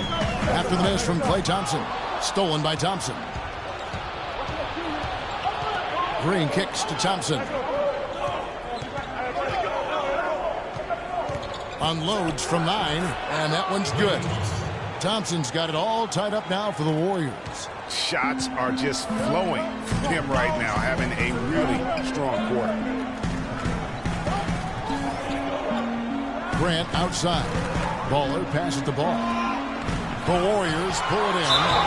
Green's got 3 rebounds now in this one. Been a solid outing for Embiid. He's already got 9 points, and he's put 1 3-pointer on the board. You know what, though, Clark? It wouldn't be a bad idea going forward to try to let him do a little more damage from beyond the arc. First trip to the free throw line for him in this one. At about an 82% clip a season ago, so I'm sure he'll take those numbers. Yeah, that's a great asset to have, guys. Right now, gentlemen, for any team. Coming down the stretch in close games, you got a guy who's confident and very good at the line. When he steps up there, you feel good about it.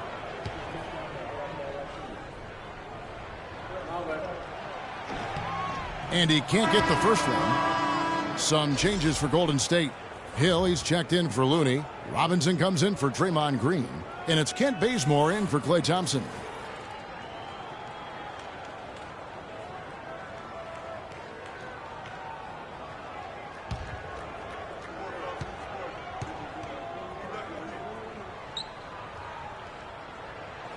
And he sinks the second.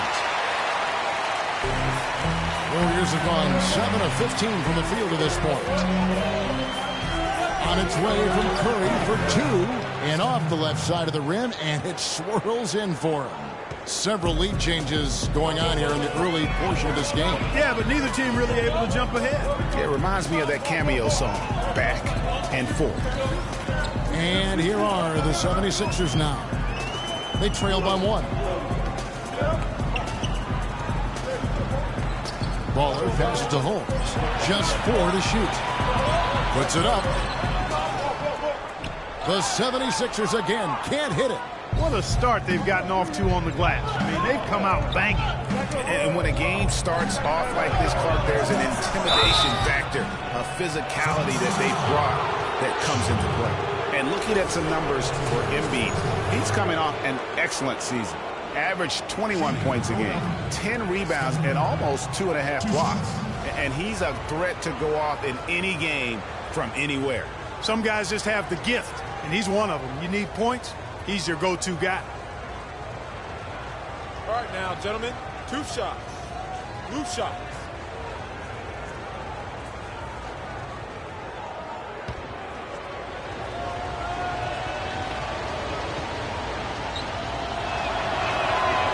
He's off on the first. It's been a really good night for Steph Curry. He already has 9 points, and he's also been picking up some nice assists here and there, too. And Clark, that needs to continue. When he has an opportunity to get an open teammate the ball, he has got to make that a priority. And the 76ers making a change here. Okafor's checked in. And he's good on the second. The 76ers trail.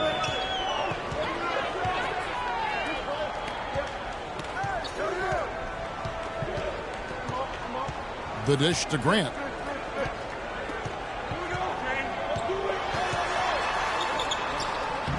Rebound Hill.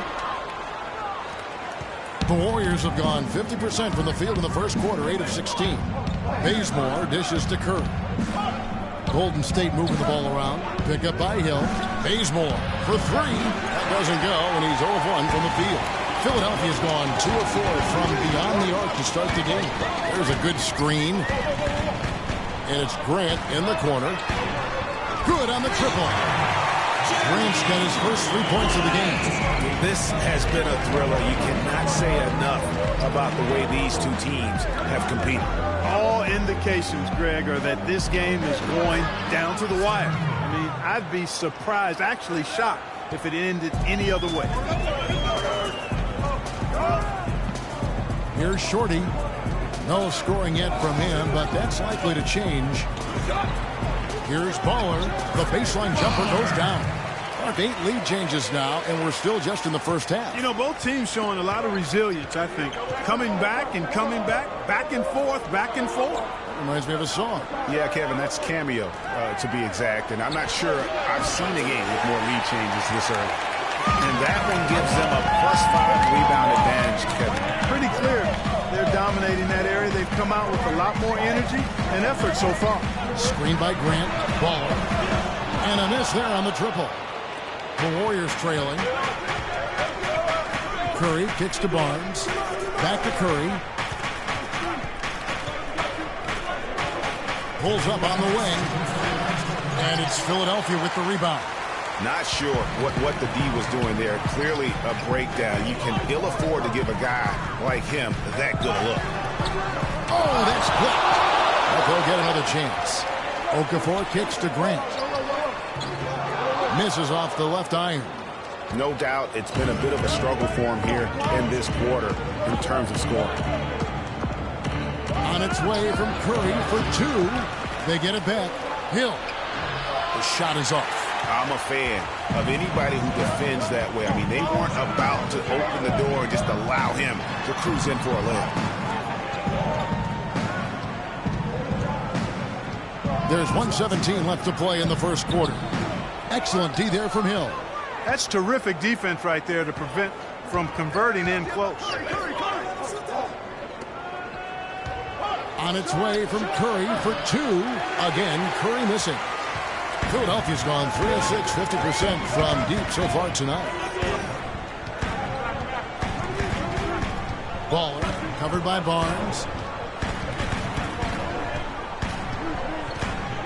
There's 47 seconds left in the first quarter. Thomas Robinson with the rebound. And that's the way you want to defend. Nice job there. Always important to have that good interior defense. That's good from Barnes on the assist by Bazemore. Barnes has got himself going with the triple, his first basket of the game. Grant outside. There's 25 seconds left in the first quarter of the game. To the paint. Pass the ball. Down to 5 on the shot clock. Puts one up from 19. And he sinks that one, hitting the back of the rim on the way in. That is so tough to defend. He'll cross you over in a nanosecond. That move is next to unstoppable. Curry gets the bucket. Just such a well-rounded offensive player. He's got a little bit of everything. And still a close game as the first quarter comes to a close. Warriors ahead. They lead by 3. Live from Philadelphia, you're watching 2K Sports.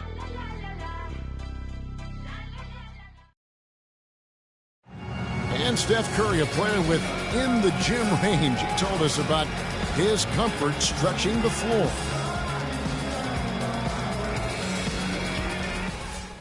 I was going to say, Greg, how big must that hoop look to Steph Curry? And tough to guard might be the understatement of the day. I mean, he is just an insanely great shooter. I mean, arguably, I don't think there's an argument. He's the best shooter in the world. The argument is whether or not he's the best shooter ever. And listen, I can imagine there's very few times that Coach Curry is not going to allow this splash brother to let her rip.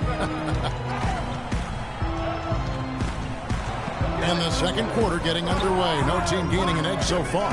What do you guys think about the Warriors here so far? I just think that from an intensity standpoint, their defense has really been the key. It's been the catalyst as they've been able to disrupt their opponent's offense. Absolutely. I mean, they've been much more intense defensively. Their defense not only has been intense, but it's been swarming and saran wrap-like. Robert Covington out there with Paul Millsap. Then it's Joel Embiid. Then it's the kid. And it's Oladipo in at the 2 spot. That's the group on the floor for Philadelphia. Millsap with the steal. By himself. And it's Oladipo with the jam. That is such good work to make this a one-possession game. Terrific steal to get it all started. And it's one thing to get the steal, but to so alertly turn it into a transition opportunity, even better. Here's Thompson. 76ers getting the bucket.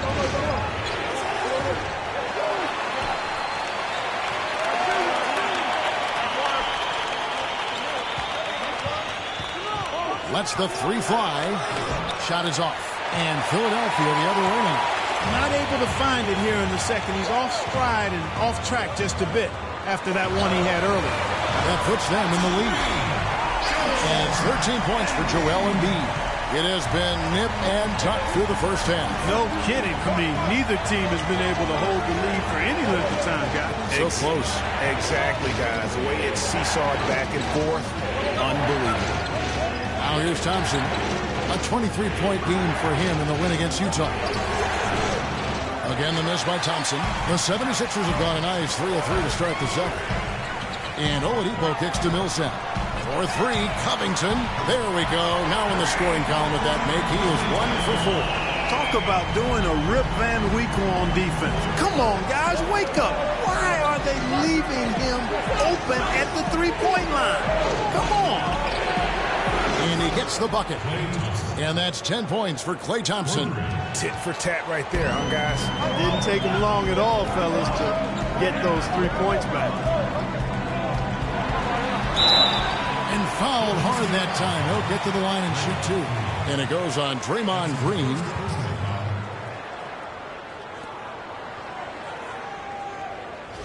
quickly check out the scoring breakdown here for Philadelphia. Fellas, they're passing the ball the way you're supposed to here in this first half. Another thing they've been able to really get going so far tonight has been the 3-ball, the long-range shooting. Shooting two.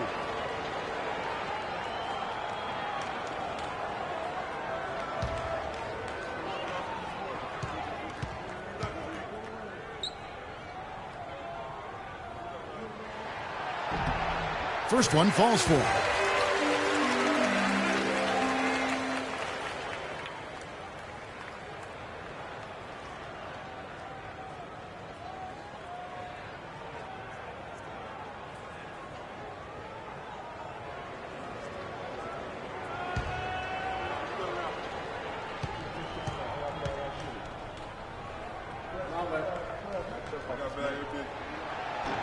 Both free throws good for Millsap. Warriors trail by 4. Iguodala outside. Thompson outside. He dishes it to Green. The shot from 20 feet away.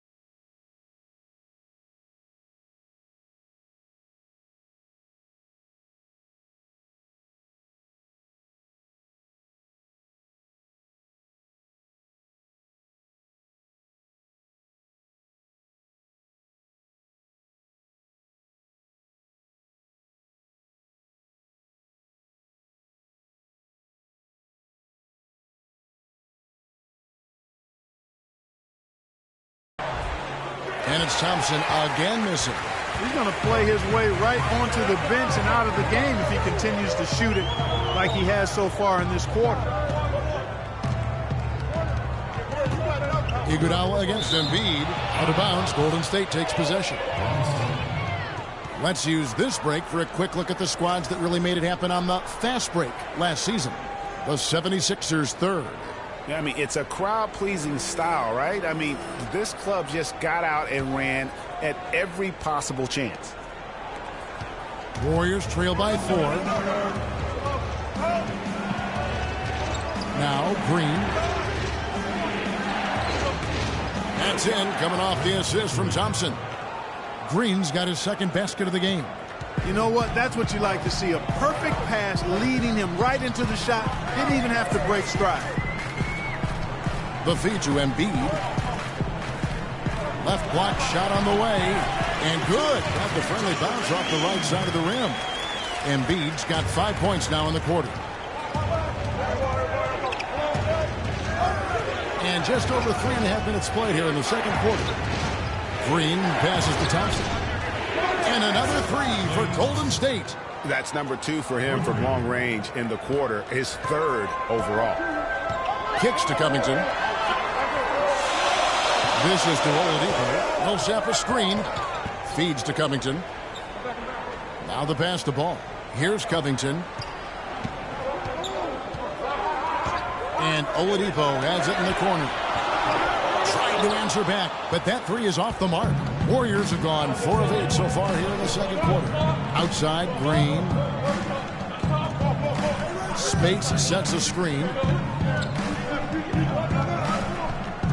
Now here's McLemore. 14 points from him the last game against Utah. 4 on the clock, and they take the lead. Spates has got his second bucket tonight. Well, guys, this first half has been about as tightly contested as you could hope for. Well, neck and neck. How about that? I mean, ferociously competitive. I mean, tight as me in an airplane bathroom. That's not the visual I was looking for right now, but there have been a lot of lead changes. My goodness. The 76ers shooting their 7th attempt at the foul line in this one.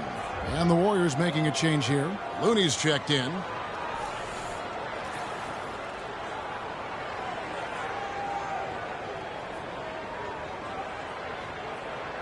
One shot. One shot.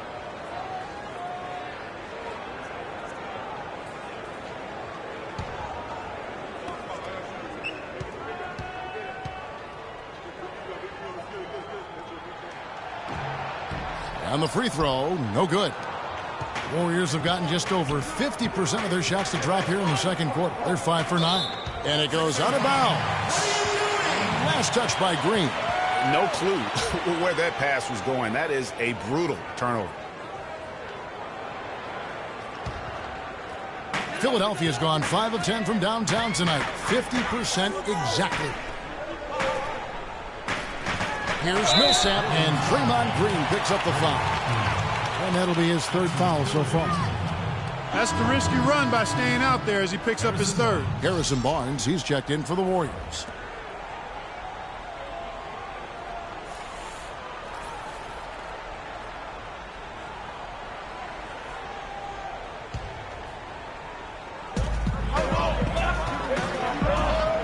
It's Oladipo on the wing, guarded by McLemore. Millsap's against Barnes. Good. 6 points for Millsap. Warriors trail by 3. Iguodala kicks to Barnes. He feeds it to McLemore.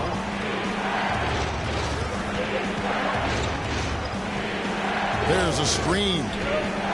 6 to shoot. Some nice passing by Golden State. His first shot coming late, and it's Golden State with another. Oladipo with the ball. He had a 12-point outing in their last game against Charlotte. He kicks it to Embiid. Poked away. Here's Thompson. And that one hits back iron. Philadelphia's gone 2 of 3 when they've stepped beyond the arc in the second quarter.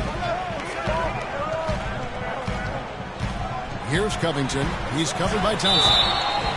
Looking at the numbers here for Oladipo, good season for him last year. Averaged about 15 points a game last season, 4 assists and 4 rebounds. And he can play some valuable minutes on the wing for this team. Yeah, and, you know, when he's hot, it's really quite nice to watch. I mean, when he's cold, you simply sit him down. I mean, save him for the next time.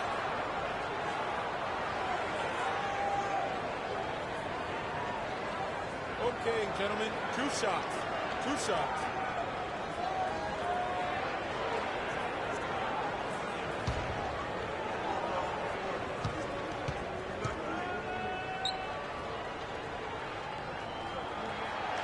The first one falls. Some changes for Philadelphia.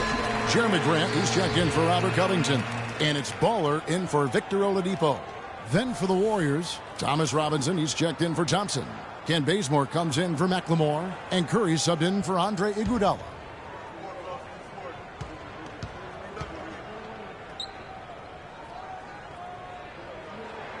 And so Paul Millsap nails both of them. That's a great job getting to the line here.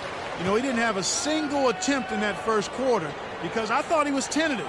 Much more aggressive here in the second. Joel Embiid with a strong contribution in this one. They don't seem to have any answers for him. They need to review their game plan and look for a way to cool him off.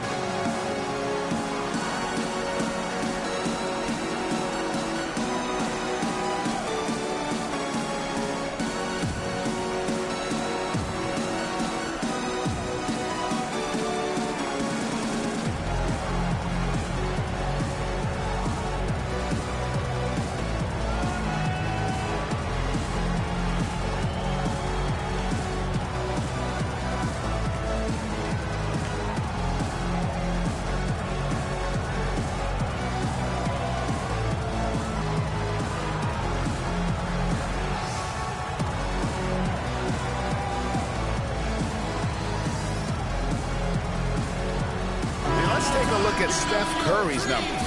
Great showing for him last season.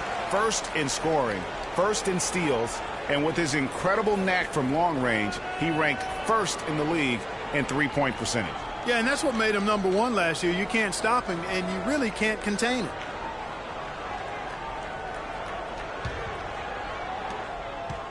Warriors trail by 3.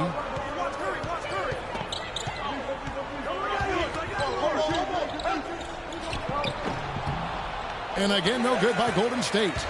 You know what? You just cannot get much better of a look than that one. Exactly. I mean, no way you expect him to miss that shot.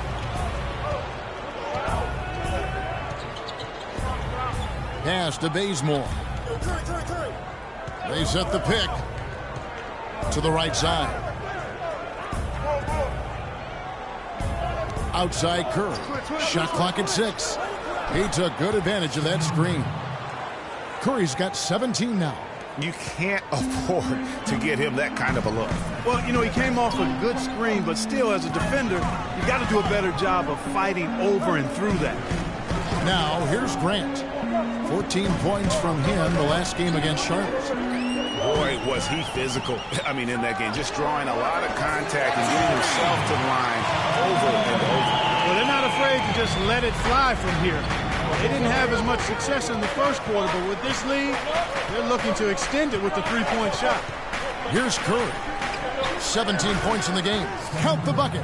Well, they gave him some room, and he just stepped back and nailed the wide-open jumper. Ball, the pass to Ball.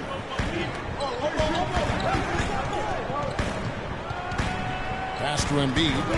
Puts it up from 12. No good. In and out, off the rim. Golden State's gone 6 of 12 from outside. A very nice 50% mark, shooting the 3-ball well. And here is Barnes. The shot goes down and gets this game back to even. Barnes has got 5 now. Oh, boy. Woo-hoo. Sweet move. Tough finish. What a play. Grant against Barnes. High, arcing shot. They get it back. Golden State's gone 2 of 4 from three-point range so far in the second quarter. Curry attacking. So he gets the whistle. Contact on the way up and 2 shots coming up. Courtesy of the 2K leaderboard, here's a peek at the league's top scorers from a season ago. Number 1, Steph Curry. You know, last year was a tough season with impressive scoring numbers by several players, but this is the man who came out on top. Let's see how he stacks up this year. Shooting 2. Shooting 2.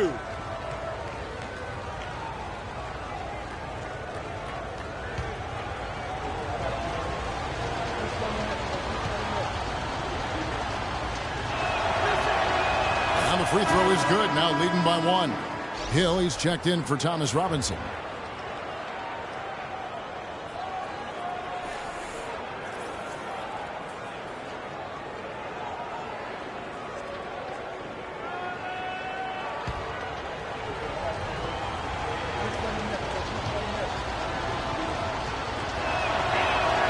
And both free throws good for Curry. Philadelphia's gone 3 of 4 with the long-range bombs here in the second quarter. Got a piece of it, and stolen by Barnes. Throws down the breakaway jam.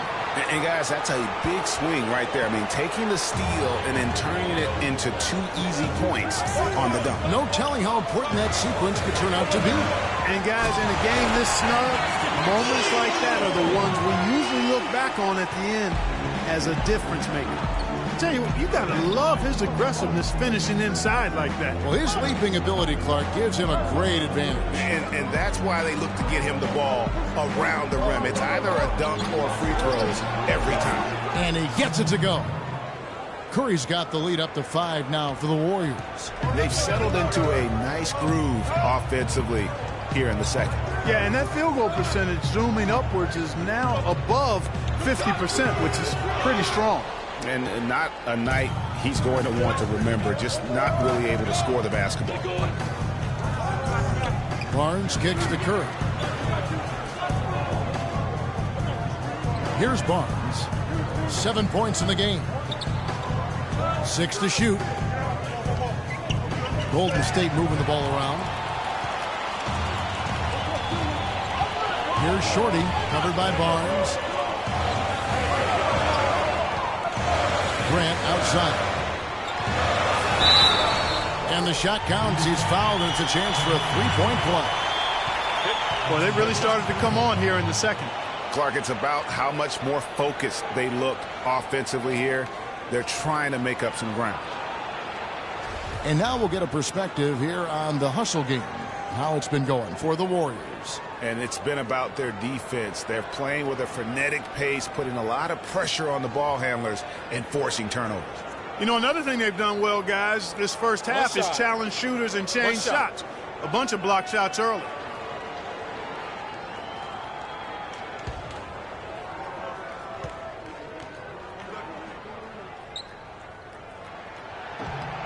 The free throw drops for Grant. Golden State's gone downtown 13 times in this game, and they're just over 50%, 7 of 13 on threes. Here's Curry, and a foul on the shot. He'll go to the stripe for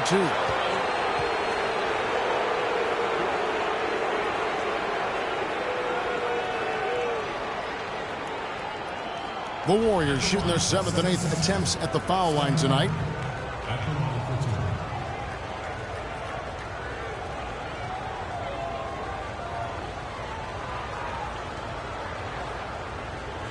Okay, gentlemen, 2 shots. 2 shots.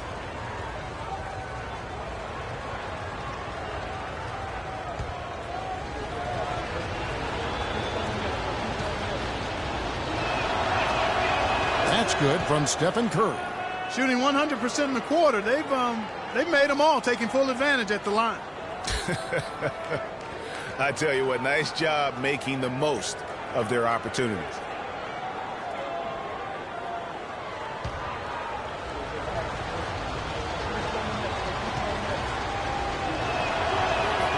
And both free throws good for Curry. They've done better at the line this quarter. Right now, they're at a good percentage. To the middle. It's stolen by Hill. Now here's Barnes. Defense right on him.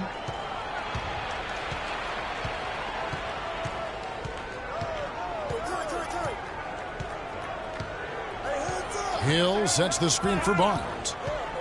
Just 5 to shoot. Golden State needs to get off a shot. Looney. And the miss, not the best shot selection there. He's not doing his team any good by taking shots from that range. And, Greg, typically that kind of play comes back to haunt you because it really makes your teammates reluctant to make the pass to you if you're open. And there's Barnes. That's good on the assist by Curry. Curry's got his 4th assist in this one. And started hot, and he's only gotten hotter. Grant outside.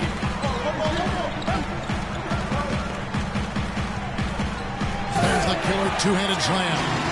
How about that fantastic finish and the aggressive move, too, Kevin? Trying to send a message, Clark, with that slam, I think. And I'm not sure if it was text or email, but he definitely threw that one down. Now here's Curry. 26 points for him. Pick up by Hill.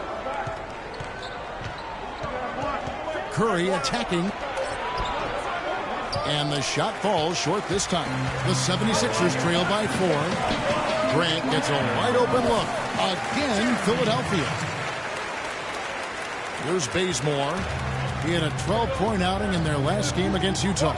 And I thought the contribution he made by just generating contact, getting to the line was outstanding, guys. I mean, he picked up a lot of points at the stripe. And the basket by Curry. He's going to force them to have to make adjustments. That's number 4 in terms of triples in the half.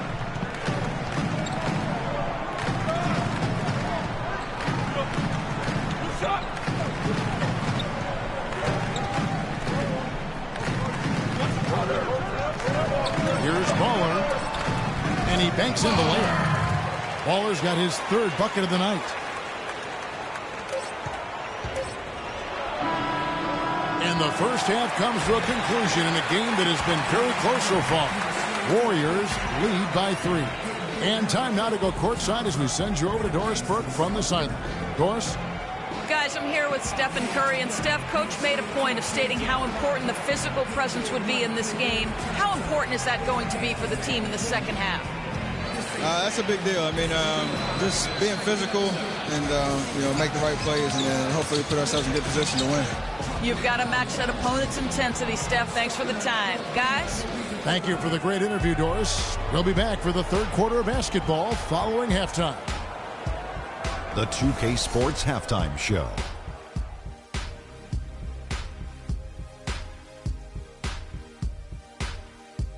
Hello again, everybody. Ernie Johnson here, joined by Shaquille O'Neal and Kenny the Jet Smith. We welcome you to the halftime show on 2K Sports. Golden State found themselves in a close game in the first. The biggest lead of the quarter was only 3 points as they traded baskets back and forth. The second quarter was dead even in terms of their scoring output from both teams, and they still find themselves in a good position at the half. Taking a look at the Warriors, Kenny, what'd you think? I love the way they took care of the basketball. They displayed good patience, strong decision-making, sharp passing, all of it.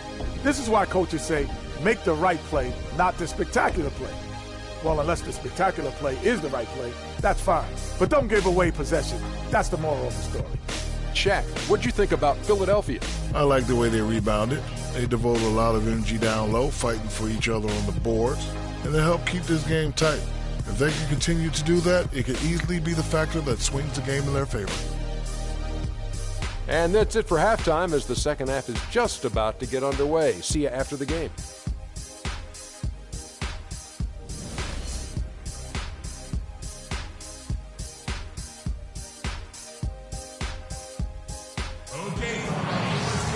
And it's been a back-and-forth game so far with no ground given through the first half. 3rd quarter starting here now. Really an incredible game from Stephen Curry. And the approach of that first half was an aggressive one. Take it to the teeth of the defense, put them on the heels, and you're either going to score or get to the line. And mostly he's been getting to the line, guys. I mean, he has the free throw total to show for it, as well as the bumps and bruises.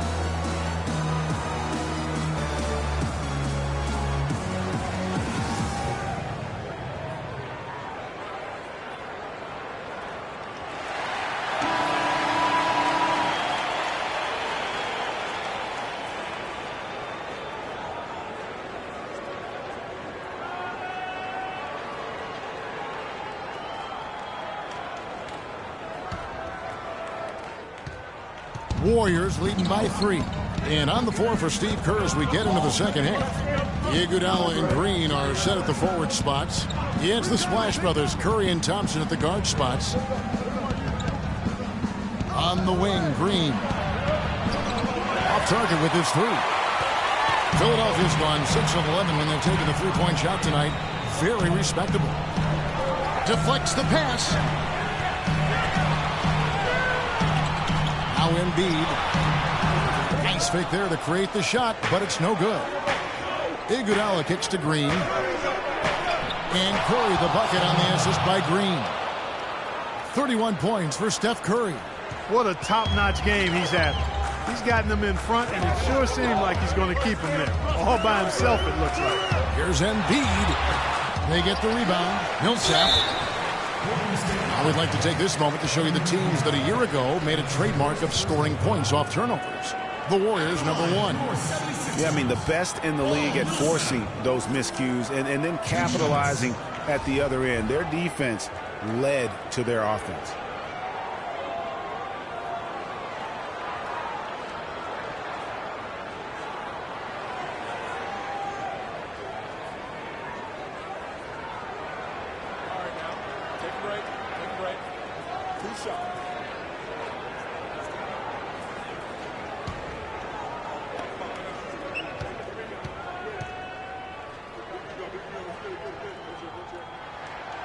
He's off on the first.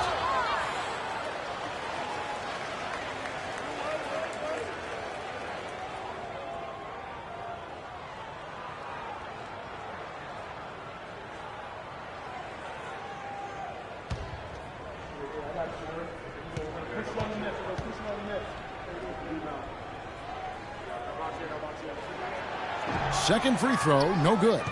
Warriors leading by 5. Right side Curry. Here's Looney. And a great assist by Curry as that one goes in.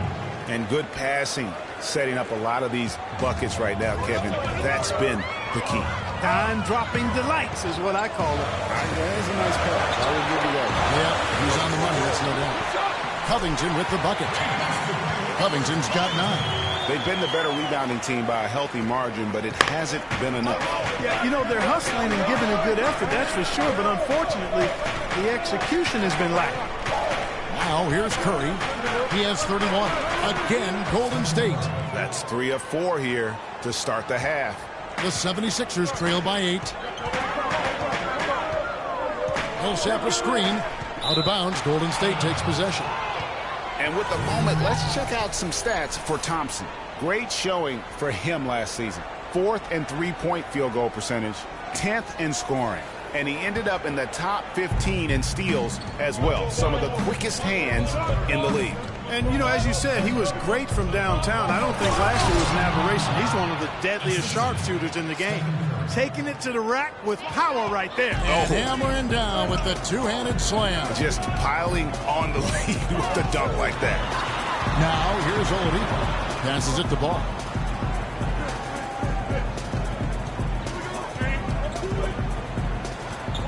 Outside Millsap. 6 on the shot clock. Wide open, couldn't capitalize.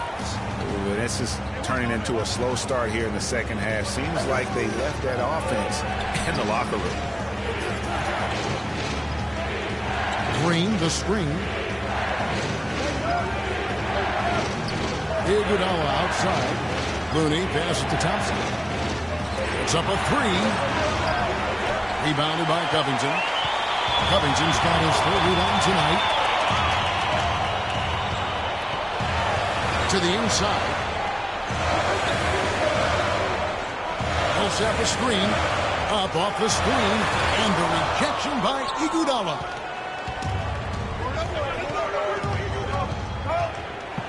The dish to Curry. Tries from 16. Jump shot is good. And it's a 12-point Warrior lead. 76ers have gone only 1 of 6 in the field in the 3rd quarter. Not how they pictured the half started.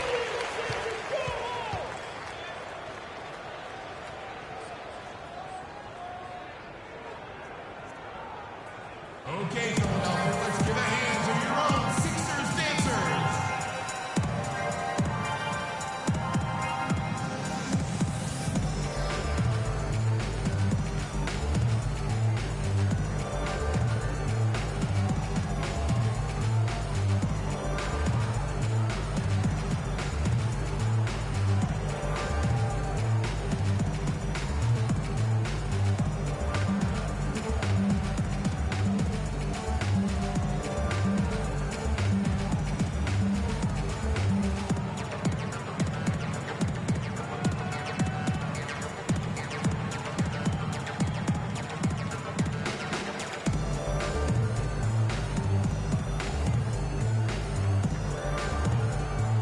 out what Doris Burke has for us. Kevin, during that last break, I heard the 76ers coach as he addressed his team.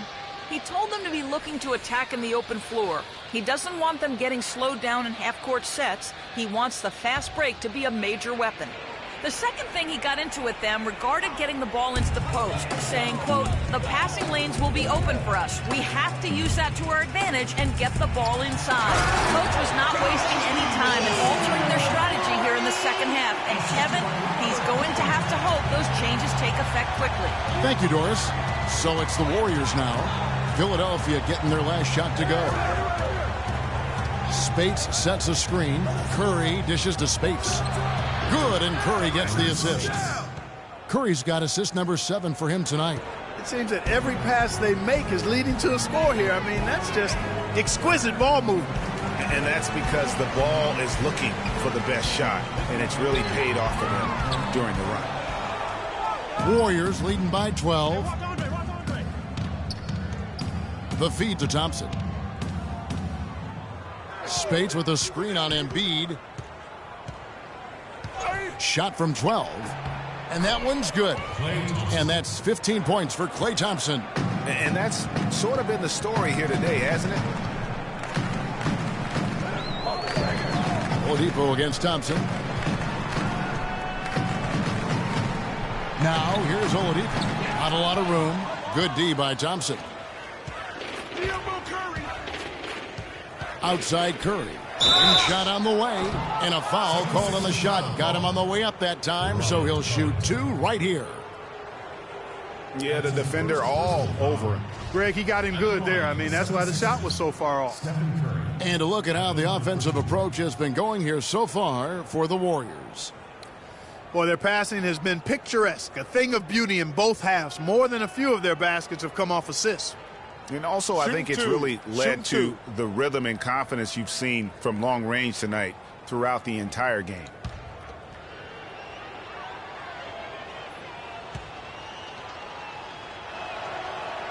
First one falls for the Warriors making a switch here. McLemore's checked in.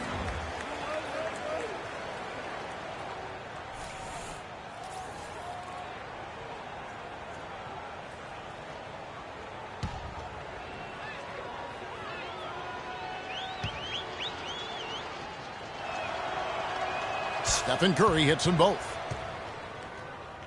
Philadelphia with the ball. It's a 16-point game. They've got the Pistons ahead of them in their next game in Detroit, and that'll be game 1 of a 4-game road trip. And Embiid throws it down. I tell you what, Kevin, they'd love to see him get a lot more of those opportunities. Clark, that deficit will go away quickly if he does. And how about how he capped that one out, almost like the 1-2 punch. Curry kicks to Thompson. Back to Curry. Ball stolen. Oladipo, the pass to Millsap. Here's Embiid.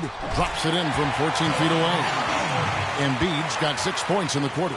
I mean, he was great in his last game, Clark, and clearly he has not lost that love and feel. Whistle blows. Yep, that's going to be a travel. Thomas Robinson, he's checked in for Golden State. Thomas Robinson.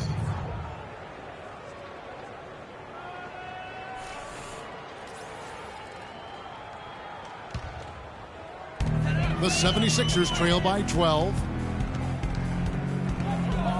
Oh, and there's the alley-oop. And Millsap shoots it in. Really hard to decide, guys, which was better. The pass, the catch, or the slam. Clark, there's no wrong answer to that one, my friend. Sensational alley-oop all the way around. And, guys, you know what? You wouldn't know that they're the team that's actually trailing with how they were able to pull that play off. Philadelphia with the ball after the miss from Stephen Curry. Covington dishes to Embiid. No good there, and that would have cut it to single digits. And there's the call on Joel Embiid. That'll be his second foul of the game. And really, these are some of the toughest calls an official has to make. Yeah, but in this case, I think he got it right. I mean, the defender was still moving there and never really had good legal guarding position. He wasn't set. Grant, he's checked in for the 76ers. The Warriors also with a sub. Jordan Hill, he's checked in for Maurice Spates. Thompson. And it's Philadelphia with the rebound. Oladipo's got his third rebound tonight. He dishes it to Covington.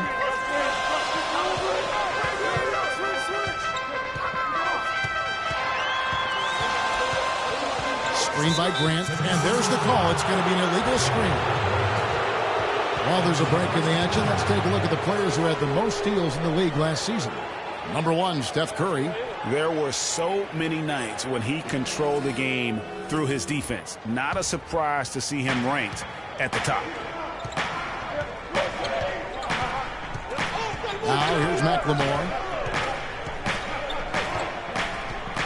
Right wing from deep.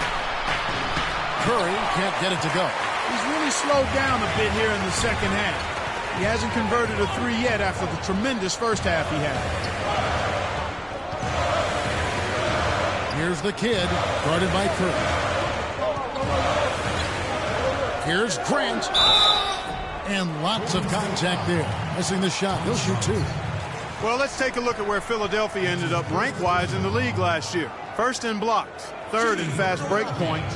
And it was really a successful year for them on the offensive glass. I mean, by the time everything was said and done, they were top 5 in second chance points. And that block shot ranking, really something to highlight. Their ability to contest and deny shots around the rim was a tremendous asset defensively.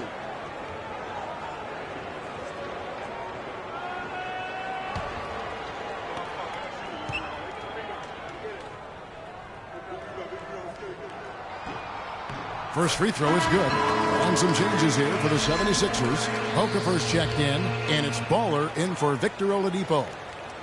Golden State also making some changes. Harrison Barnes comes in for Klay Thompson. And it's Kent Bazemore in for Steph Curry.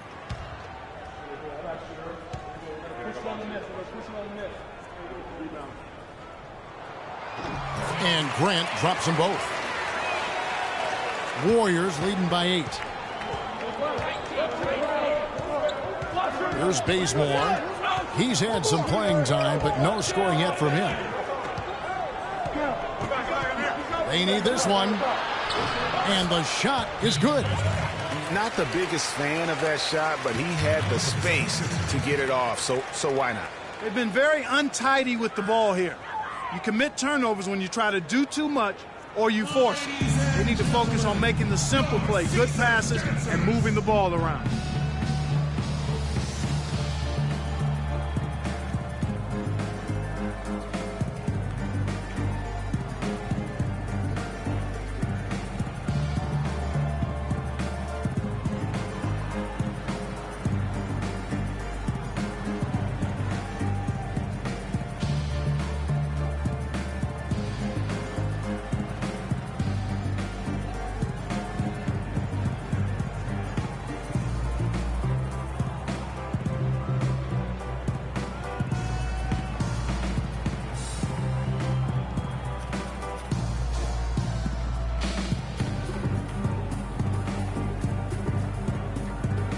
Chance to see the numbers for Covington. Last year, getting it done. Averaged about 15 points a game, 6 rebounds, and 2 assists. And guys, he's making winning plays. It's as simple as that. Not a star player per se, but he makes his presence felt. And fellas, I would say he's been overachieving a little bit lately. Hopefully, this is a sign of greater things for the future. Here's Shorty. Quiet so far offensively, searching for his first points of the game. Over to the wing. Here's Grant. Some solid defense from Robinson. And that's the way you want to defend. Nice job there. Always important to have that good interior defense. Here's Bazemore. Foul call that time on the way up. That'll give him 2 chances at the free throw line here. Yeah, easy call. Yeah, you could hear the smack all the way over here where we are. He's getting his first free throw attempt of the night right now. And the free throw line was a problem spot for him in their last game. Really struggled up there. Yeah, you know, he had a lot of misses for him. And it looked to me as though he just never was comfortable from the foul line. Okay, you know, guys, when you look at those numbers last year for him, I think it does affect how much you're willing to go after contact because you're a little fearful of getting to the foul line unless you're in the and one situation. too many trips to the line when you shoot it as poorly as he does actually can hurt you.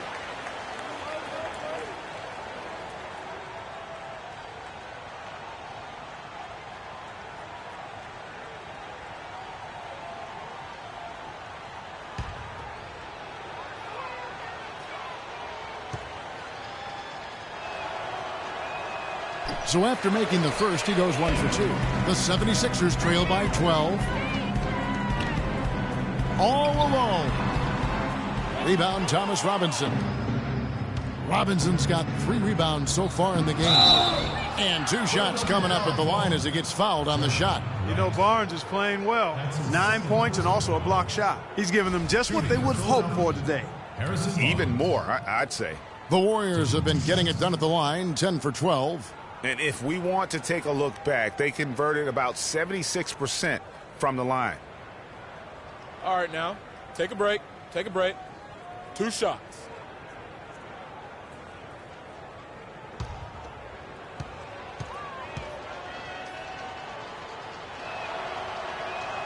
That free throw, no good.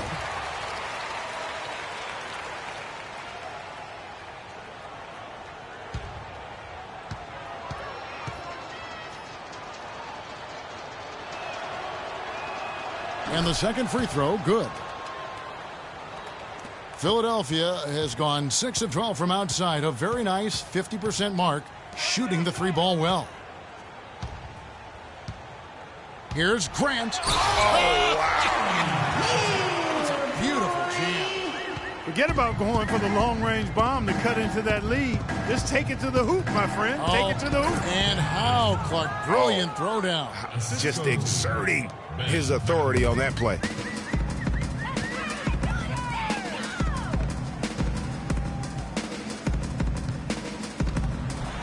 And it is flushed down with a nice jam. Now that's finishing your work right there. Powerful 2-hand jam, you're right. And I tell you what, if he's got a few more of those in him, this lead will start shrinking even further. Here's Bazemore. He has 6. There's a screen by Robinson. Kicks it to McLemore. 6 to shoot. Launches it. And another 3 for Golden State. It has been a 3-point barrage for them since halftime. Not sure if it's been by design or simply by accident, but either way, it has been impressive. Now, here's Grant. 18 points for him. That's good. They are just killing them on the interior. Yeah, you can't say that with enough emphasis. I mean, the defenders are just not being aggressive enough down low. You got to play with some physicality in the paint. Robinson misses. That's a huge part of what they want to do defensively. Limit his easy chances inside. Thomas Robinson comes up with a rebound. A little ambitious on that possession, trying to hit a shot in the face of that defensive pressure. Pick up by Hill. Here's McLemore. Dishes to Hill. Fires at the elbow. And Okafor with the block. Here's Shorty. He's been patient so far. Nothing yet on the scoreboard. The pass to Okafor. Uses both hands to slam it down. Make it 2 hands for safety. That's what they say, right, Kevin? Yeah, that's right. You got it. And he was also safe with that dunk. No reason not to be. And guys, as he should be, remove all doubt on that attack. Yeah, I think he just sees some things that can be improved and wants to get everybody back on the same page. And usually that, to me, is a good use of the timeout. I mean, if there's something that he's noticed that can give his team a lift, I think he's got to try to take advantage of that.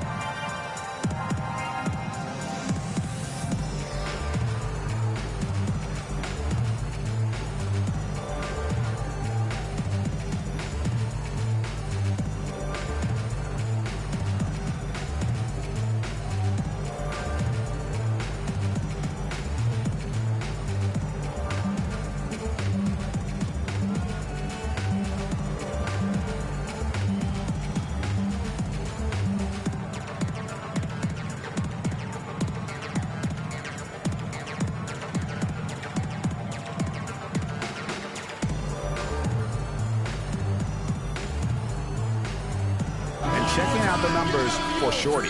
Last season's performance for him, second in field goal percentage, ninth in blocks, and his passing skills were on full display all year. He ranked among the top 15 in assists. And you pointed out his ranking as the second best shooter in the league last season. I think with a little extra work, he could actually become number one. Looney's checked in for the Warriors. Iguodala comes in for McLemore.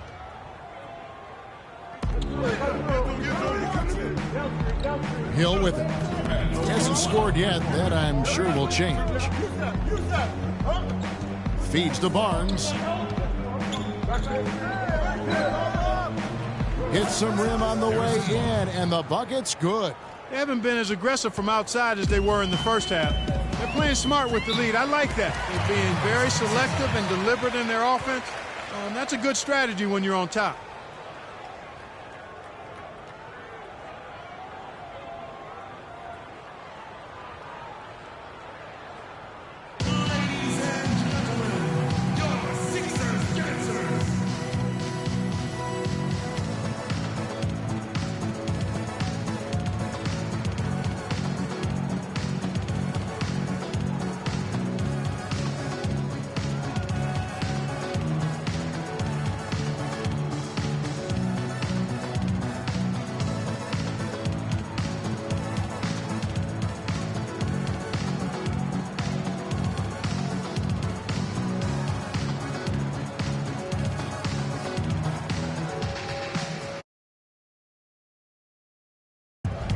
Embiid, he's checked in for Okafor.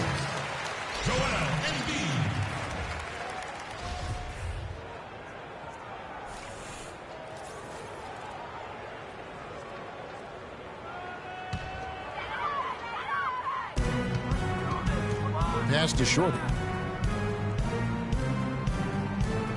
Embiid inside. He's got 21. And there's the whistle. Fouled hard on the shot. He'll go to the line. Yeah, easy call. Yeah, you can hear the smack all the way over here where we are. And this is his second trip to the line tonight.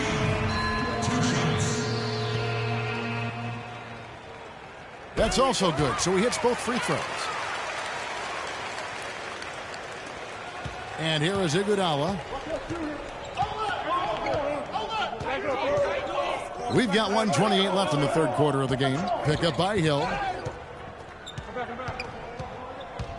Bazemore for three, and the whistle blows. It's going to be on Jordan Hill. That's his first foul.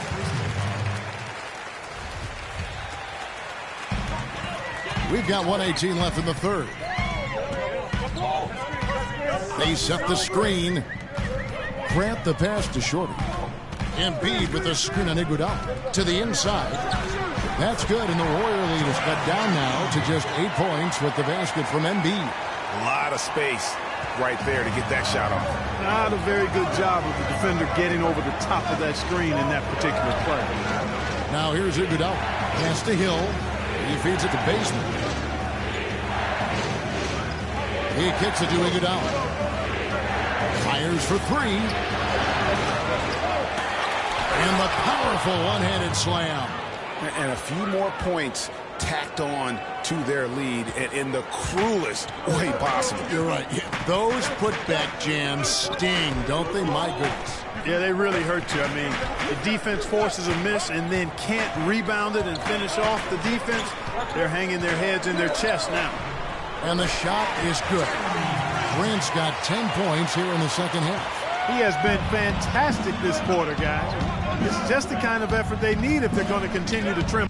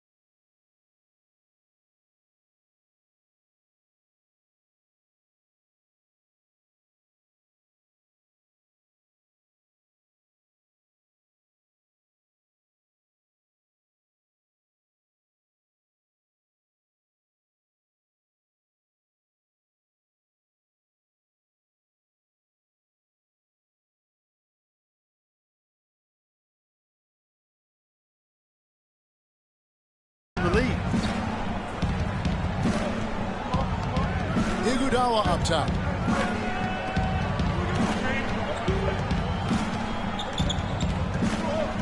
Just 5 to shoot. Pulls up. That misses. Would have counted had it gone in. The points coming in bunches as we wrap up the third quarter. It's been a good one. Warriors ahead, leading.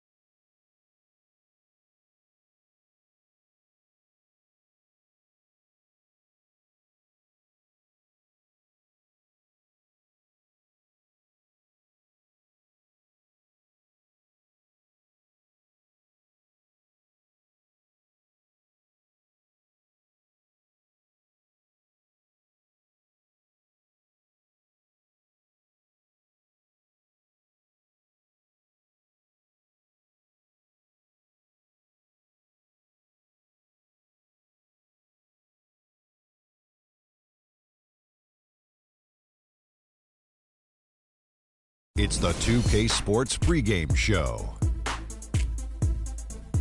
With the Diesel and the Jet, this is Ernie Johnson. Welcome to the NBA on 2K Sports. Tonight we'll see the Washington Wizards playing against the Indiana Pacers. For Indiana, they're looking to come out strong and make their mark early. They have to look at this game as a great opportunity to do just that. Well, the Pacers certainly have the defensive side of the game down pat. Very strong defense for them for several seasons running. The problem, Shaq, the offense, how do they make the most of their possessions? Well, they don't have the personnel to get out and run, so they need to be very smart, especially when they slow it down. They have to minimize turnovers. Well, to me, they're better at threes, so they got to give themselves credit for that. But I'd like to see them spread teams out just a little bit more. And right now, the tip-off approaches, and Kevin Harlan is standing by.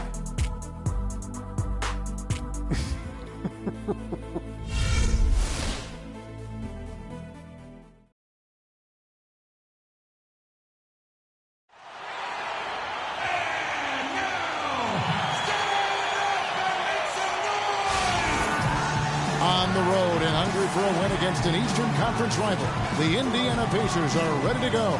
Welcome to the NBA for this Friday afternoon broadcast. This is Kevin Harlan with Clark Kellogg and Greg Anthony, and on the sidelines tonight, Doris Burke.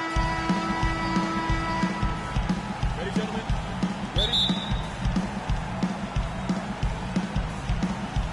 Ready? It'll be the Wizards off the tip. Here's the starting group for the Indiana Pacers.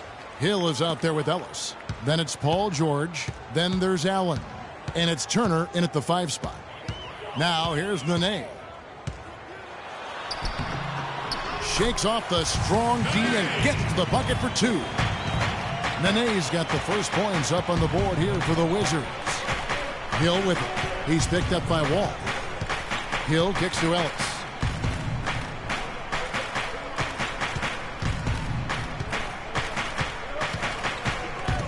Five to shoot. Wing shot on the way, and he gets the jumper to drop. Really well done there. Just confident and composed, never in a hurry. First off, look, every year there are all-star game snubs, and perhaps last year Monte Ellis was the big one in the West. Hard to leave him off given the way he played for the Mavs. And here's Indiana. We've played just over a minute here in the first. Dudley against George.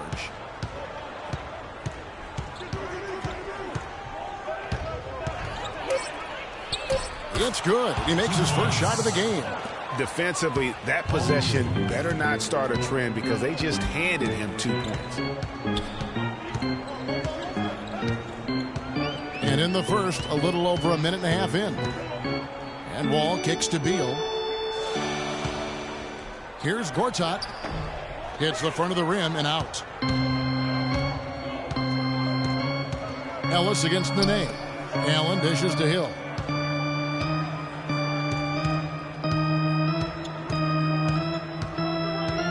They set the pick.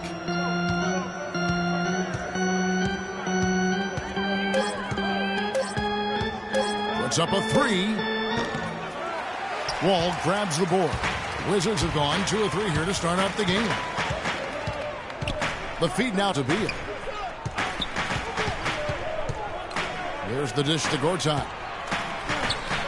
Uses the glass to finish the layup. You know, they've scored several times already here in the first quarter down low. I like that. It's like a running game in football. When you can pound the basketball inside, it also allows you to control the team's transition. Here's George after marching Gortat's bucket. Ellis outside. And here's Hill for 3. Again missing Hill. Allen against Beal. Wall passes to Gortat. And that's not going to go. 1 quarter in the books, and it's been a close one so far. Wizards lead by 2. And the second quarter about to get started. We'll be back in just a moment.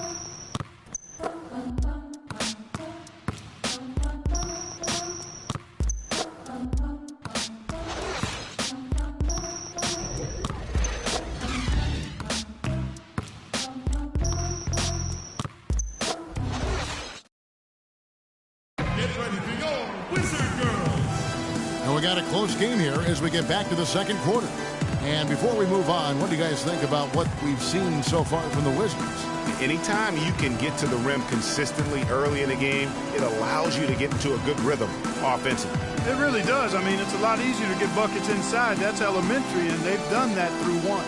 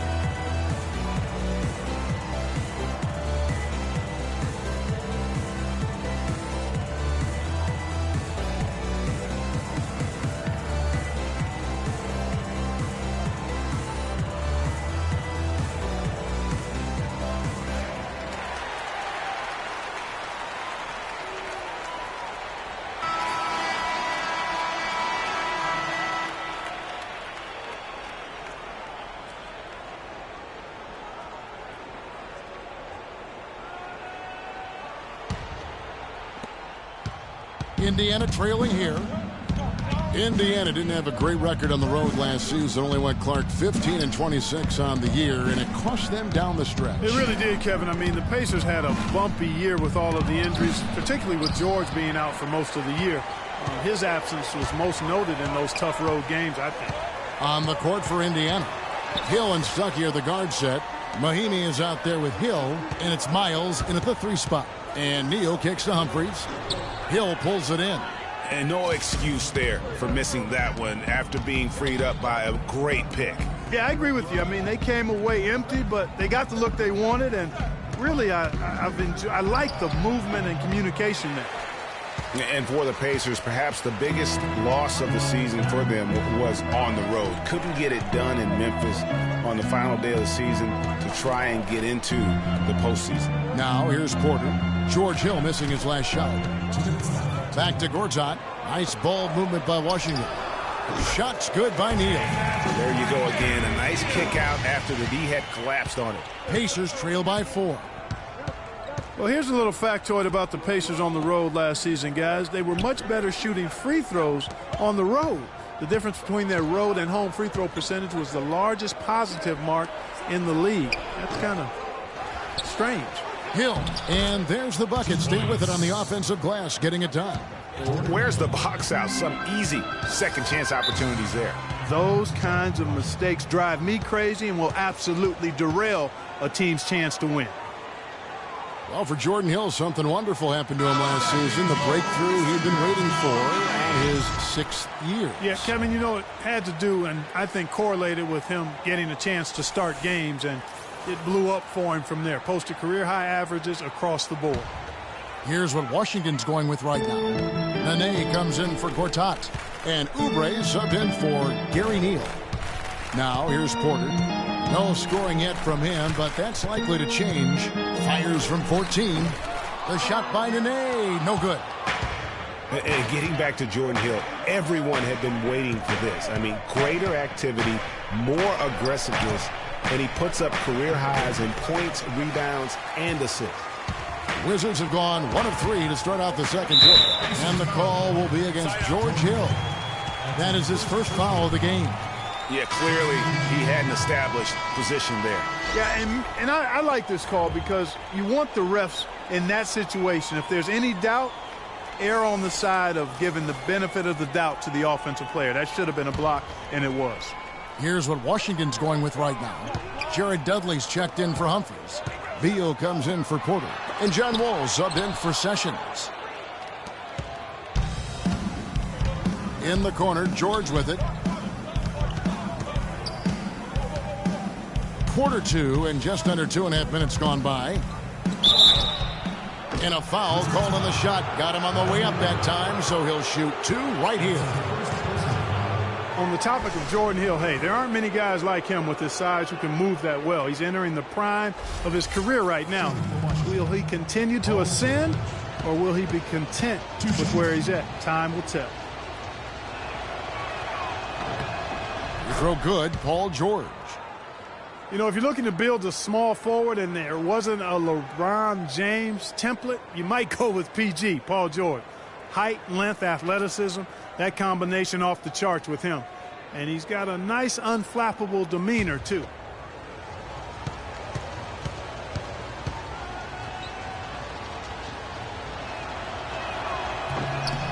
And it's tied up with that one. Yeah, talking about Paul George, a big part of his dominance, his attitude. He doesn't yell or pump his fist. He's really the quiet assassin. Yeah, once he maxes out in the weight room, which he will, now that he's in his mid-20s, I think he's going to be an Adonis. I mean, exactly the kind of physique you're looking for in a prototype at the small forward.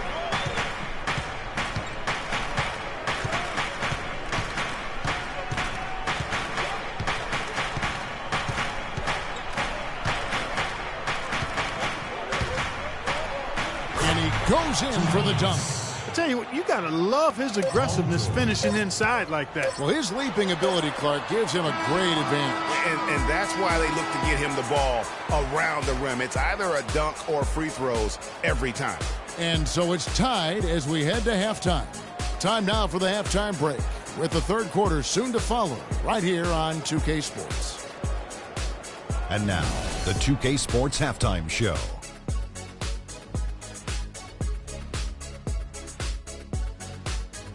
Hi again, everybody. Ernie Johnson here, joined by Shaq and Kenny the Jet. Welcome to the halftime show on 2K Sports. A pretty close game for the Wizards throughout the first quarter. At the end of the period, they held a 2-point lead. They couldn't hold on to the slim lead they had at the start of the second quarter and headed into the locker room with the game all knotted up.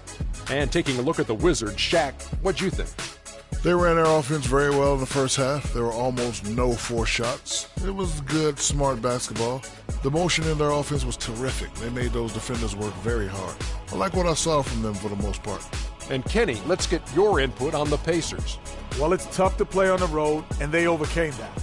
They were mentally and physically prepared for this game, but it hasn't been easy. They faced some intense play from a team on its home turf, but these guys didn't cave in. In fact, they fought back with some intensity of their own, successfully, in front of a very hostile crowd. And that's going to do it for now, as the second half is almost ready to get started. Back to Kevin Harlan and the rest of the 2K Sports crew. We're going to sit right here and wait for the end of the game and talk at you again.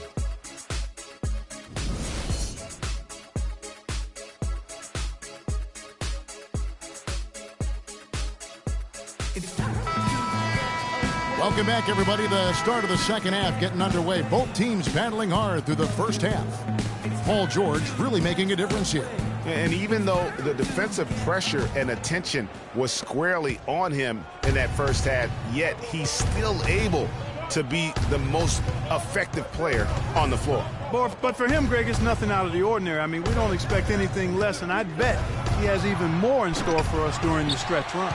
And now let's check out the lineups courtesy of Gatorade, all fueled up and ready to go for the second half of basketball. Taking a look at the Wizards. Nene and Gortat team up in the paint. The great pair of Wall and Beal are at the guard spots, and it's Dudley in at the small forward position. Well, I tell you what, Nene is a man among boys down low. Remarkable physical power. And he's also got a tough mentality about him, just a real rugged individual. Here's Beal, following the score by Miles Turner. Wall dishes to Dudley. Gortat with a screen on George. Nene, the screen. Shot clock at 6. Here's Beal. And the shot falls short this time. And he rushed that one, no doubt about it. The D out of position, you could see the frustration on his face. Hill passes to George. Good, and it's Hill picking up the assist.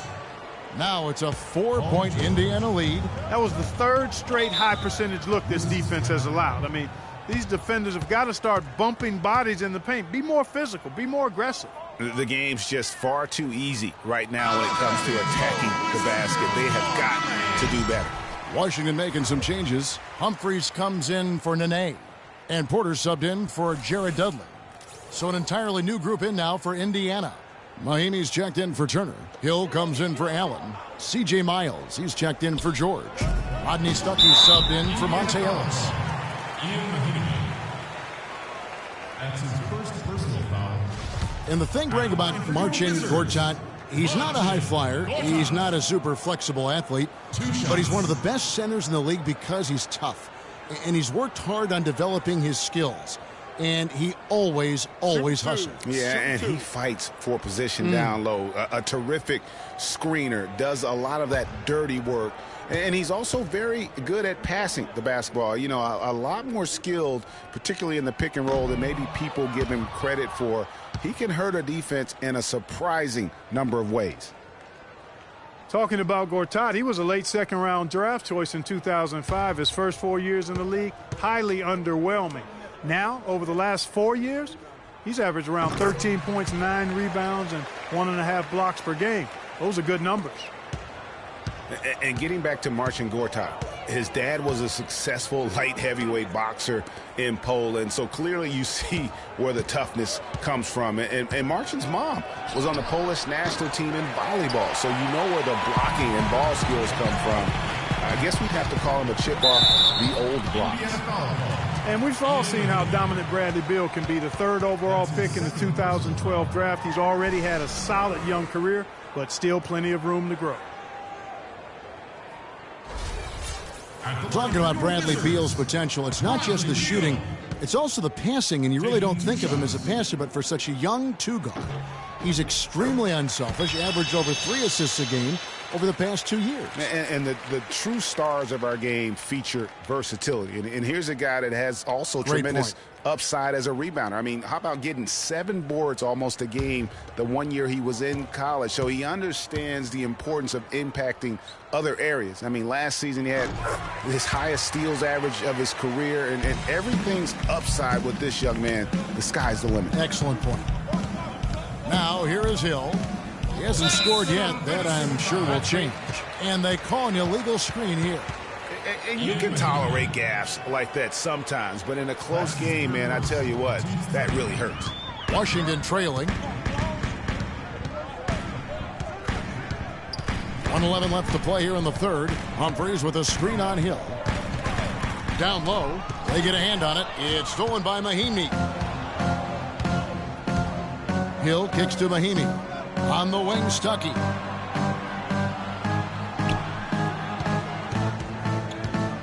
Pass to Hill. 6 to shoot. Hill has the open look. Good, and it's Hill picking up the assist. Hill's got 3 assists tonight. And a big height advantage right there. You know, it's tough to bring a big man that far away from the goal, but that might be a mismatch they're willing to live with. Gortat misses. Oh, that's terrific defense there. That's how you protect the rim. No good. Usually if he gets to the rim, he's converting it into points. But the defense stood tall there. 3-second difference between shot clock and game clock. Makes it off the glass. Gortat's got 5 now. And when the size advantage is as big as it was there, I mean, that's exactly what he's supposed to do in that situation. Pick up by Hill. Here's Miles.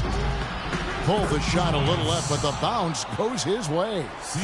And the Pacers lead by 3. You can't afford to get him that kind of a look. Well, you know, he came off a good screen, but still, as a defender, you've got to do a better job of fighting over and through that. It's still anybody's game as we've reached the end of 3. Indiana out in front, leading by 3. And we're coming back in just a moment. Get ready for the 4th quarter of action when we return.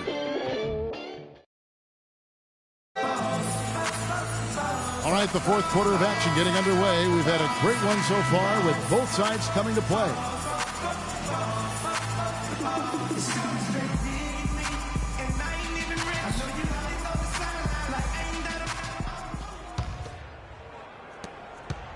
Wizards trail by 3. And a look at the 5 for the Pacers to start the 4th quarter.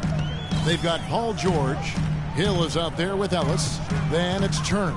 And it's Allen in at the power forward position. Now here's Wall. 5 on the clock. From the stripe. Oubre can't get it to go. Not the best shot right there with a good defender draped all over you. I agree with you. I mean, not the shot they were hoping for, but he can really cause problems with his defense. Here's Ellis. Hill, no good. Now here's Oubre, defended by George. Out that one, and the Indiana lead has been cut to just 1 point on the basket from Oubre. And Indiana shooting at 44%, pretty reasonable. Hill kicks to George. 1:58 left to play here in the fourth. The shot by Turner, no good. All the defender had to do there was just stay close to him, and he did. Here's Wall. And unable there to get the go-ahead bucket. Not sure what the D was doing there. Clearly a breakdown. You can ill afford to give a guy like him that good a look. Sure. And the basket good. And the Pacers lead by 3. He has created some terrific opportunities for himself and really made the most of it. Yeah, just frustrated by their lack of production offensively, and I can't blame them. I mean, they're getting the looks, but the shots just aren't falling. Yeah, and the slump that they're having shooting the ball can take its toll on you if you're not mentally strong. And so I like this time out here to try to get those guys reset and refocused. And let's get this update now from Doris Burke, who's across the way on the sideline. Thank you, guys. I got a chance to hear what Randy Whitman was saying to the team. We can't let up now. If we stay and make a few plays, we'll be right back in it. His message was clear. Stay the course, Kevin. Thank you, Doris. And he goes strong with the one-handed jam. And that's how the coach would draw it up on the fast break from start to finish.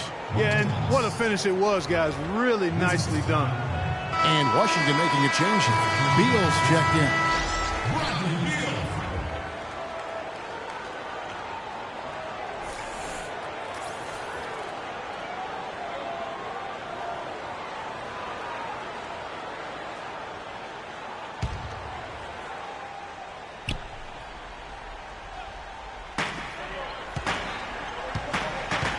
Wall against Hill, and Wall. Here we go now. And really, he epitomizes what a point guard should be. I mean, his skill as a passer might actually be matched by that creativity he shows around the rim. Well, judging by that jam, Greg, I'd say you're absolutely right. Boy, that's a nice surge for them just when they needed it in a game that was so tight.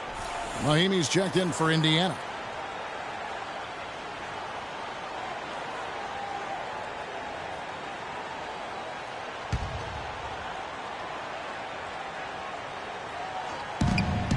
Hill dishes to George. Outside Hill. And George, here we go.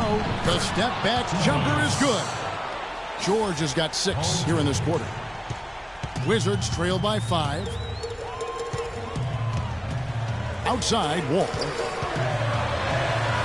Yes! What a beautiful shot to bring him to within 3. I mean, you never expect to get opportunities that easy coming down the stretch of a tight game. George up top. He's guarded by Dudley. Kicks it out to Ellis. Rebounded by the Wizards.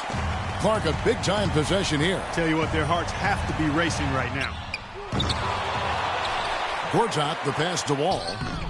Rebound by Mahimi. 6 seconds separating the shot and game clocks.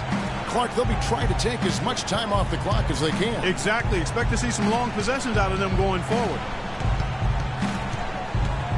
The leader. Bank shot.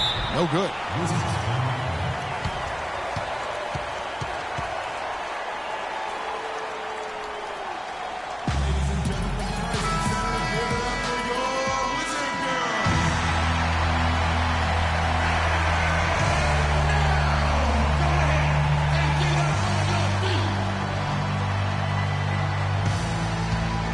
A three-pointer would be huge right now.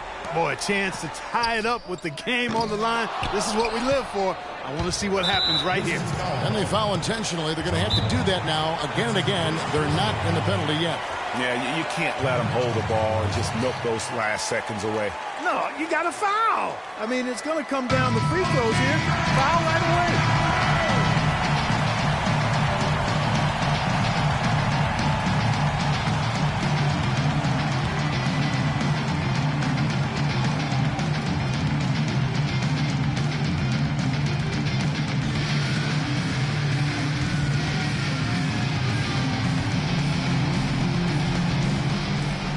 6 seconds left here in the fourth quarter.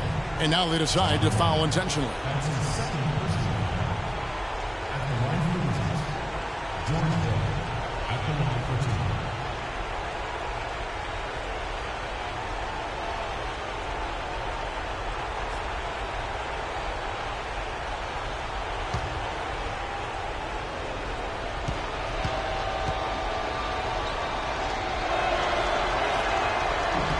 So the first one drops, and that gives them a 4-point cushion.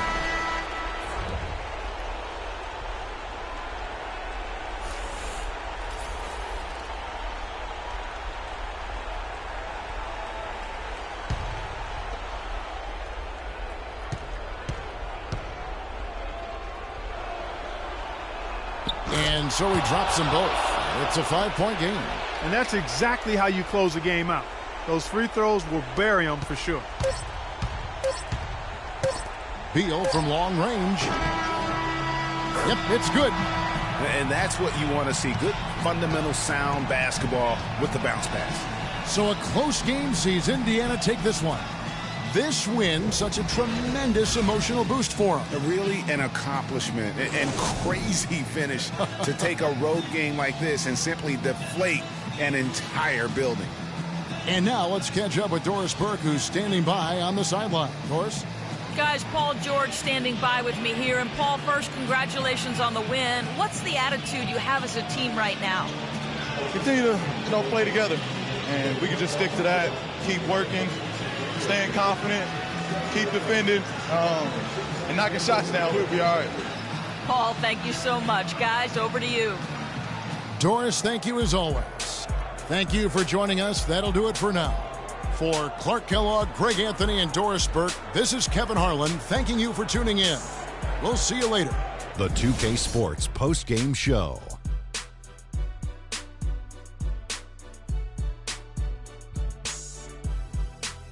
Kevin, much appreciated. And now let's present our Jordan Player of the Game, Paul George. He made all the key plays every step of the way. They depend on him to deliver these sorts of performances, and he helped carry his team tonight. Well, Paul George showing us again tonight why he is one of the premier wing players in the NBA. We know that defensively he's always going to do the job, but he's just as valuable on the other end, scoring off the catch or the dribble. Well, he showed us just how good he can be when he's at the top of his game. And the building was stunned. You saw people leaving early, throwing popcorn, throwing hot dogs, spilling soda. He put on a CSDP, a crowd shut down performance. Man, that's what I'm talking about, Ernie.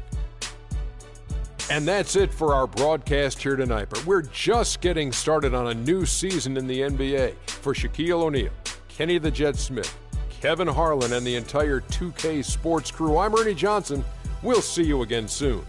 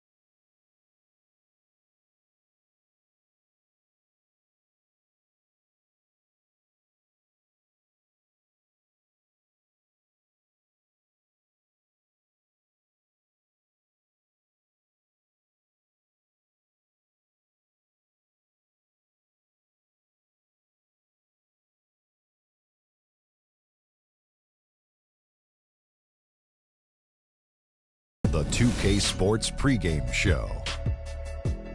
Ernie Johnson welcoming you to the NBA on 2K Sports. I'm here with Shaq and the Jet. Tonight we'll be watching the Utah Jazz playing against the Bucks in Milwaukee. Well, for Milwaukee, they're looking to come out strong and make their mark early. They have to look at this game as a great opportunity to do just that.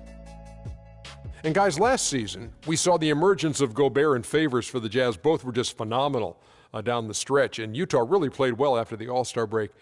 Can they be the best defensive big man tandem in the league, Jet? I'll tell you, this is like deja vu. It seems like I've been saying this all day, but this combination of size and length is hard to score against. I mean, they're a difficult team, but they did it at the end of the season when teams take the foot off the gas. They have to do it now when the lights are bright.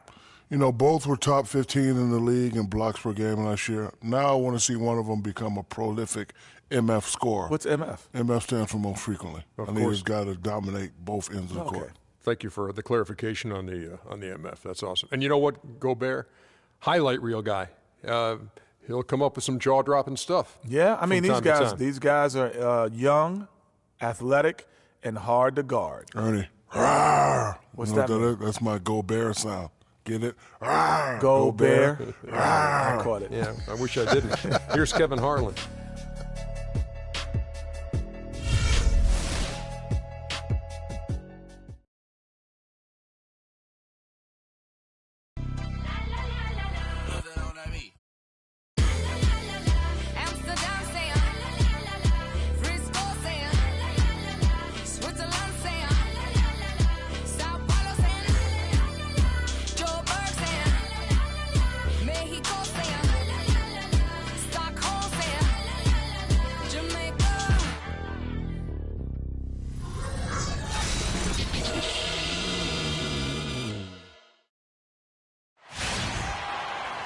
We've got the Utah Jazz taking on the Milwaukee Bucks. Glad to have you with us for more NBA action.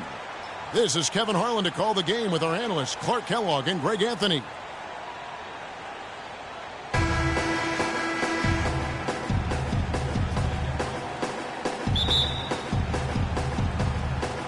And so off the tip, it's Utah. And checking out Utah's opening lineup, Favors and Gobert, the shot-blocking duo inside. Burks the off guard with Hayward at the 3. And it's Exum in at the point. Now here's Favors. It's rebounded by Carter Williams. Fellas, I'll tell you, I was really surprised when Michael Carter Williams got traded last season. It's so hard to find point guards with his length and instincts. I mean, you just have to wonder what's going on in Philly. Here's Carter Williams. Shot clock at 5. Off to a good start as he hits his first shot attempt. Well, Merry Christmas. I mean, that was a freebie. On defense, the Bucks. On the subject of Michael Carter Williams, his assists went up last season. His rebounds went up last season as well. But, Greg, the one thing he can't seem to lock down is his shooting stroke. Yeah, last season hitting just 38% from the field. You expect more out of him at this stage. But remember, this is a young player, and oftentimes your field goal percentage isn't necessarily a reflection of your ability to make shots, but more so your ability to take good ones. So shot selection, I think, plays a role for him as well. And Antetokounmpo gets it to go. Now, here's Exum. We'll now go to Doris Burke, who spoke with Quinn Snyder. Doris? We discussed their game plan defensively, and he mentioned that controlling Greg Monroe will be crucial. He said Monroe is a guy who can score inside, rebounds well, and his passing really sets him apart. Their offense runs best when it goes through his hands, so pressuring him and staying vigilant is essential for us. Guys, can they slow him down? All right, Doris, thank you very much. Here's Carter Williams after Alec Burks has scored. Carter Williams kicks to Monroe. Lets it go from 11. No luck. Now the Jazz take it the other way. And here's Exum. He kicks to Favors. Favors sets the pick for Burks. Feeds it to Hayward. 6 on the shot clock. And that misses. That would have put him up. Well, that defense went from poor to no defense at all. And when he's open like that, you don't see him miss those looks very often. He always knows where his teammate's going to be, and, Kevin, that will let him put the ball where he wants it, right waiting for him. Here is Favors, following the basket by Chris Middleton. Another shot, and it's Favors laying it in. Where's the box out? Some easy second chance opportunities there. Those kinds of mistakes drive me crazy and will absolutely derail a team's chance to win. Up top, Carter Williams. Right at the free throw line. Will not go. This is off the front iron. Tie game in Milwaukee. And the second quarter will get underway just after this short break.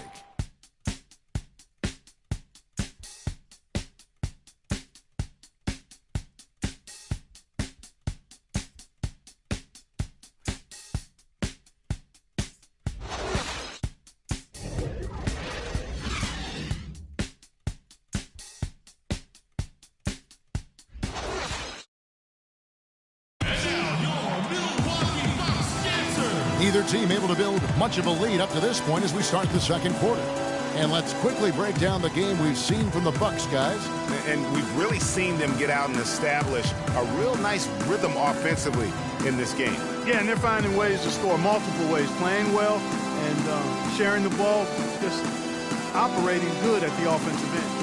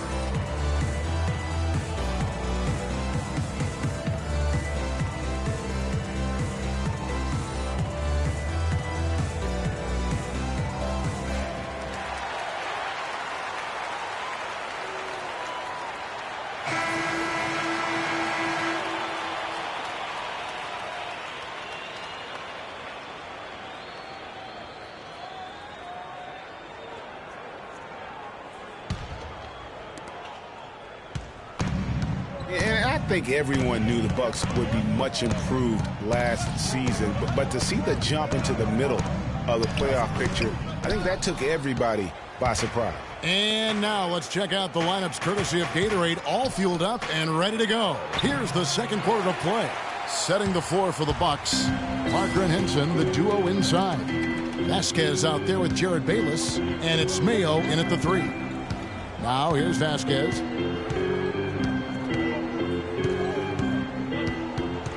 To the wing right side.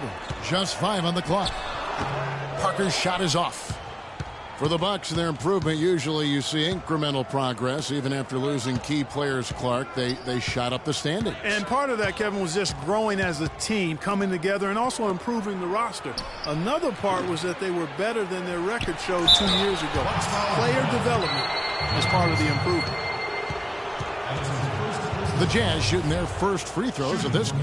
And a season ago, only converting at about a 72% clip from the line.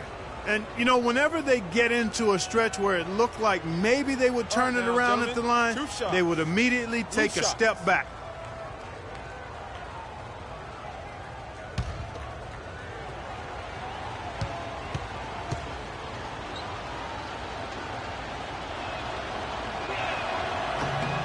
And that drops, so they now lead by 1.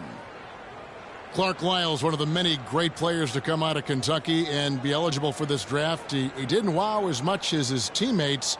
I'm telling you what, he can play. He's got a lot of game. He's actually one of my sleepers, Kevin, because he can do everything well. He can handle it. He goes both ways. He can shoot it. He defends. Really good IQ. I like this guy as being a surprise producer as an NBA player. He hits both from the stripe. And guys, with Lyles playing out of position can be a blessing and a curse. I mean, he didn't get to play in his comfort zone and put up big numbers, but his skill set grew from the minutes he had to spend outside of that comfort zone. Now here's Parker. looking for his first basket still in this one. He feeds it to Henson. And lots of contact there. Missing the shot. He'll shoot 2.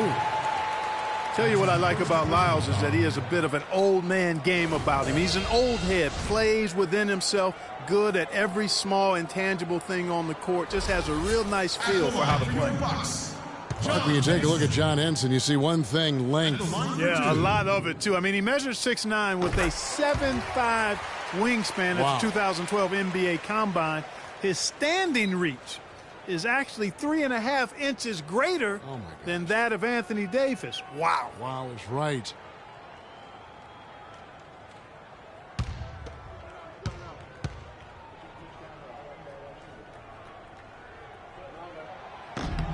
Henson hits them both. In talking about Henson, obviously the great length helps him as a shot blocker. The young center is also very quick off his feet. He's averaged around 2.5 blocks a game over the past 2 seasons. He's also been contributing some as a rebounder, though really needs to add some weight to kind of take it to that next step. Here's Mayo after the basket by Utah. They set the screen from 13. That one a little long. You almost have to assume he's going to knock those down when he is that open. Here's Ingles. No good. Good D by Parker. Getting back to Henson, last year was an odd one for him. I mean, he was starting. Then in February, he was benched in favor of Zaza Pachulia. That might be a hint to Henson that he needs to put a little more work into his game to maintain a place in the rotation. No question, he got bumped on that shot. Yeah, the officials didn't need to talk that one over. It was obvious. Well, for Jabari Parker in his rookie year, not the kind of NBA career start that he wanted. Played great.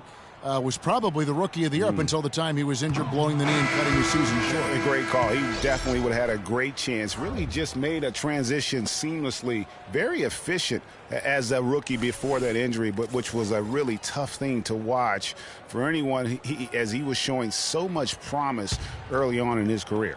Here's what Milwaukee's going with right now. Greg Monroe. He's checked in for Henson. Giannis Antetokounmpo comes in for O.J. Mayo. Chris Middleton's checked in for Vasquez. And Michael Carter-Williams subbed in for Jared Bayless. And for Parker, he could have been in the Rookie of the Year running with this play, scoring just over 12 points a game and shooting almost 50% before the injury ended his season. Now here's Antetokounmpo. Rudy Gobert missing his last shot. Nice ball movement by Milwaukee. Here's Monroe. Good on the 13-footer. Monroe's got his first bucket of the night. Obviously, a mix-up defensively on that possession. Antetokounmpo against Hayward. And lots of contact there. Missing the shot. He'll shoot 2. It goes on Giannis Antetokounmpo.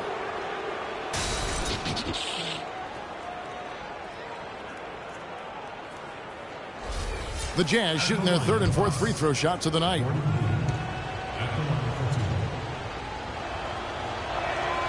Free throw drops for Hayward.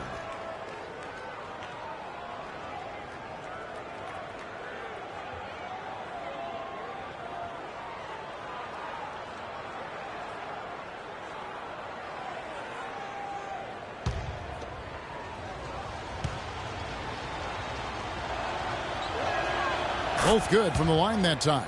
You know, they've changed their game here in the second, getting a little bit more physical, playing with some toughness now. And I'm looking for them to increase that lead if they can keep getting to the free throw line. Stolen by Exum. 4 seconds left. And that's 2 points on the layup. Well, that's why they're on the lead. Aggressive play at both ends. Very nicely done there. Absolutely. They make the steal, pay dividends instantly on the fast break. And we're through the first half of basketball here, and what's been a good one. Jazz out in front, up by 4. And don't go away. After the break, we'll see you right back here for the start of the 3rd quarter. It's the 2K Sports Halftime Show.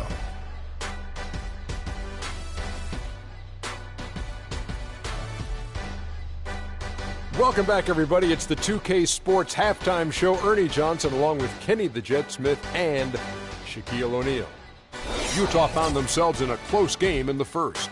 Nothing seemed to give way on either side of the scoring column as they wrapped up the period all knotted up. The second quarter was a strong effort for them as they continued to battle, and they were able to close out the half in a good position. And, Kenny, what'd you see out there from the Jazz?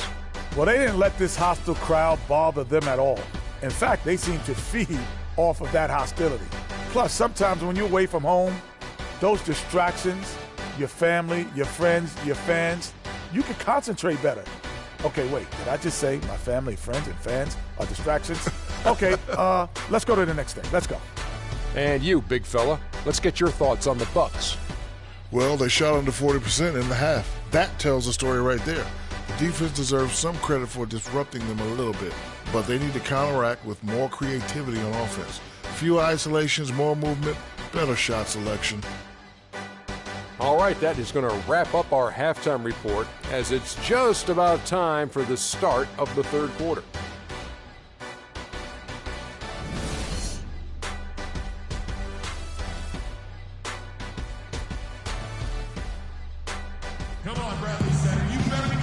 We have a close ball game on our hands as we get set for the second half of basketball.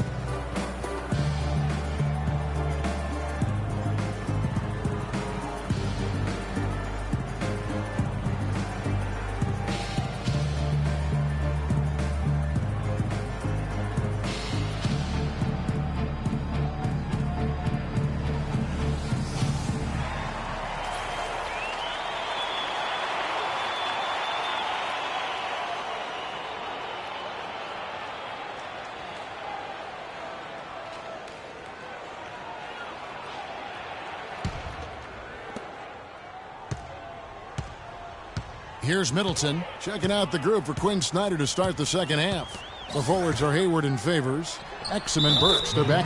And it's Gobert in at the 5 down low. And there's a whistle that goes against Greg Monroe. That's his first foul.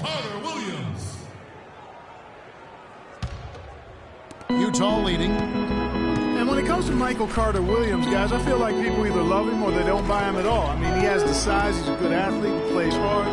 But he's also had some injuries, and he's been very inconsistent at times. Favors has gotten 2 of his 3 shots to go tonight. Outside, Antetokounmpo. Pass to Monroe. The feed to Carter-Williams. Antetokounmpo against Hayward. Puts it up from 17. Misses off the left iron. Well, I think he kind of alligator armed that one. Short stroked it.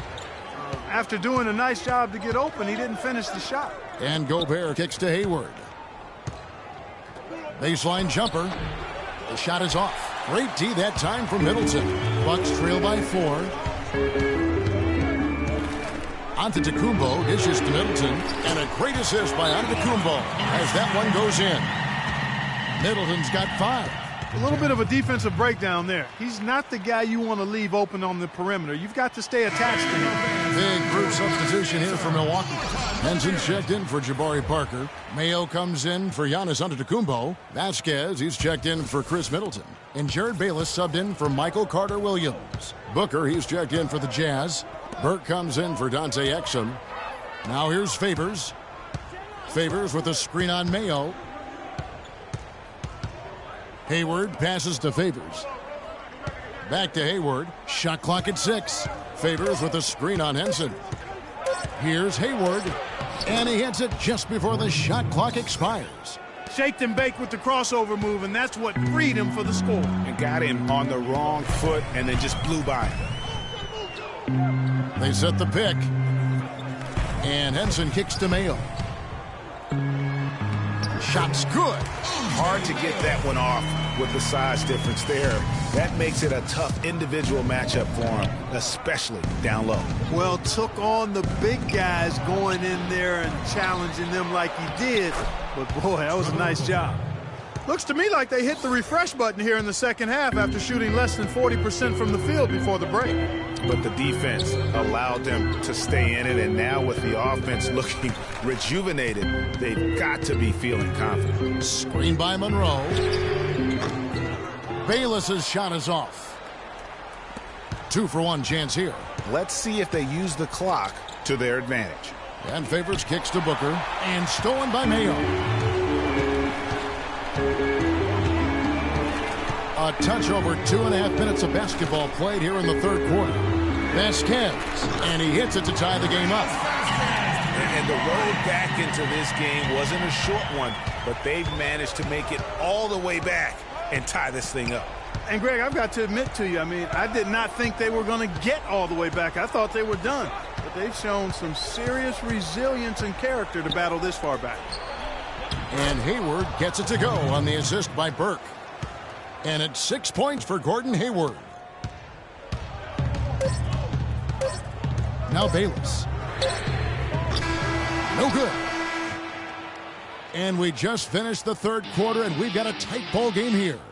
Jazz lead by 2. And don't go away. We'll be back momentarily.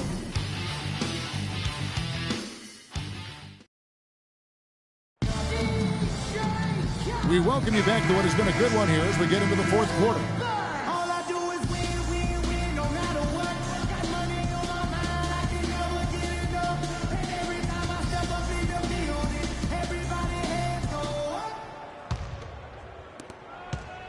Jazz shooting 47%, pretty solid. The dynamite pair of Antetokounmpo and Parker at forward. Carter Williams is the point with Middleton at the 2. And it's Henson in at the 5 spot. That's the group for Milwaukee right now. Now, here's Exum for 3. And Henson pulls it down. Antetokounmpo with the ball. Now here's Carter Williams. Dishes to Middleton. Henson the pass to Middleton. Just 5 to shoot. Utah with the rebound. Lyles got 3 rebounds so far in the game. Gobert the screen. Low block shot on the way. The basket good off the assist from Hayward. Gobert's got the first field goal of the fourth quarter here for the Jazz. A little over a minute of the fourth quarter gone right now. Carter Williams dishes to Middleton. Henson.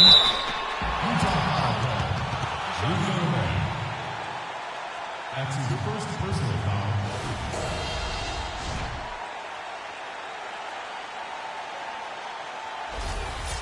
And a closer look here at the scoring breakdown for Utah. Guys, their play close to the hoop has been great all game. And how about the work they're doing also on the offensive glass? Creating those extra opportunities has been critical.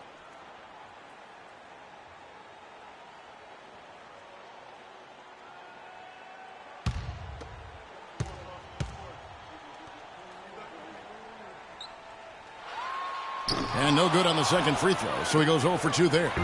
Jazz leading by 4. Exum with it. He's picked up by Parker. Exum kicks to Gobert. No good. And Milwaukee will come the other way. Carter Williams, the pass to Middleton. Here's Antetokounmpo. And lots of contact there. Missing the shot. He'll shoot 2. Yeah, easy call. Yeah, you can hear the smack all the way over here where we are. Shooting for Milwaukee, Giannis Antetokounmpo. 2 shots. He hits the first one, and that narrows the lead down to just 3. Greg Monroe, he's checked in for Milwaukee. The Jazz also changing it up. Favors comes in for Lyles, and Alec Burks subbed in for Joe Ingles.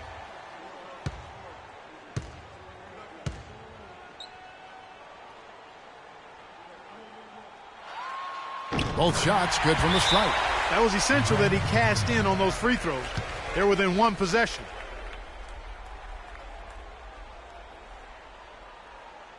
And let's get this update now from Doris Burke, who's across the way on the sideline. Thanks, guys. I got a chance to hear what Quinn Snyder was saying to his team. As this game approaches its finale, the outcome's still undecided. He told them, we're not far, fellas. It's within reach. Seize the moment and walk away with a win. Guys? First minute and a half of basketball played here in the fourth quarter.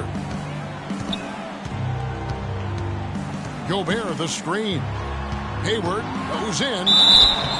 And so he draws the foul on the shot. A trip to the line to shoot two. Yeah, way to play in attack mode and get to the line. And, you know, the defense gets their money's worth on that foul. Stopping the layup and not giving up the and one.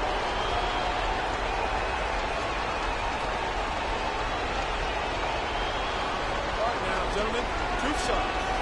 Two shots.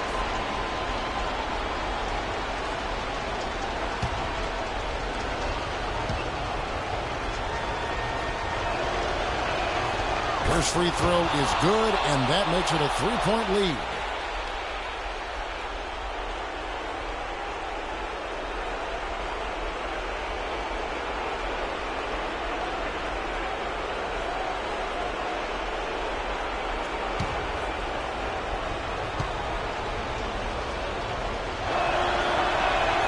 So he gets them both, and it's a four-point ball game. Looking at the game for Hayward, he has 8 points, and 4 of his points have come at the foul line.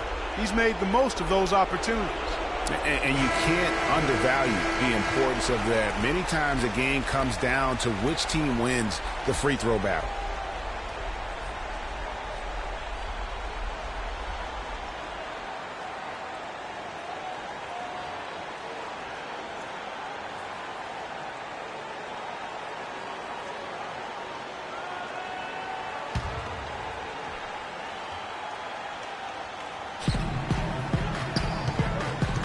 Now here's Carter Williams. Tight defense on him. Can't get it to go. And it's Utah the other way. Last quarter of play, about 2 minutes in now. Hayward dishes to Exum. To the paint, Gobert. And that comes off the assist by Exum. And the Jazz lead by 6. You know, that's a case there, Kevin, of him making a pass to a spot, and then he let his teammate run right into it. Well executed.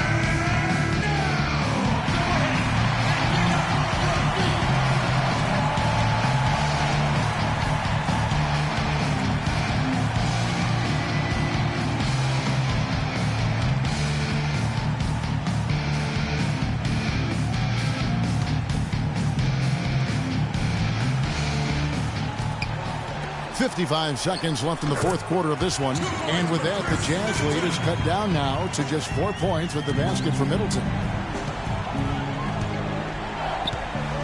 Hayward outside. Pass to Exum.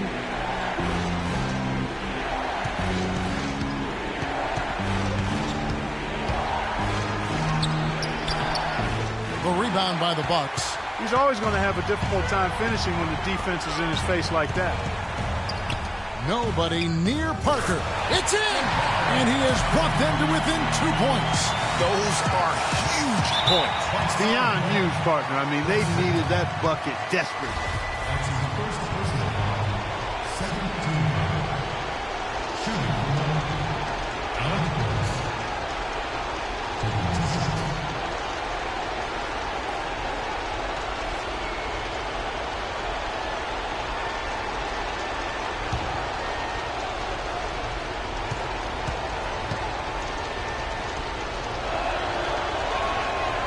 Drops the first one, and that makes it a 3-point lead.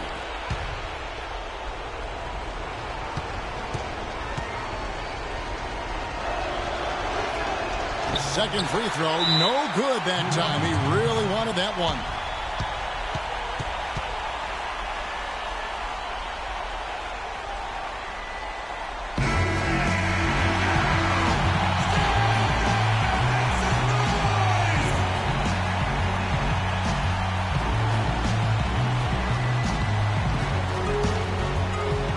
Milwaukee with the ball. And Middleton kicks to Carter Williams. Buries it. And that shot brings them to within just one. 16 seconds left in the fourth. And an intentional foul there stops the clock. You have to foul, but I'm sure they would have liked to foul someone different. Yeah, but Greg, they didn't really have another option. I mean, I thought they did a nice job getting it in his hands and making sure he was the guy who'd go to the line.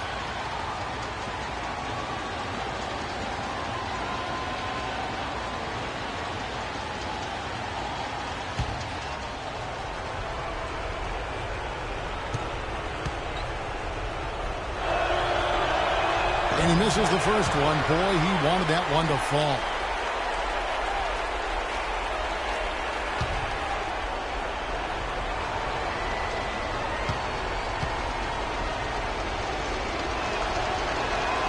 No good at the stripe this time. Second misses also. Middleton outside. To take the lead. Got it! This team really feeds off of one another in terms of their energy. Perhaps, Greg, some type of motivational speech at halftime got both of these teams fired up.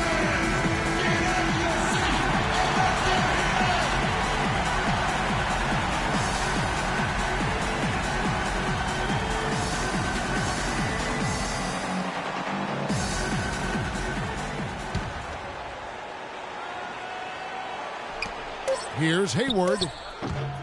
It's off. And that's it. A huge stop to win the game with the last-second rejection. So a close game sees Milwaukee taking this one. What a show they put on here at home tonight. Tremendous work all the way down to the wire. You were just wondering what would happen next. Major drama, and we saw a good one. Thank you for joining us. That'll do it for now. For Greg Anthony, Doris Burke, Clark Kellogg, and the rest of our terrific 2K Sports crew, this is Kevin Harlan saying thanks for watching. So long, everyone. The 2K Sports postgame show.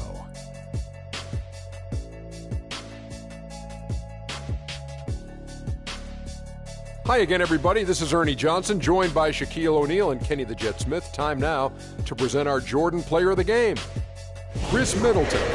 He's not always known to make the big headlines or get a lot of media attention, but he does make the big plays, and he made them throughout this one. His accuracy from the field was pretty eye-catching. I mean, if he was shooting the ball, it was going in. You rarely see a performance like this with this crazy high shooting percentage. Wow. He put on such a well-rounded display offensively. He knew exactly what he wanted to do to break down the defense. Even when they made adjustments on him, he adapted. He said, okay, I can handle it. I'll step aside, do something different.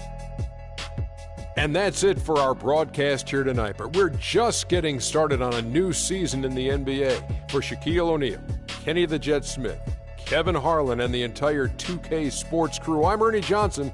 We'll see you again soon.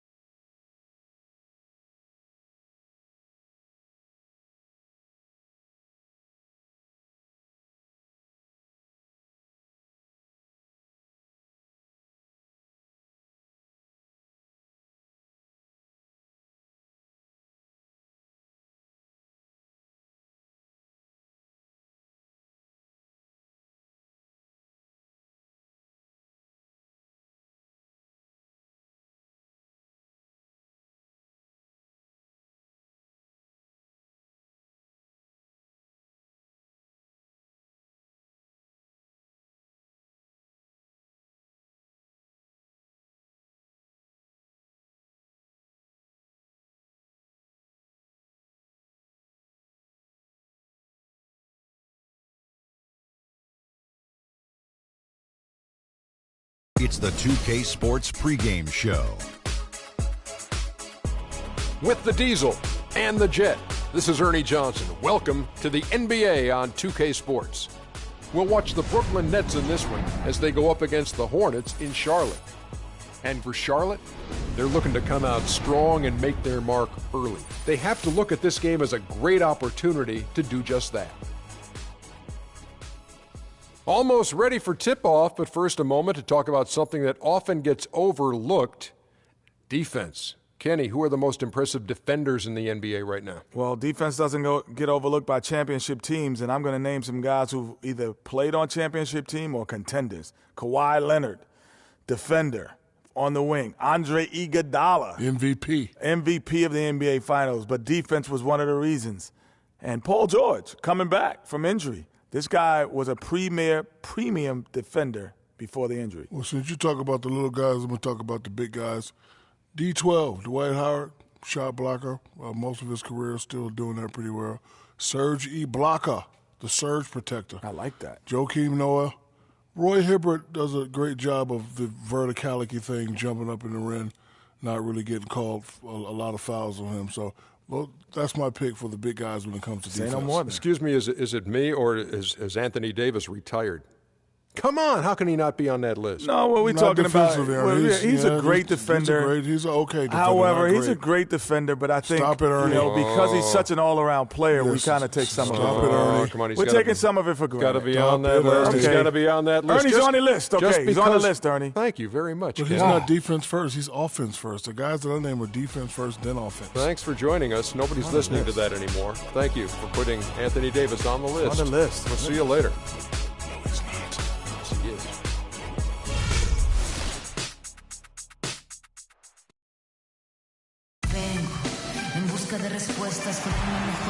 We're here at the Time Warner Cable Arena.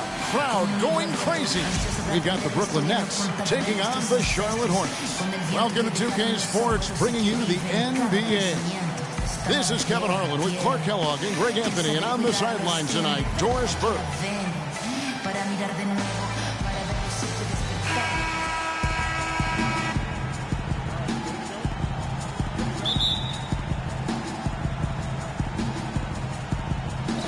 And so off the tip, it's Brooklyn.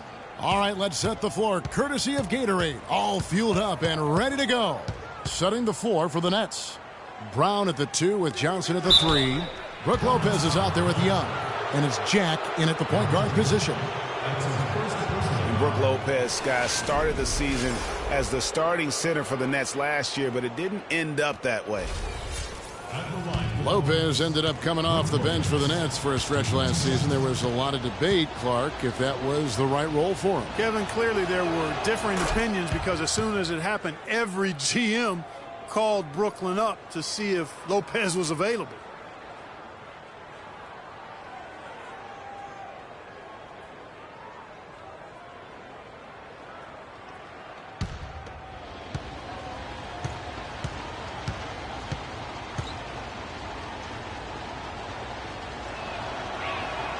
Brook Lopez hits them both.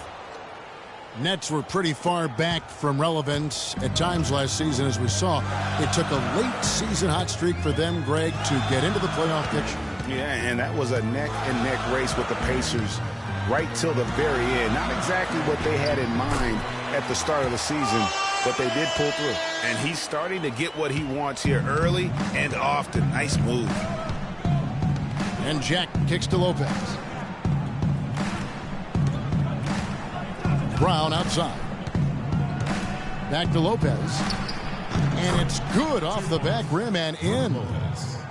And, you know, for the Nets, they ended up being bounced out of the first round, fell to the #1 seed Hawks. They put up a good fight against Atlanta and made the series interesting, but still came up short. Screen by Jefferson. Kid Gilchrist against Johnson. Nobody near Williams. It's good from the top of the key. Williams has got his second bucket of the night. On defense, the Hornets. And for the Nets in the postseason, they did have a good showing despite that early exit. Many people expected the Hawks to sweep, but they took them to 6 games and capped what was an interesting year for Brooklyn overall. Here's Kid Gilchrist. Lopez with the block. They recover it. And here's Brooklyn. Here's Johnson. Tried to bank it in, but he misses. 1:14 left to play in the first. Unloads from 13. Jefferson can't get that one to fall. Hornets on defense now. Let's now go to Doris Burke over across the way, who spoke with Lionel Hollins. And Doris, take it away. I asked him what their focal point would be defensively, and he said that Al Jefferson is at the top of their scouting report. With his smooth, low-post repertoire and mid-range shooting touch, he can put up points in a hurry. He said they'll try to steer him to his left hand as much as possible and just hope for the best. Kevin, we'll see if they can force him into a tough night. Thanks a lot, Doris. Pulls it from 20. The shot's good on the assist by Walker. Jefferson's got his first basket of the night. Boy, just an excellent assist. Nice work from Kemba Walker. Lopez a screen. Ground the pass to Jack. Here's Lopez. And he gets that one to go off the front iron. Lopez has got 6 points. Just such a good shooter from that range. And you factor in his height advantage, it's almost unfair. And Walker kicks to Jefferson. No good, and tight defense there bothered that shot. Tie game here in Charlotte. The second quarter coming up. Ladies and gentlemen, your Hornets team. Well, it's been a tight one so far as we get the second quarter going back here. And when you consider how Charlotte is doing, guys, what do you think? A lot of tough D being played by them so far. It's been the difference maker. Greg, no uncontested shots for the most part. That's why they've had success.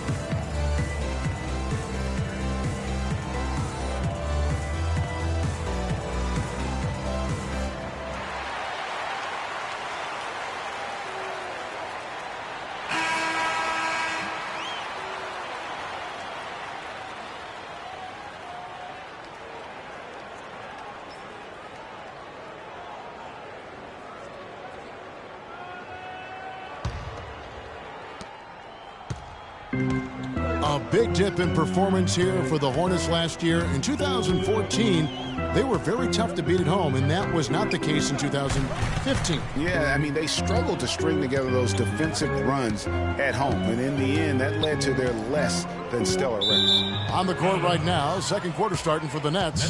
Bogdanovich out there with Thomas Robinson. Then there's Wayne Ellington. Then it's Bargnani, and it's Jack in at the 1.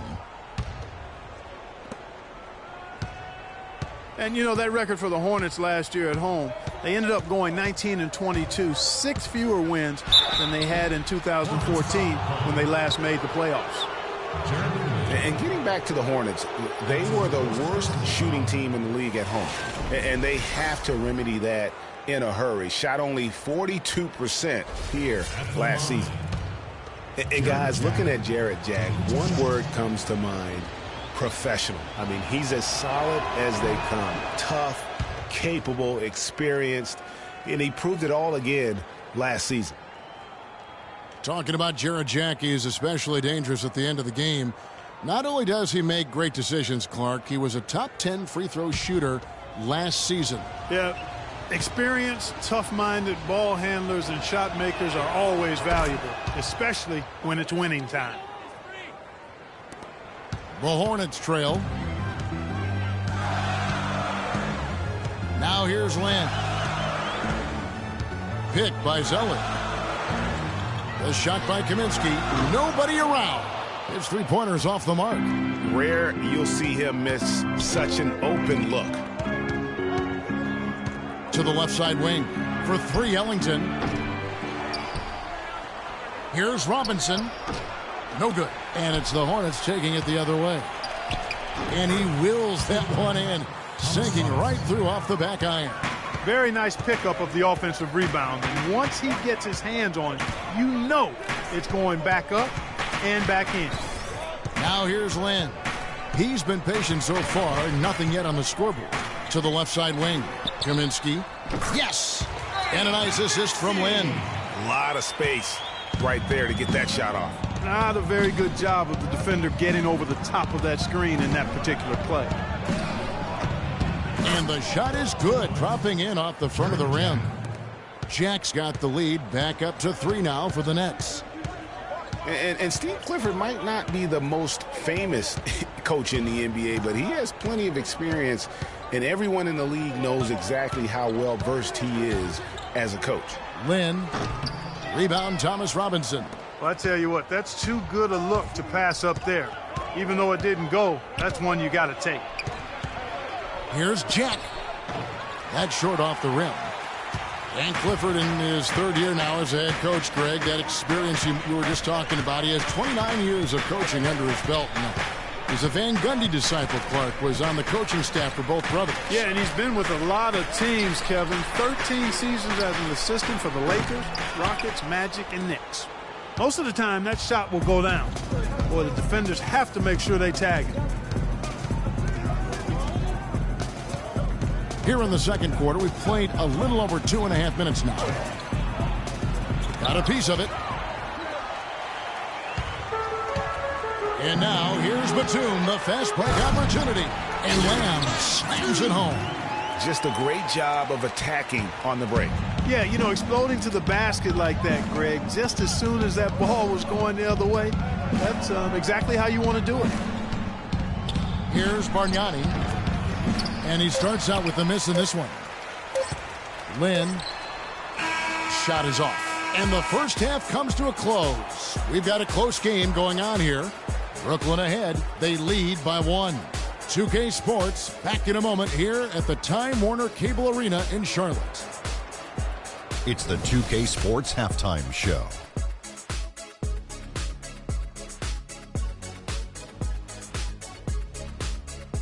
Hello again, everybody. Ernie Johnson here alongside Kenny, the Jet Smith, and Shaquille O'Neal. We'll be looking back at the game's first half. Brooklyn found themselves in a close game in the first. Nothing seemed to give way on either side of the scoring column as they wrapped up the period all knotted up. The second quarter was a strong effort for them as they continued to battle, and they were able to close out the half in a good position. And from what we saw so far from the Nets, Kenny, what's your takeaway? Well, it's tough to play on the road, and they overcame that. They were mentally and physically prepared for this game, but it hasn't been easy. They faced some intense play from a team on its home turf, but these guys didn't cave in. In fact, they fought back with some intensity of their own, successfully, in front of a very hostile crowd. And Big Fella, your thoughts on the Hornets?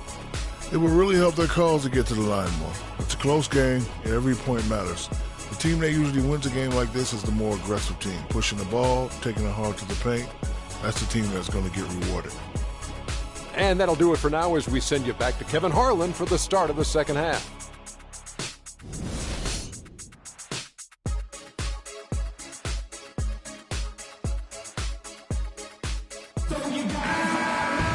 And now the start of the second half. Neither side jumping out ahead through the first 2 quarters. Nice game, great performance by Brook Lopez. And what he gives his team, guys, is an edge. He just lights up an arena when he gets it going. And in that first half, young fella had it going. Not just an edge, though, Greg. I think he gives them a confidence and a swagger they wouldn't otherwise have. And he's a special player to have around, no doubt about that. Williams down low with Jefferson. Batum is out there with Kemba Walker. And it's Kid Gilchrist in at the 3. So that's the lineup for Charlotte.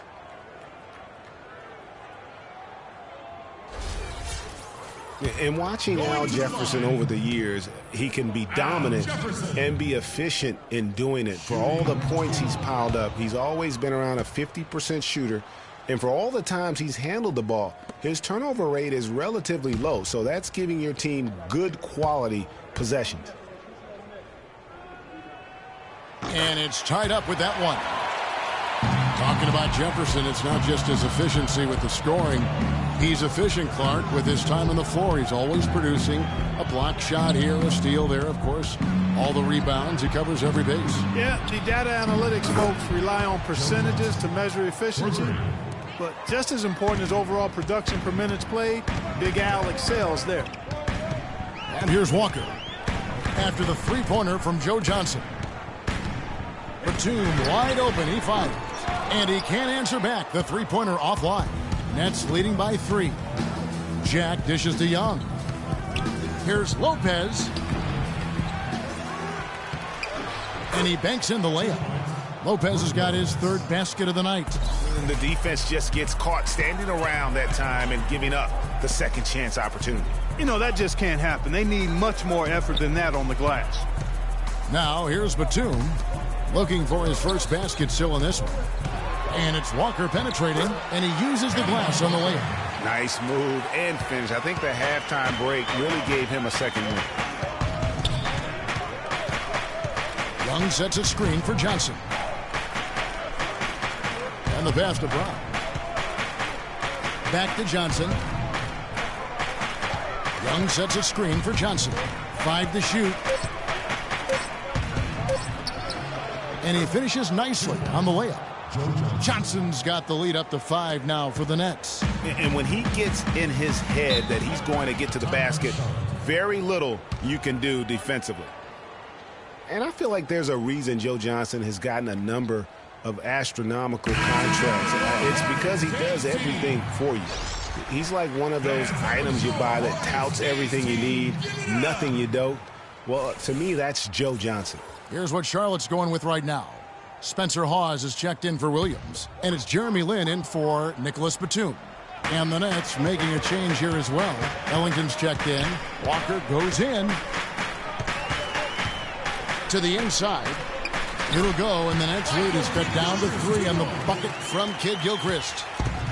Clark, when you take a look at Joe Johnson, and if you were on a good team, a team that was contending for a championship, where ideally would you like him to be? Where would you slot him? I'd put him in that first or second scoring role because he's so good and scores so effortlessly. And at some point, I think he's going to hoist that Larry O'Brien trophy. Boy, the D has to show a little more fight on the interior than they did on that trip. They've got a battle inside. This game has been a battle, and maybe they're starting to just run out of gas a little bit. 34 seconds left here in the third quarter. There's the pick. Kicks it to Hawes for the tie. It's hauled in by Brown. Nets leading by 3. He feeds it to Ellington.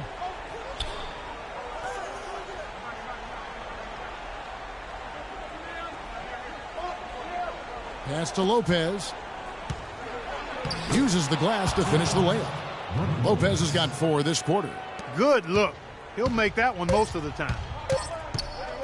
From deep, Walker. He got it just in time. What a shot! Wow, what a miracle heave to finish off the quarter. How'd he get that one to go? I don't know, but I think that's a 2% shot. He'd make 2 out of 100 of those if you gave him to him. We're at the end of the third, and we've still got a close one. Nets lead by 2. Don't go anywhere. The final quarter is coming up next on 2K Sports. All right, the fourth quarter of action getting underway. We've had a great one so far with both sides coming to play. The Nets with the lead. On the court for the Nets getting the fourth quarter going. They've got Brook Lopez. Johnson is out there with Young. Then it's Jarrett Jack. And it's Bogdanovich in at the 2 spot. And it's Young at the elbow. 6 on the shot clock. Brooklyn needs to get off a shot here. No good from Jack. The Hornets shooting 47%, pretty solid. And Kid Gilchrist kicks to Batum. Screen by Jefferson.